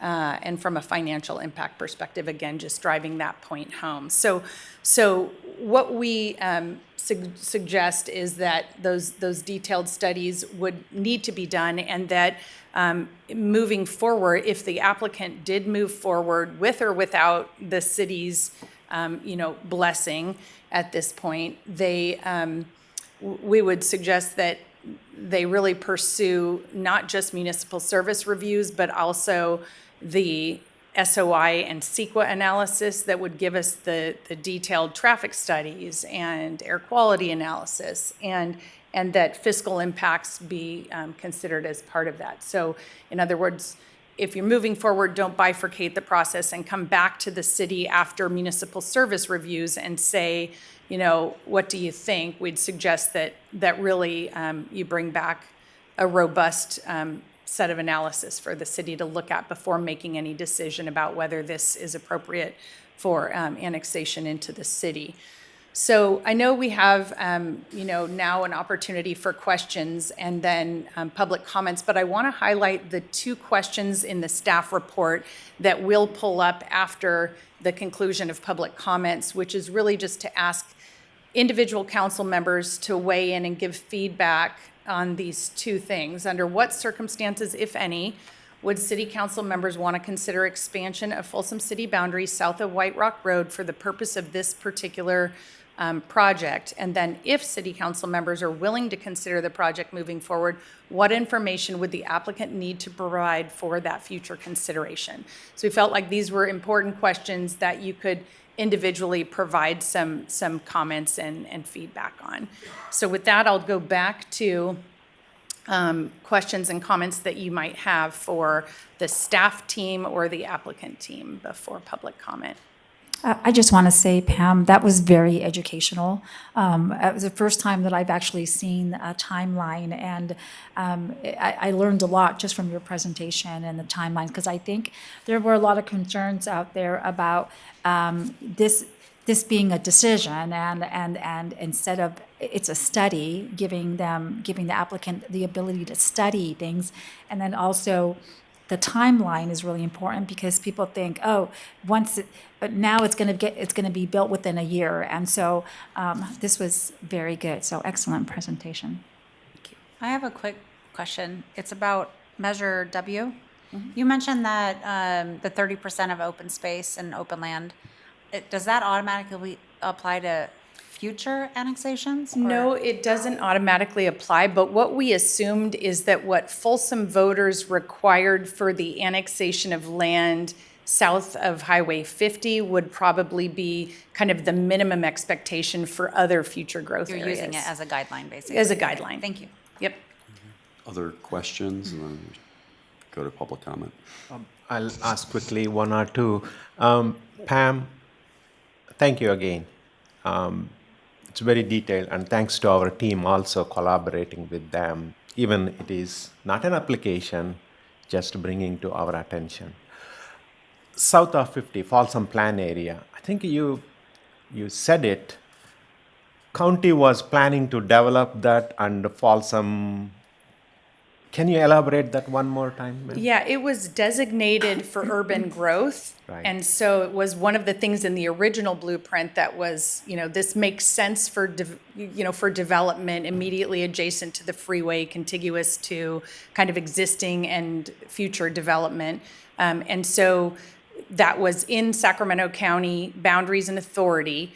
Right. It was something that could have been planned and developed under county rules and regulations, or the city could ask for, because there was an influence, a relationship, a direct relationship born between our existing city and that potential future growth area, did the city want to consider expanding a sphere of influence to potentially a future annexation of that area? And when the consideration first came forward to the city council, the discussion as part of the SACOG involvement was, and there's probably folks who could correct this, but in general, the understanding and record is that the discussion was that it would be master planned, at that point at an early stage with a lot of community involvement. Got it. Thank you. Yeah. And my one more question is, it's more for finance side. Right now on Folsom Plan area, the property tax negotiation between county and the city, it is not a whole dollar. What I mean to say, if anybody pays the property tax on north of 50 side here, we get a big chunk. So is that being evaluated for this project also?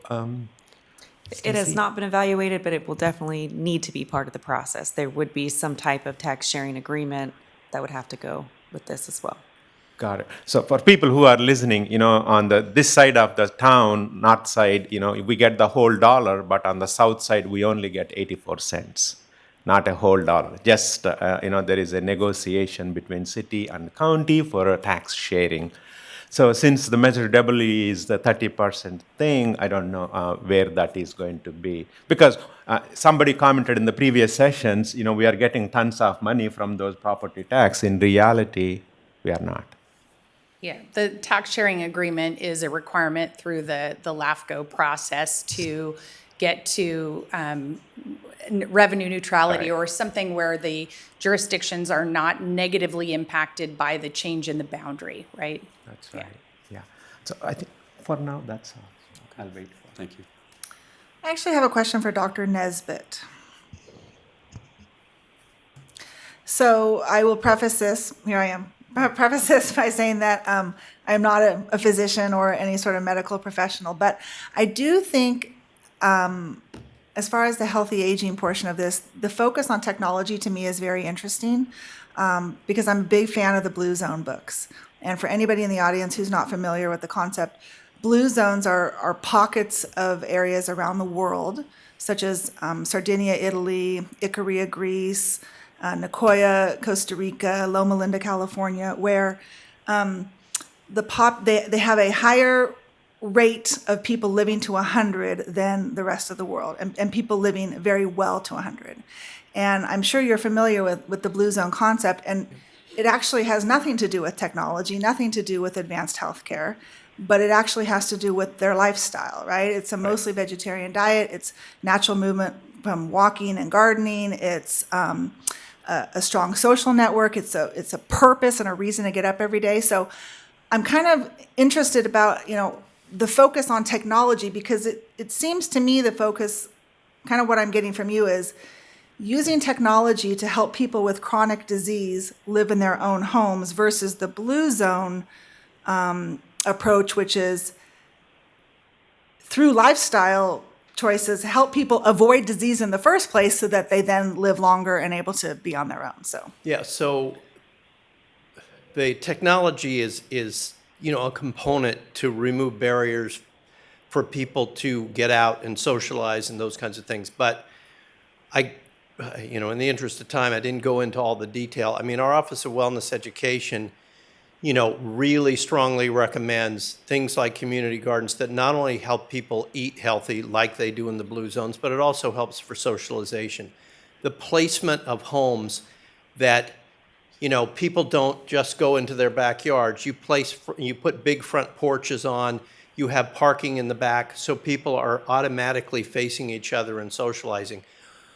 Also, elements that, support people getting out and walking and doing things. How close you put benches in parks so that older people can walk from bench to bench, those kinds of things. So the technology is a component. There's no question for people that have barriers to getting out and being part of the community, and to make sure that you're monitoring those people's health and helping them be healthier. So I would call it technology-enabled models of care. But the most important part of this community is exactly what you said, is positioning the living spaces, walkable neighborhoods that you can get to the store by walking rather than getting in a car and driving. Donna talked about the amount of space being dedicated to bike lanes and walking lanes and all those kinds of things. But for some people, they need technology to participate at the same level that other people need to participate at. And it's really so that people aren't taken, sort of what we do now is if you can't take your medications and you can't remember to take your medications and you need help getting out of bed, we say, well, let's just put you in a skilled nursing facility. But there is evidence that if people can remain in their homes, continue to socialize and do those kinds of things, they can live longer. And again, a lot of emphasis on the technology because that's, we're studying that, but we're also studying the things that you said, and that's far more important than assistive technologies and those kinds of things. So I completely agree with you, and that's why it has to be part of a entire, integrated community and integrate this into the communities. Thank you. And so I guess one of the things I'm struggling with is, Donna mentioned that this is a new model community. But when I compare, and I'm not talking about the UC Davis research portion of it, but just in terms of the housing and the parks and the trails and that sort of thing. When I compare it to Folsom Ranch or any of the things that we call, south of 50, basically between 50 and White Rock Road. You talk about multi-generational housing. We have that. In the White Rock Springs Ranch, they have the in-laws quarters that you can have. Workforce housing, we have that. 30% open space, we have that. Parks within a half mile of each resident, we already have that. Jobs housing balance, we already have that. So I'm struggling to see how, when you take just the research campus out of it, how the actual community is any different than any other master plan community that we already have. Well, we advised them on the report, and you can look at the report that we produced, and I'll let Donna answer the more detailed question of how it's different. But one of the things,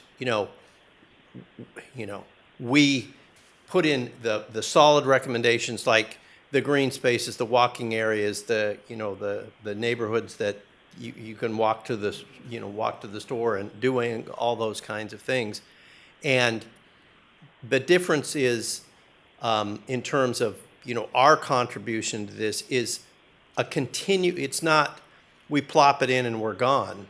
It's continuing to bring state-of-the-art knowledge and evidence from research studies and having this community continue to progress with the future kinds of research, but also the things like, I doubt that there are communities that have demonstration gardens that are involve, a university and demonstration kitchens and, those kinds of things.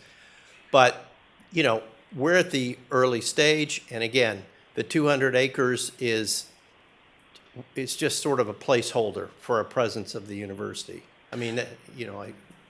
Are you or UC Davis working with Sacramento County on? They got a grant to do this blue zone, study for Sacramento County. Any of you guys working with them on that? I think our Office of Wellness Education is doing that. It's the new Office of Wellness Education. I think just Dr. Bismaro wants to chime in there. I think that, well, first of all, great question on blue zone. I love the blue zone.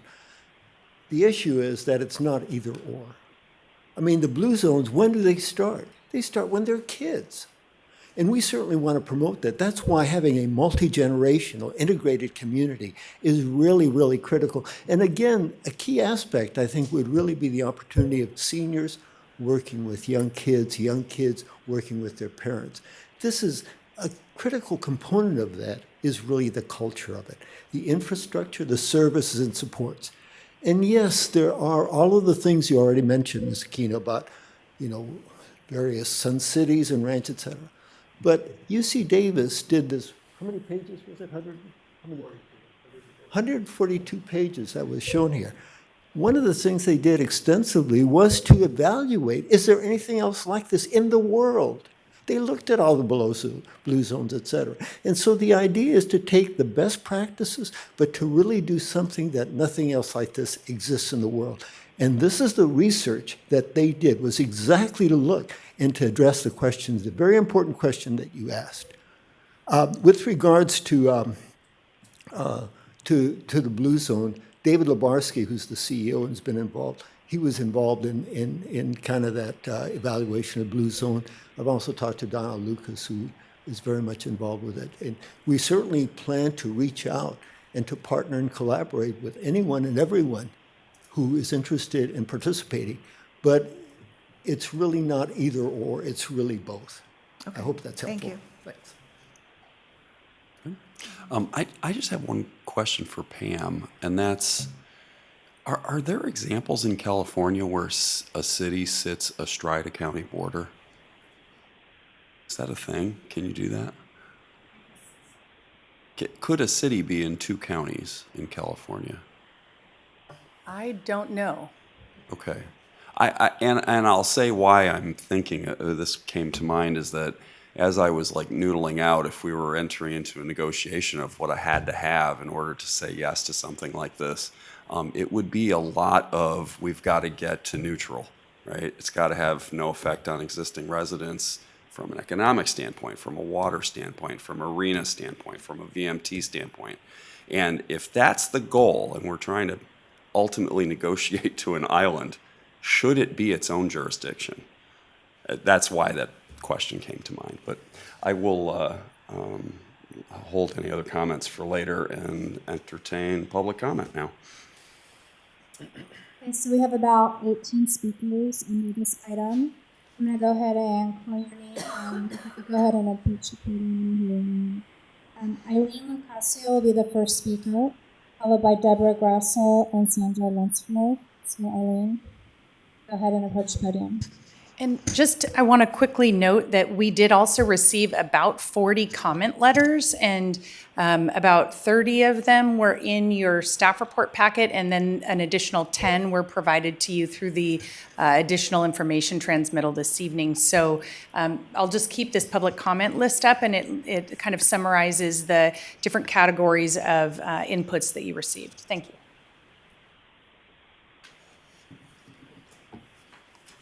Good evening, Mayor, members of the council, doctors, Mr. Tokopoulos, Donna, Pam. Thank you, everybody, for that amazing presentation. Very informative. Thank you.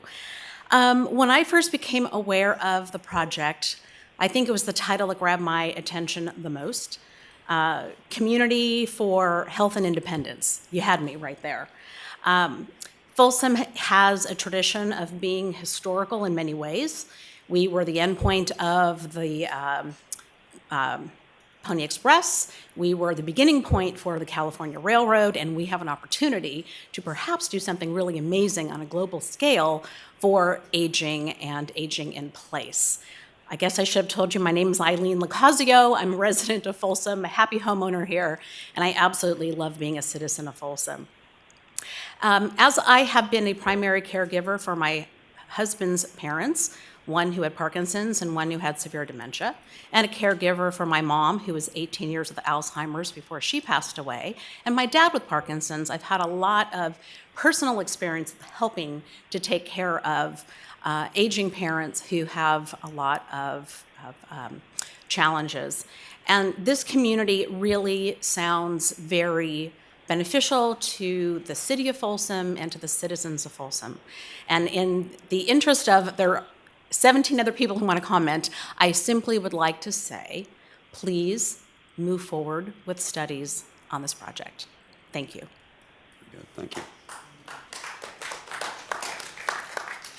Hey, Deborah Grasso, I don't know if she's still here. She stepped out of the room. I'll take her place. I'm Sandra Lunsford Okay. until she's back. All right, Sandra, go ahead and approach the podium. Yes, I am Sandra Lunsford, and thank you for allowing me to comment on this. I am really glad to be educated about this beautiful project that they are talking about, but notice that it's just a little piece of this great big huge plan. And I want to take you back and let you know how old I am. I remember a long time ago when we started the annexation of south of 50 in 1999. I've been to a few city council meetings, but I prefer to not always come, and am a little bit concerned that the expansion back then took it 20 years. However, I come to this meeting this evening, and after all the success of that, we haven't got our financing and our services together enough for the existing population to go ahead and share our resources with 50,000 more extra residents. That's my biggest concern. That's just an observation for this evening. I have a couple more, long-term observations. It took a long time to put together SACOG's blueprint principles and South of Sacramento's habitat conservation plan. And this project is inconsistent with those principles that took so long to create. Additionally, we have a 1% sales tax increase. It's being proposed for what we have now, but I'm thinking that's not going to be enough if we take on 50,000 more extra houses. We're going to have a 2% tax increase or more for that after it finally comes to fruition. I'm concerned that there is no capacity for the water treatment plant to service that additional growth, and that has hidden cost in itself. We currently just are not covering our services that we have, and I hope and know that we have a high standard here in this community based on the longstanding guidelines that we have already developed. And I sure hope that we can be consistent and respectful of our education that we've reached so far, and know that we've got to take care of our people that are here now, because we've done a great job. We still have a little bit more to learn, but I don't know if we're ready to share our growth with 50,000 more people. Thanks for listening. Can we just, I don't want to discount your comments, but I do think it's important to say for the record, nobody's talking about 50,000 homes or 50,000 people. It's 1,400 acres and 4,000 homes in Folsom is what's being proposed. Correct? Okay.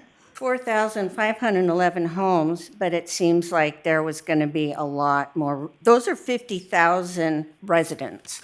I think that was written Well, that would be somewhere as over well. 10 people per house. I don't think that's happening. But anyway, Well, your point is that's still 4,000. I'll take that all back and say 4,511 homes with all of the residents. Thank you. Thank you. Okay, the next speaker, Barbara Leary, and after that will be Julian Serafian and Dr. Robert Girotti. So Barbara, you could go ahead and approach the podium.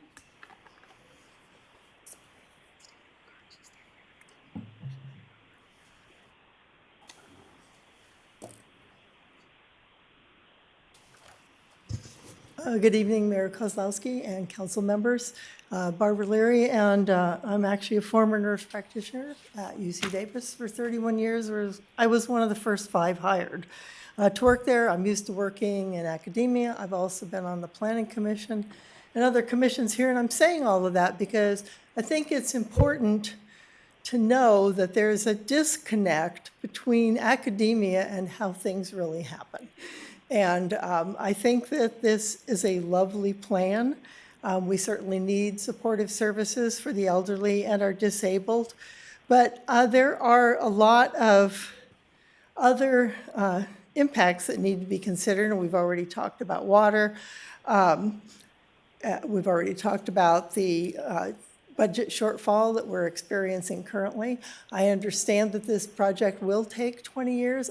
Been here since 1992 and was here when we went through the first annexation process, and it took years to end up to where we are today, where only half or not quite half of the south of 50 area is built out. And as Councilmember Aquino pointed out, it incorporates a lot of the ideas that have been proposed. I'm a little bit stunned that the university, which overall has been focused on sustainability, it's considered one of the leaders in sustainable practices, would be wanting to push forward a program that does not comply with the regional goals for growth as presented by our Sacramento Area Council of Governments. And the impacts are really clear, whether it's today or 20 years from now, that we're going to have more traffic, which will affect the air quality. Those principles were put in place, and those maps for development were developed by SACOG in order to keep us out of more trouble. We have the 7th worst air quality in the nation in the Sacramento region, and it's worse in Folsom because of the nature of the foothills and, pollution getting trapped here. So at this point, I don't think we should be considering doing something that's going to make our air quality worse and to put huge stress on our water supplies, as well as a stress on our ability to provide services and long-term infrastructure maintenance for a community outside of what we've already incorporated into the city. One thing I wanted to point out also about that map with the green belts on it, those are 2 creeks that run through the area. One of them is Carson Creek, the other one is Deer Creek. Those 2 creeks are undammed and flow into the Cosumnes River. There's not all that space for parks. It's a risk to a wildlife conservation area, and it's a risk to the health of the water in our region. So thank you very much for listening. Thank you. Muriel Bernstein, can you go ahead and approach the podium first? Muriel, I changed the order of commenters, so you could come up next.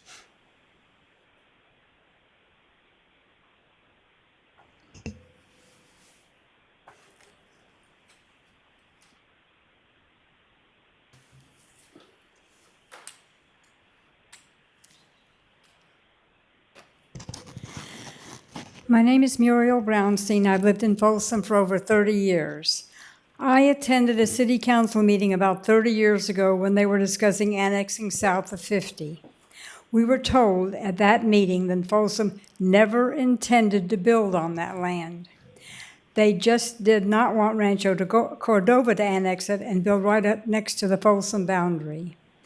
At least one person has since confirmed to me that she was also at that meeting, and she heard the same thing.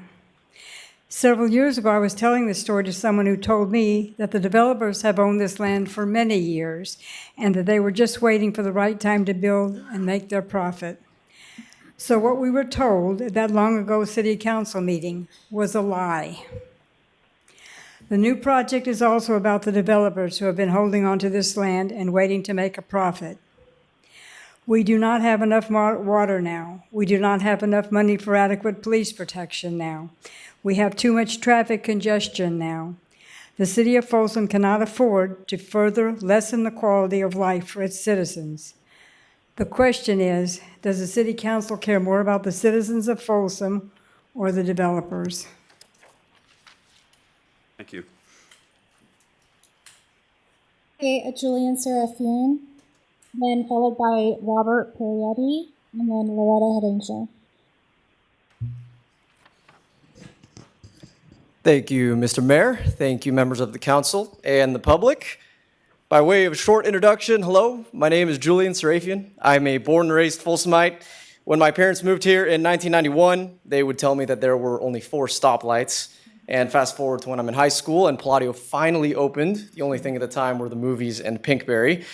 And listen, it's grown a lot since then, and I love to see it. And now we're considering growing some more. But before I think we make the decision, and this is something that many people have already spoken to, I think we need to answer some questions. And I'll break it down into 4 buckets that I see as major points to think about. First of all, what is in it for us? What is in it for Folsom? We know that it's going to be good for the developers, good for the land builders, you know, the capitalistic folks involved with raising a new area and new neighborhood. But important numbers like how much revenue we're going to earn, how is it going to impact and stretch the city's existing resources like police and fire. We just heard tonight from many members of law enforcement about the need for more officers, something you guys are well aware of course, already. This is only going to increase that need, obviously. And I mean, at a fundamental level, do we want to grow just for the sake of growing? Or is there something more important here for us to think about? We've been here before, and we allowed the voters to decide with Measure W. I don't see why we couldn't do the same thing this time around. Bucket number 2, where are we going to get water? I won't spend a lot of time on that. We all know California has had a really bad drought. I know the study mentioned here that we have sufficient water. It should be noted that the state was just under a period of stricter water guidelines, and coming out of that, you can expect water usage to go up. I don't know if that was considered. Perhaps it was, perhaps it wasn't. Either way, more work should be done, and we should study it. Question number 3, and bucket number 3, who's going to pay for the city services? Again, if the budget's in a precarious spot, expanding does not seem like a good idea, just fundamentally. And bucket number 4, if we continue to expand south of 50, it's going to be this first, then it's going to be west, then it's going to be south again, then it's going to be further east, who knows. But distinctive by nature is in our city's DNA. How do we thoughtfully plan this in a way that avoids becoming a community, which, by the way, I've lived in Elk Grove, and I think it's nice, and Roseville is another one I think of. By all accounts, great cities, but perhaps lacking a little bit of that personality and nature that makes our town so special. How do we do that? This is something that should probably be discussed and maybe weighed in on in the city's master plan. So, look, in conclusion, I think that smart, planned, and strategic growth is good. It's great. But growth for the sake of growing, certainly when it's spearheaded predominantly by a developer, I think should give us a little bit of pause and caution. And, an easy way to figure out if the city feels good or negatively about this is to take it to the voters and allow them to decide. Very good. Thank you, and good night. Thank you. Okay, Dr. Robert Pierotti, and then after that will be Loretta Hedinger and Mark Miller.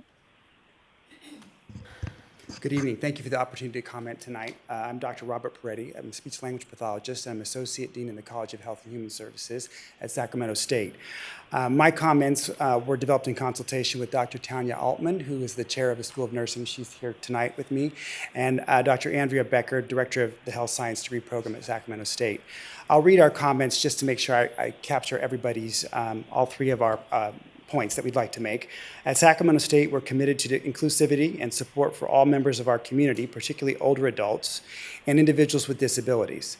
The College of Health and Human Services provides quality academic and clinical programs that empower students, serve and enrich diverse communities, and promote well-being and best practices. In this work, we recognize the importance of accessible and supportive environments that enable everyone to live fulfilling lives and thrive regardless of age. We also recognize the specific challenges faced by aging individuals and individuals with disabilities, which include physical challenges, mobility challenges, hearing and communication challenges, healthcare needs, and fixed incomes. The CHI initiative aligns well with our university's values in the areas of community engagement and student success. The College of Health and Human Services operates 6 pro bono physical therapy clinics and is home to the Mary Jane Reese Language, Speech, and Hearing Center, which assesses and treats more than 950 clients each year in its speech and language clinics and audiology clinics. The college is home also to the Center for Health Practice, Policy, and Research and its mobile healthcare initiative, the Health Hive, which are dedicated to impacting community health by promoting collaboration, transdisciplinary practice, and innovation to reduce health inequities in California's capital region. The Community for Health and Independence represents a forward-thinking solution focused on improving quality of life for a diverse population and has the potential to serve as a model for inclusive community development. As we work to provide innovative, progressive, and inclusive educational opportunities focused on the whole student, we continue to embrace ongoing and new opportunities to partner with UC Davis Health Services in the development of service learning, internship, research, and job creation for our students in areas that include nursing, physical therapy, speech-language pathology, audiology, recreation therapy, and social work. These opportunities would be mutually beneficial to the residents of such a community and our students as we work to support innovative academic and clinical programs designed to meet the changing needs of allied healthcare fields and the contemporary needs of our region. Thank you for evaluating this initiative, which is poised to enhance the lives of senior community members and individuals with disabilities and set a precedent for future community planning and development projects that prioritize inclusivity and support across all age groups. Thank you. Excellent, thank you. Loretta, you could go ahead and approach the podium, please, and then followed by Mark Brewer and then Donna McGuire.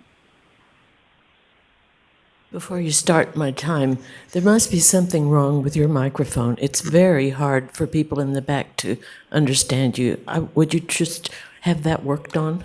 We actually turned it up, but that's as far as it could go. Okay, I think you're going to have to lean in. Well, I'll try better. Outside voice. That's better. That's what we That's need. better. Okay. Thank you. I wasn't sure when I was hearing my name. Of course, I'm not quite at the age cohort that Angelo Sakopoulos is, but I go back almost as far. In fact, my memory of the donation of the land for the hospital is slightly different than his, but I do remember the effect that Jack Kipp had on people. And I don't know whether you will do the same, but if Jack were here now, he, I think, would be having another lunch with Angelo and saying, "Can't you find another place for this project?" The reason I say this... Let's start the time and go to your actual comments. Okay? Oh, okay. Ready? Now that you've stolen a minute from everybody. Okay. Well, I will try to be good. Okay. I am Loretta Hettinger, and I go back a long way here in Folsom. I'm a resident and retired city planner with my main focus at that time being on long-range planning. And you can take me out of the planning profession, but you can't take the planner out of me. And I am concerned about this project. I am concerned that it is oriented more to El Dorado County than it is to Folsom proper. It shares a tiny little piece of its boundary with Folsom. And as the young man earlier said, it's important to Folsom that we integrate people into the culture of Folsom. Folsom is special. We're not just a nameless, faceless suburb, and we don't want to give ourselves an impossible task of integrating a system in a location into the heritage of Folsom when it's going to be turning its face more to a different county. People before me have talked about the importance of the regional planning that has taken place, and I support all. Excuse me. It's allergy season. Mm-hmm. I apologize. It's important to look at it from a UC Davis Health perspective also. I think this is a wonderful, wonderful concept, and I am so sorry that they are locating in this location. It took 20 years for the South area, and that was within the development boundaries. There is so much that will have to be done and undone in order for this project to go forward. I think 20 years is optimistic. I would say it's more like 30, even more. I am also a citizen who's carrying around the petition to be signed to increase the sales tax because I can see that we have a revenue problem here in Folsom. And to extend services to a long, skinny parcel that has so little connection to Folsom both undermines the city's ability to provide the services and undermines the residents' ability to interact with Folsom. It's a long distance and it's not easily traversed. It is internally focused, not Folsom focused. I've had some other You got notes to here. come to the conclusion, please. Okay.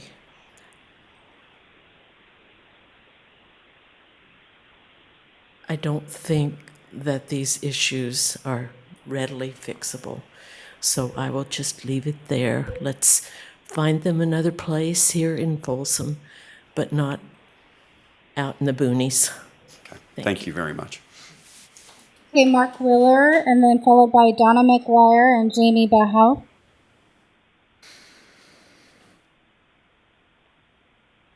Mr. Mayor and honorable council members, thanks for the hard work you're doing. It's been a long session. Thank you for your careful consideration. My name is Mark Wheeler. I'm a professor of philosophy at Sac State. I've been here for about 9 months. I've been in the CSU, though, for about 30 years, and I've had a chance to work at the campus level as an administrator, developing a campus in Imperial Valley, the system-wide level at the Senate, and at the system-wide level thinking about system-wide issues. And you probably know that the CSU is the largest public university in the United States and one of the largest systems in the world. And I say that because when I arrived here in July with President Wood, and he sends his greetings, he wishes he could be here tonight, but he can't. We heard about this project, and we were wowed by it. What a wonderful concept to try to develop a research park that emerges into a community, feeds the community with the best science, helps disabled and elderly and people of all ages and abilities work together, live together in a sustainably, it's a plan to be sustainable. It's planned to use cutting edge new energy models as opposed to carbon burning models. And so it's supposed to be a 21st century community. And it brings to life the synergy of the university, the community, business, live, work, and play. So then I got to know Lou Vizmara and his story with the Mind Institute. And then I got to know Angelo and his family and their commitment to the public good. And I'm absolutely sold on their commitment to doing this for Folsom, for the region, for the community. And so I would ask you to please continue to study the possibility of this project. There are obvious intrinsic challenges to the project.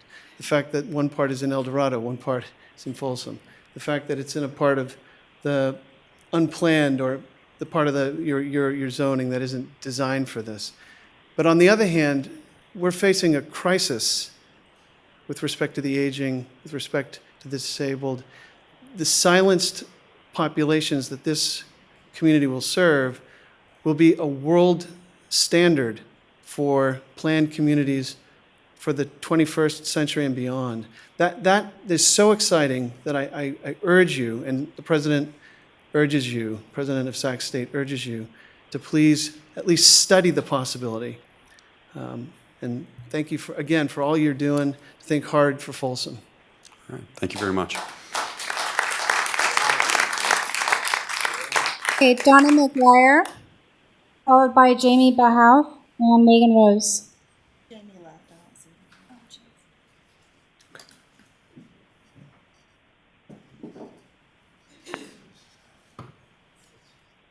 Donna McGuire? She's not. No. Okay, Megan Rose, followed by Lisa Coleman and Kim Zaring.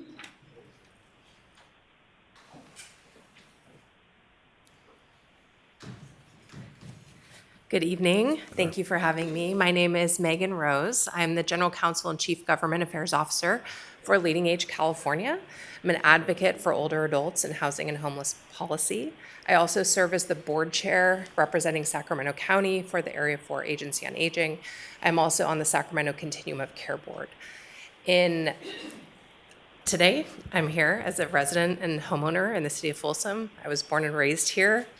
I love this town. And I've spent a lot of time studying housing and homelessness policy around older adults. People have asked, what makes this project special?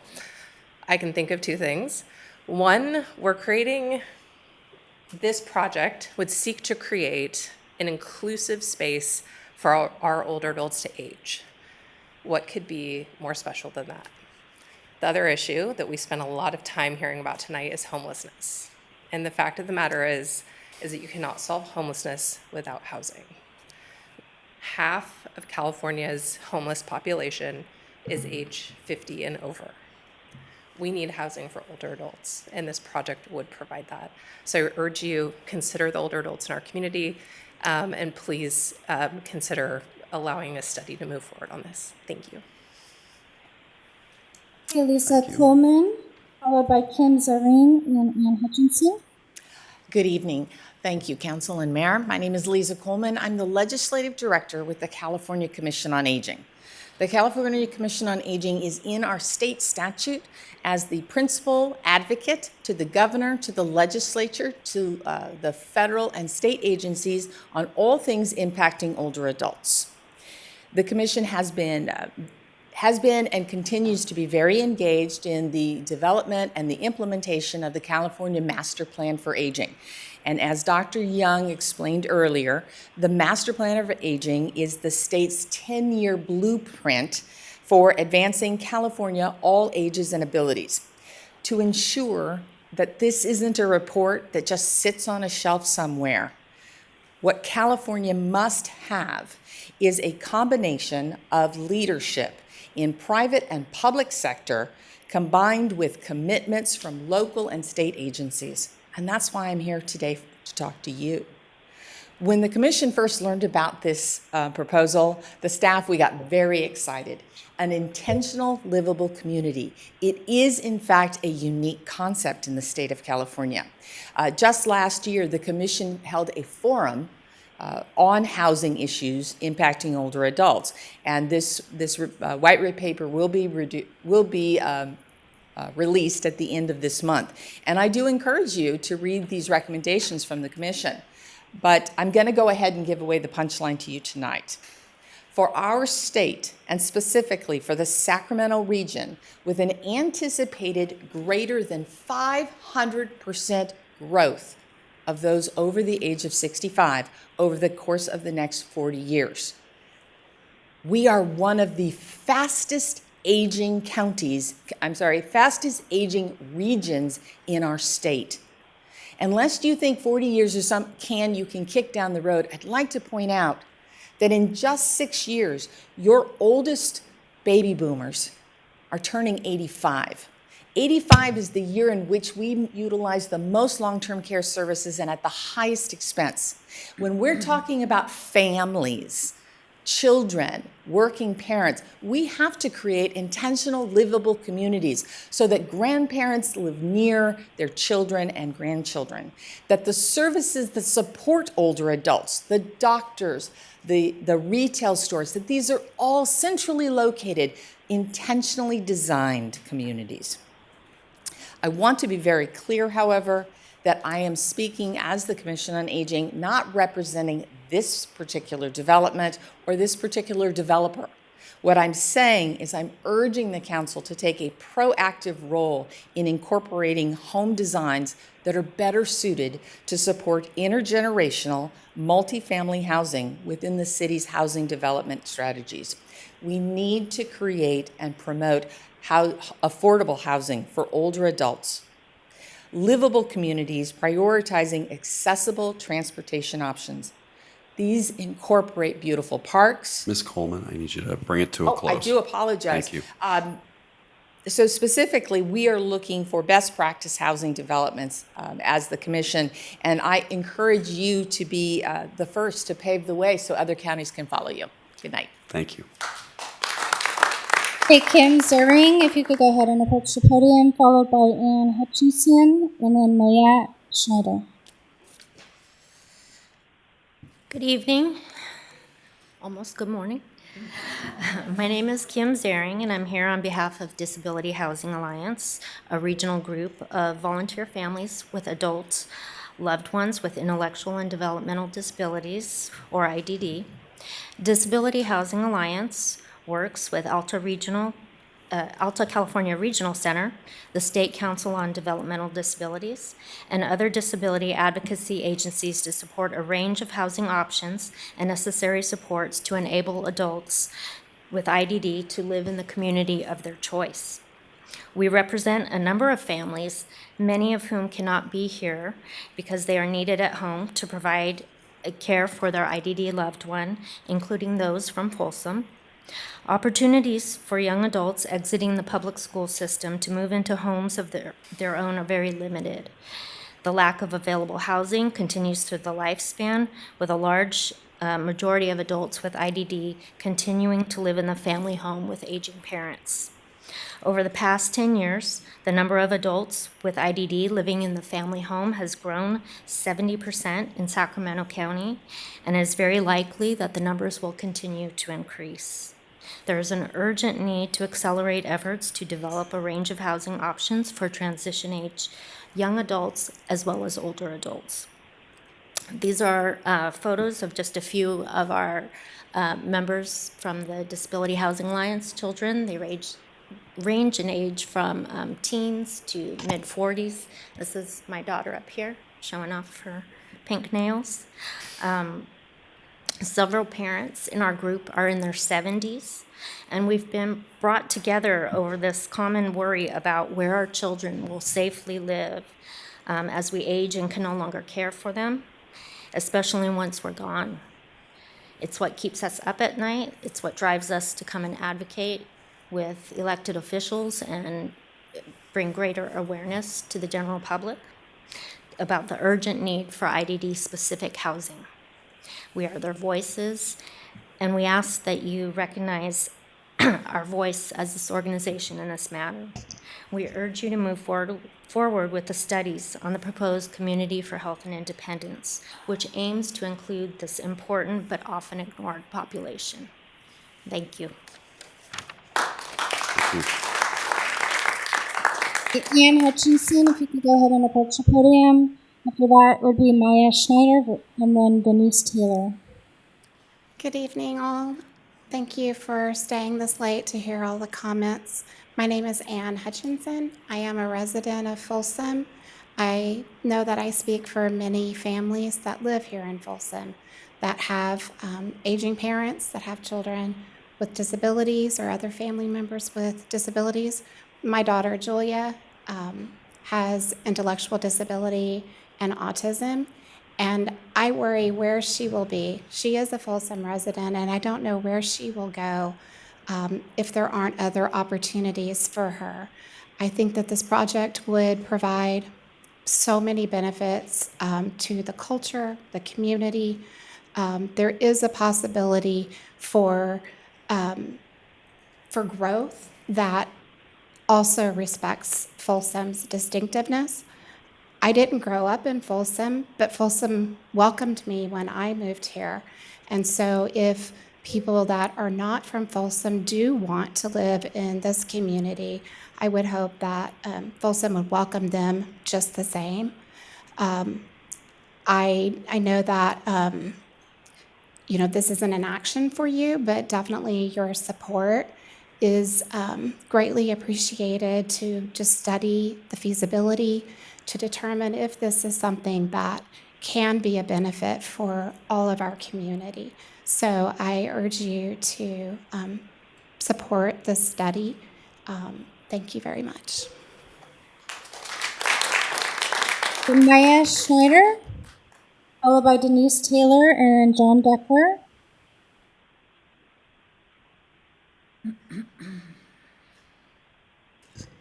Hello, Mayor and City Council members. Thank you for this opportunity today. I'm here tonight as a very long-time resident. I grew up in Folsom. My parents were the first immigrants who were from East Indian heritage. My parents knew Jack Kipp, so it's an honor to stand here tonight in this City Hall, knowing that I have a long history as a resident here. I come here tonight. I'm a wife, a mother of 3 boys, and one who has autism. I am also an educator. I would believe it would be of the city's interest to take a deeper look at this project, as we have many families who would like to see a community of this concept and vision come to fruition. The city of Folsom would not only be a wonderful city to live in as it is now, but it would be also a pioneer in this concept of living for other cities throughout the state and the U.S. I urge the City Council to take a look at this project, to survey it, and to give its attention. I was able to be part of Lakeside Church in the special needs ministry there, and I'm well connected to many families who don't have an idea what their son or daughter's life will look like in the future. I had the opportunity to meet Dr. Vismara today for the first time, and we share the same story about our own son. So this project really hit home to me deeply as a resident, as a mother, and for the future of Folsom. So I really would like you to consider this as we move forward. Thank you very much for your time. Is Denise Taylor here? Oh. Oh. So Maya Schneider is not here? Okay, John Decker, and then Jim Harvell. Hi there, good evening. My name is John Decker. I'm the Director of Community Services at Alta California Regional Center, your local regional center. We serve 10 Northern California counties. We serve 30,000 individuals. Approximately 20,000 reside in Sacramento County. Approximately 800 reside in the city of Folsom. Approximately 325 of those individuals are over age 18. So these are adults living in Folsom. People with developmental disabilities, by and large, live with their family members, and they live with them throughout their lifespan. Dr. Vismara has been served by the Regional Center with his family since with about 31 years now or so for his son, and about a year ago, he brought this to our attention at a very good time. Alta California Regional Center had just completed our first lease-up activities at Mirasol Village for 15 set-aside units of housing for people with developmental disabilities. It was our first multifamily housing project that we had done, with a lot of support from Sacramento Housing and Development Agency and the developers. Since then, we've been able to support additional housing projects for people with developmental disabilities in Sacramento, in West Sacramento, and in Elk Grove. Currently, we don't have anything in the works in the city of Folsom for people with developmental disabilities, for those that want to stay living in this city and have access to affordable housing. Our regional center is committed to offering opportunities for regional center clients to live the most inclusive way possible, and we're very excited about the design that was brought to us in this case. There was questions about, do these things exist elsewhere? There are little bits of these things that exist elsewhere. We have an amazing community garden over at Mirasol Village where our clients can go pick their food and they enjoy it. It wasn't designed by UC Davis. It was designed by the developer that was there at the time. We have great social services that we're building into our project down in Elk Grove on Laguna and Bruceville right there. We're converting the Lutheran church property into housing for people with developmental disabilities. But we don't have an opportunity to come into the ground floor to talk about what those social services can look like. And so that's what we're really interested in, is just the idea of studying this project for the future opportunities for affordable housing. This is not like some of our projects where clients can move in, tomorrow. This is going to take years of planning, but we are committed at Alta California Regional Center, has served this area since 1970. We're planning on doing it for many, many more decades. And we want to support this project to provide more opportunities for housing for people with developmental disabilities. You've heard from some of our families. The family caregivers speak very loudly about what their concerns are for the future of their loved ones. And again, think about those Folsom residents, those adults that are living with their parents in Folsom with developmental disabilities, hoping for an opportunity to be able to live independently one day. Thank you very much. Thank you. Okay, Jim Harvell, you can go ahead and approach the podium. And it looks like you may be our last and final speaker, unless Deborah Grasso is out in the hallway. All right. You can go Good ahead. evening. Mr. Mayor, members of the City Council, Jim Harville, Placerville and Sacramento Valley Railroad. As the rail corridor runs right through basically the backbone of this project, of course, we have a very strong interest in this. We are fully aware of all the property owners along the line, and we've been anticipating this project or something similar to this for quite some time. I want to commend Angelo and his team for being proactive in bringing this to you at this stage. As staff pointed out, this is a little more advanced notice than anything else. And I also like to commend staff on the wonderful job that they did in presenting the different options and going through all those steps. We do see this project, or again, a similar project, as being fully compatible with our long-term vision of the project. If we had been involved at the level that we are now with the community in 2001, 2004, many of the challenges that we're facing now in the Folsom Plan area would be avoided. I've been encouraged in looking through some of the materials for this, that many of the questions that need to be asked and answered are being presented now. And I look forward to engaging in this process as you guys review and analyze this over the next few years. Thank you. Thanks, Jim. So it looks like we're moving on to the next one. Well, we are going to bring it back to the council and see what comments you might have or advice based on the two questions that Mrs. Johns proposed to us. I'd like to share some comments just that I made as I was reading this project. I became a big supporter of this project when I first heard about it about 3 years ago. And the characteristics of the project really coincided much of how my parents are. My parents have, came to this country. They've been in the same house now for like 55 years. And my mom is today 85. She is thriving. She is vibrant. She is independent. I will find my friends and see that she's in Mexico, and I'll call her and say, "When did you plan this?" And she's like, "Oh, I just decided to travel." And so I see the benefit of the beauty of having a community that can really support aging people to continue to thrive as they age. The flip side of this project is I also have an 11-year-old grandson who is a nonverbal autistic, and he is super smart. We communicate. He gets the world around him, but he's just nonverbal. And so it makes me wonder, I have concerns. Well, as we continue to, as he continues to age and grow into teenage and adulthood, I also worry about what happens to individuals who are, who have disabilities. And he spends half of his time in Folsom and half of his time in Sacramento. And so to me, I look at this project and I think, what a great opportunity.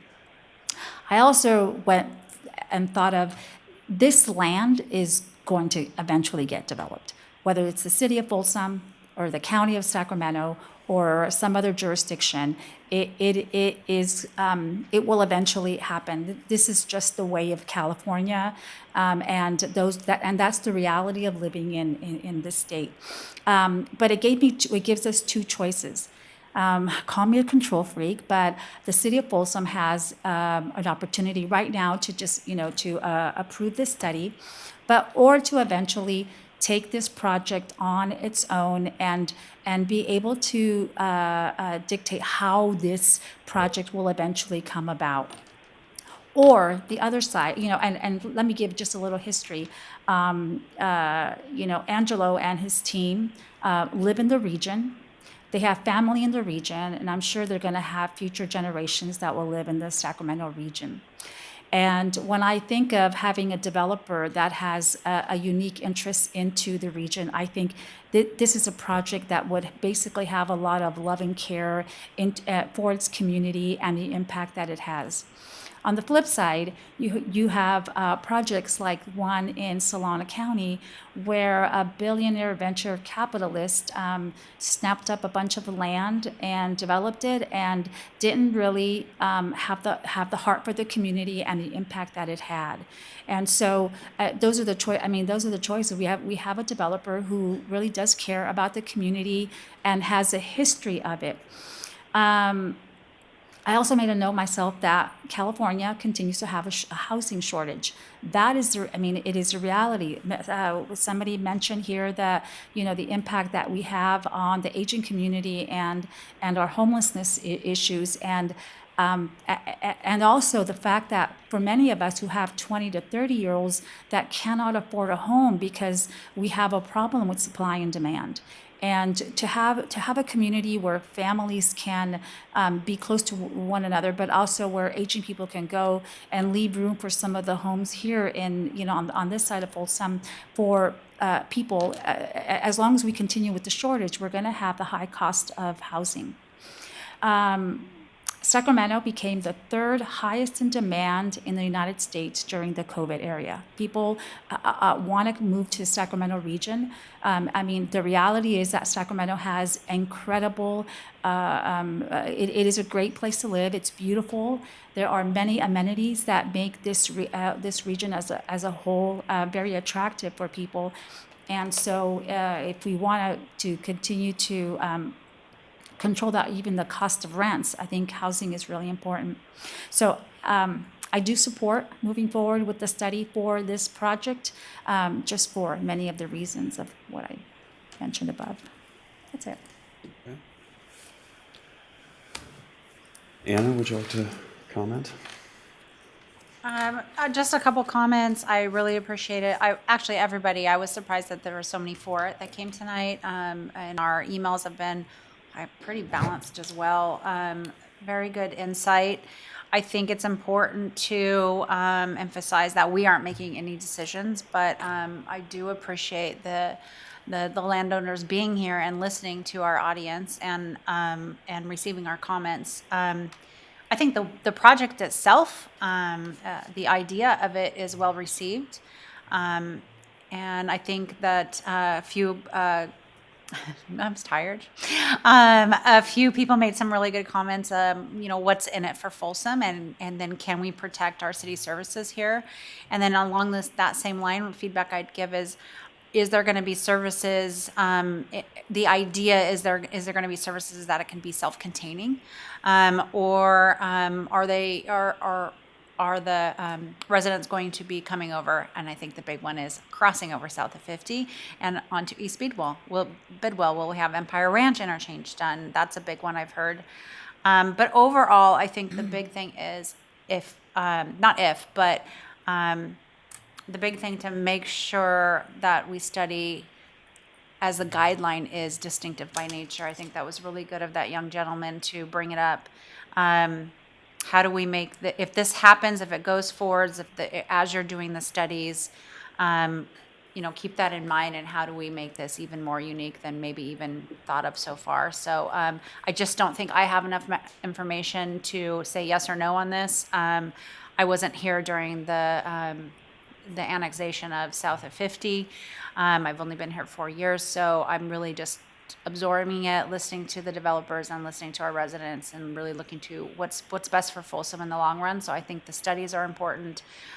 Traffic issue, you guys know more than I do about all the studies that need to happen. So I think Barbara made a few good points about the air quality. Obviously, that will all be studied. So that's my feedback. Thank you. YK? I got a lot of opposing emails. Yeah, about this project. Quite a few opposing for various reasons.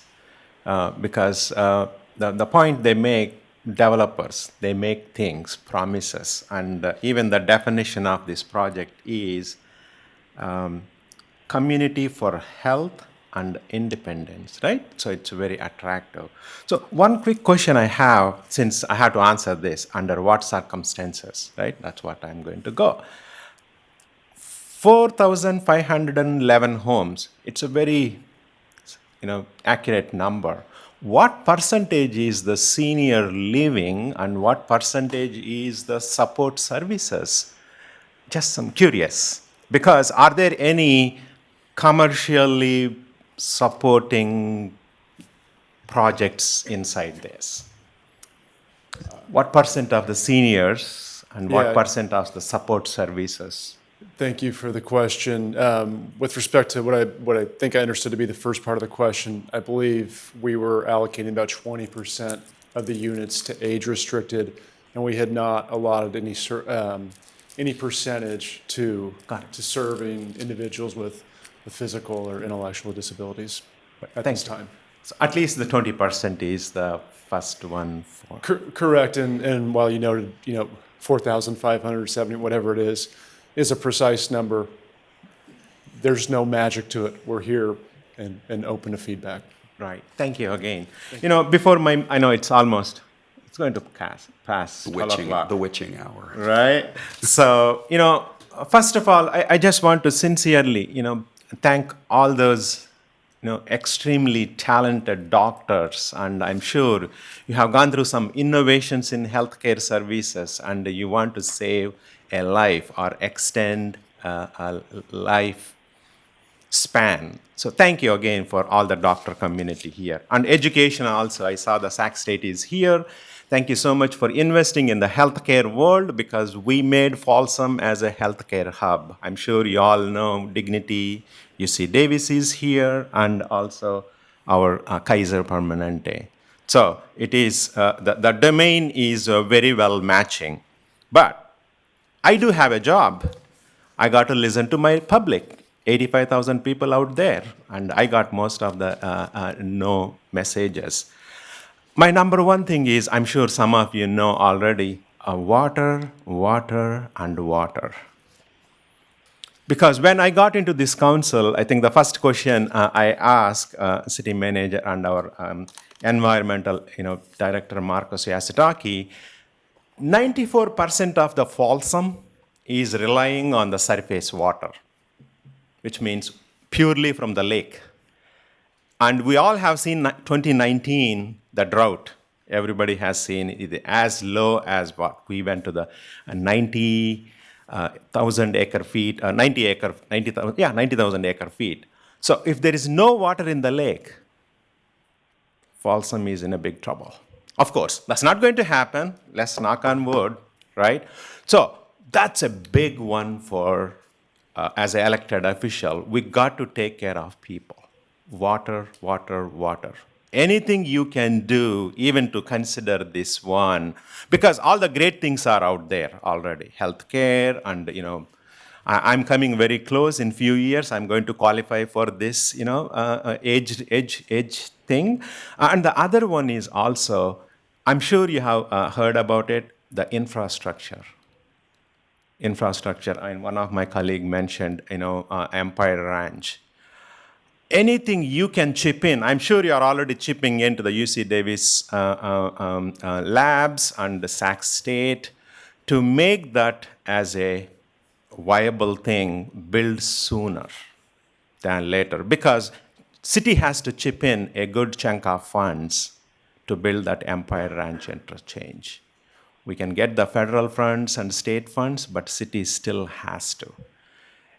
Any way you can as a develop, because traffic is a big thing in this town. Everybody talks about that. I'm sure everybody, behind and everybody is listening. That's what, their biggest number two concern is. Number one concern is the water, water, water. Number two is the infrastructure as well. So those are the, two things. And services, I know it's not in your area. It is purely the city, and that's why I was talking about, how the revenue generation comes. We are not getting the whole dollar from county. We are only getting 84 cents, 84%, whatever that is. So that's one of the reasons also where we are. People were saying, you're getting so many funds, but how come you're not unable to support? So that's not in your hands, but still we as a community has to take care of that one. One biggest one probably I can ask the project owners, please do a community outreach to the residents. Please. Because Samsung just got into Folsom. Everybody appreciated. Before that, 15, 20 years ago, Intel came. Everybody appreciated. Yours is almost no different than that. Because of these challenges, the basic water, not knowing all those things, that's why the lot of pushback. Again, we're all elected officials. At the end of the day, we all has to be voted by those people who are sending the negative comments to get here. So, my biggest request is going to be please host a community events.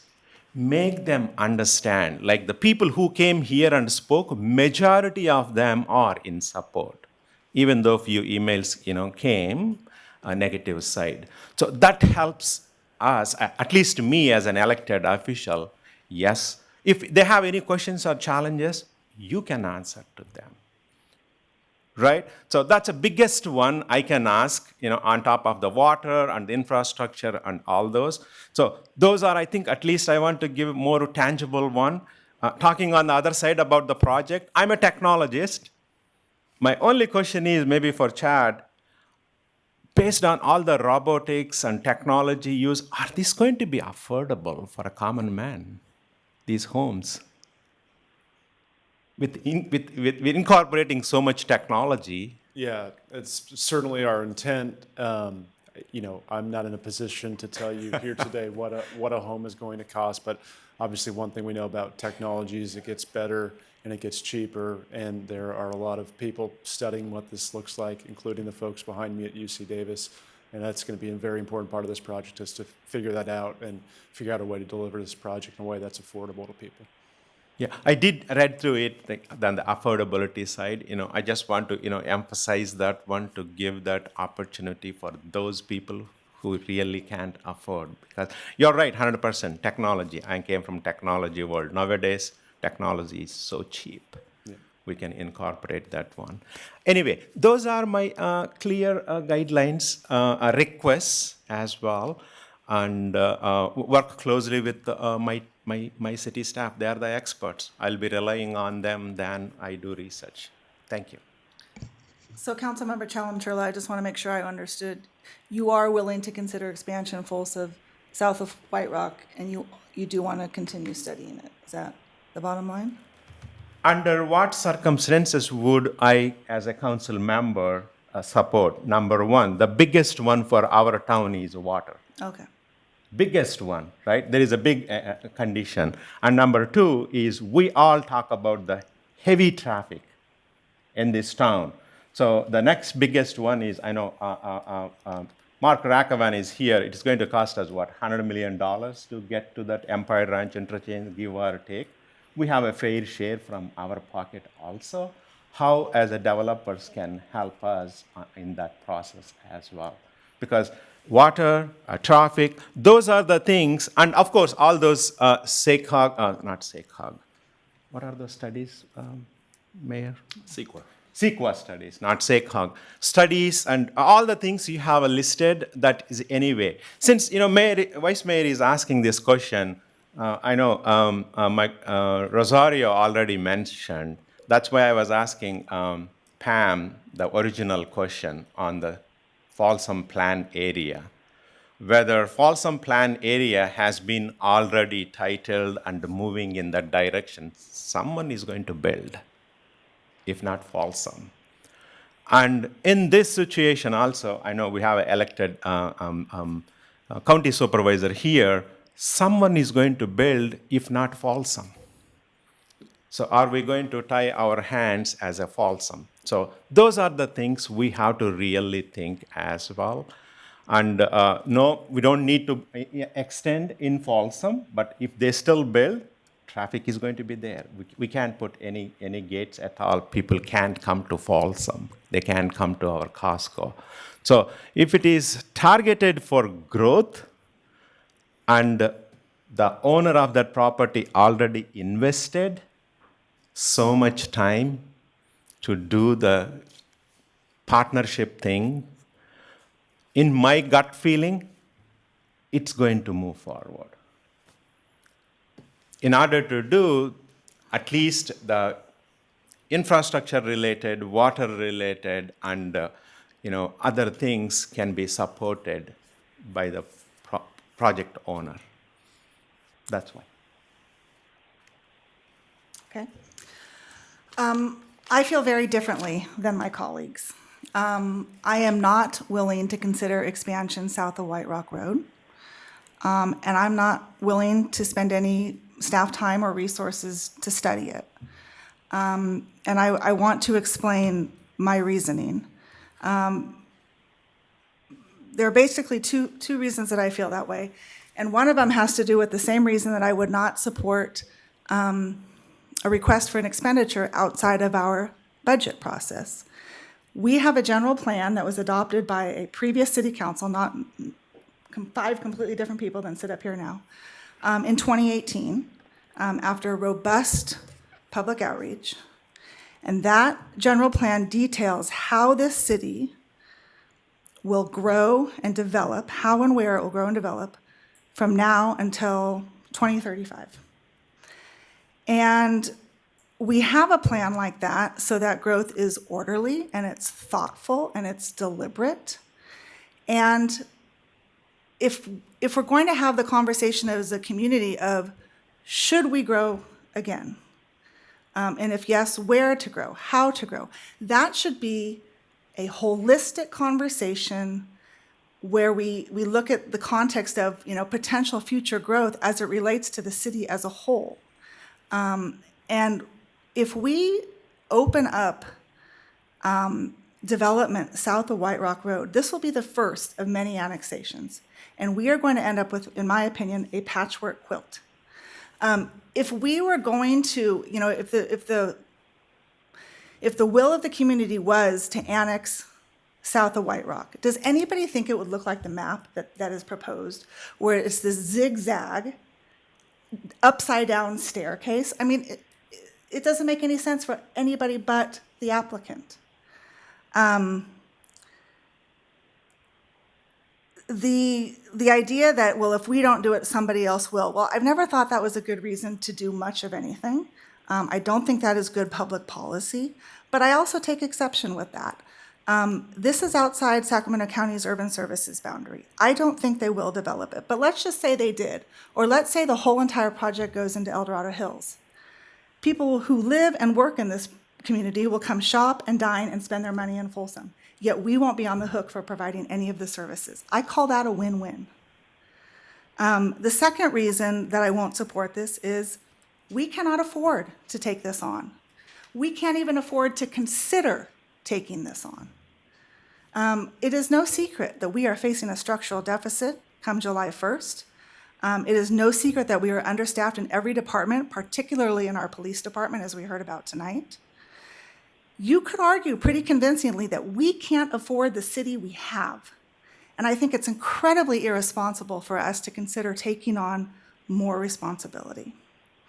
And so I will not, I don't want to consider it, and I don't want to study it. And the idea that well, this takes decades and there's no harm in studying it. Here's the problem with us studying it.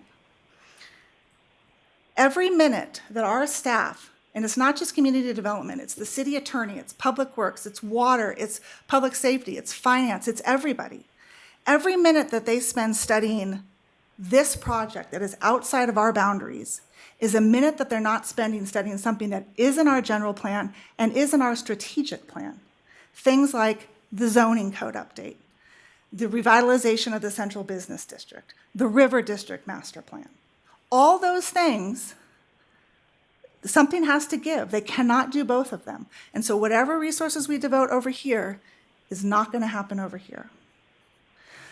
I do want to sincerely thank Mr. Sakopoulos and the team from AKT, Dr. Vismara, and the folks who have emailed and called. I think all of us up here are parents, and I'm going to get emotional as I say this.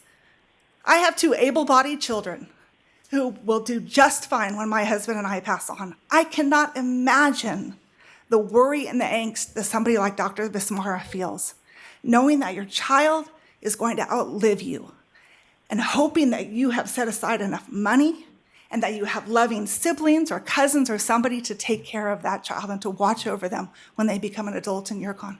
I can't imagine the worry that you feel about that. And I want to thank you because you've opened my eyes. We do a pretty good job in the city of providing housing for people of different income levels and different ages. But we don't have anything to support this population. And I wholeheartedly would welcome a community like this within our existing city boundaries. We cannot take this on, development south of 50 or south of White Rock, for any reason, any community, because we're just not in a position to do it. But I am the council member who represents District 3, which includes some areas north of 50, but everything south of 50. And I have already started talking to home builders and the developer at Folsom Ranch and said, how can we do this? How can we build a community that is designed specifically for folks with autism or other developmental disabilities? I met with the applicant yesterday and I told him that in the proposal that the city got in December, it mentions a place called First Place in Phoenix, Arizona. I asked him if he'd been there. He said he hadn't. I asked Mr. Sikopoulos to lead a delegation from this region to go there. Phoenix, Arizona considers itself the most autism-friendly and autism-aware city in the world. That label ought to belong to the Sacramento region because of all the work that you all did for the Mind Institute. And again, I am willing and I will do my absolute best to see that we can have a development and a community that serves this population in Folsom Ranch, but I will not support going south of White Rock Road. Thank you, Mr. Mayor. Okay. I could go on for a long time about this one, but I think that we've had quite a lot of commentary tonight already. I, along with sitting on the city council here, hold the seat at SACOG. So I am forced to consider some really complex issues that affect our city and affect the region generally when it comes to planning. So just like the city of Folsom having a general plan and guidelines for how we expect to develop over the long haul, SACOG and the region as a whole develop the same thing for all of the 6 counties that make up the Sacramento Area Council of Governments. And there's also a whole myriad of state requirements that have been heaped upon cities that make our job incredibly difficult to achieve compliance. I kind of like offhandedly earlier said that, you know, the way that we share taxes, the way that you find water, complying with RENA and complying with vehicle miles traveled, I said those kind of offhandedly, but the RENA and the VMT things are tremendously complicated issues to address. The city is asked every single year to provide open land adequate to build thousands of affordable housing units. So any consideration of a project would have to somehow be neutral to that requirement. And that in and of itself could radically change the economic picture of any large development, because the RENA requirements, you know, at this stage, I mean, what's our full number, like 4,000 or something like that? 63. So the state of California has this expectation that Folsom is going to have more than 6,000 additional affordable housing units in it. So that's the entirety of the project that's proposed in Folsom, plus some more. So there are hard boundaries to some of these things that are going to be very, very difficult hurdles to clear. The VMT thing, I think technology is going to solve that one eventually, and you could make your community electric cars only and probably get there with SACOG on that account. But that's not going to solve all of the other considerations that would have to go into a CEQA analysis. So that all being said, I also applaud the work that you're doing. From a social good standpoint, 100 out of 10. It's fantastic. I mean, it's a mission that is worth pursuing and is valuable to society. to our community locally and to all humankind probably. From a sort of scientific and education discrete mission standpoint, also magnificent and something that I'd like to really be associated with and have here in Folsom. From a location and timing standpoint, though, barely makes the chart for me, unfortunately. Not saying no, never, but I'm saying that there are so many hurdles between here and there that it's going to be extremely difficult, and the advice that the Vice Mayor has given is probably the appropriate advice where we are today, okay? That all being said, I couldn't help but think of three really important young men in my life. One is a neighbor, the child of some neighbors who benefited tremendously from services at Marisol Village. I have a nephew named Christopher who's also on the autism spectrum.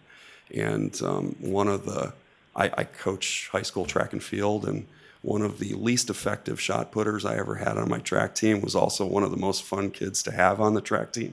So, and there's a chance that he will be watching this meeting, so I wanted to say hello to Brandon Lee, who is a fantastic young man who graduated from Vista Del Lago not too long ago. So I'm not saying never ever, but I agree that the timing is terrible to pull our staff away for this expedition. Maybe in the new year, I'd have a different opinion. My personal focus is getting all the education in place that is necessary to get our house in order as it relates to the sales tax measure. We've got to be focused 100% on that. We've got to get that across the finish line, and then we can start taking a look at other future growth, if that makes sense. So hopefully that's enough advice for everybody for tonight. And I'm going to call this discussion to a close, which leaves us with City Manager report. I think we're going to forego council requests. That's what I was going to ask. Are you Yeah. passing that item over? Okay. Yeah. I will in turn pass over my item. Okay, and if everybody, given the late hour, is willing to forego their council comments, I will call us adjourned. Done.